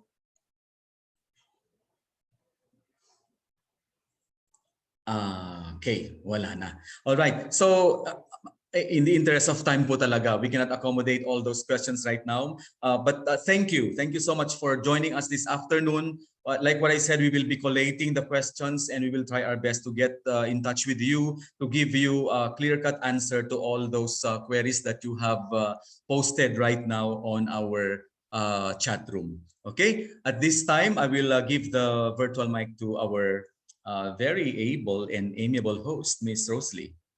Yan. So thank you, Sir Publico. Rest assured sa ating mga participants na we have collated your questions and we will find the means, as said by our principal, to answer them. All right. So our program has now come to an end. I would like to thank all of you, our parents, guardians, principal, assistant principals, teaching and non-teaching staff, and the representative from DIWA Learning Systems who are present here today. So just a reminder to our parents and guardians, an evaluation form will be sent to the chat box. We're asking for your participation in accomplishing this form. Right, so to close this fruitful event, I would like to introduce the Learning Area Coordinator for Math and Science. I present Mr. Roy Asignacion. Take it away, sir. Thank you, Ms. Rosalie. Magandang hapon po sa lahat. Ika nga ng tema ngayong buwan ng Agosto, Pilipino at mga katutubong wika kasangkapan sa pagtuklas at paglikha. Bukod sa Pilipino at katutubong wika, ay kasangkapan natin ang bawat isa upang mapagtagumpayan ng ating mga anak ang taong panuruan. Wagas na pasasalamat sa suporta at basbas mula sa ating SLU administrators. Ganon din po sa bumubuo ng Pamilya Basic Education School Senior High Department. Ika nga, you dream to be the best? Join us. Be the best. Isang karangalan na makasama natin ang ating mga magulang, guardian at mga mag-aaral sa araw na ito bilang mga co-formators, co-teachers, and mission partners. Sa araw din po na ito, ramdam namin na kasabay ng pag-enroll ng inyong mga anak o ward ay bukas palad din po ninyong inialay ang tiwala. Tiwala na makatutulong ang quality Catholic education ng SLU sa paghubog ng pagkatao ng ating mga anak. Maraming salamat po.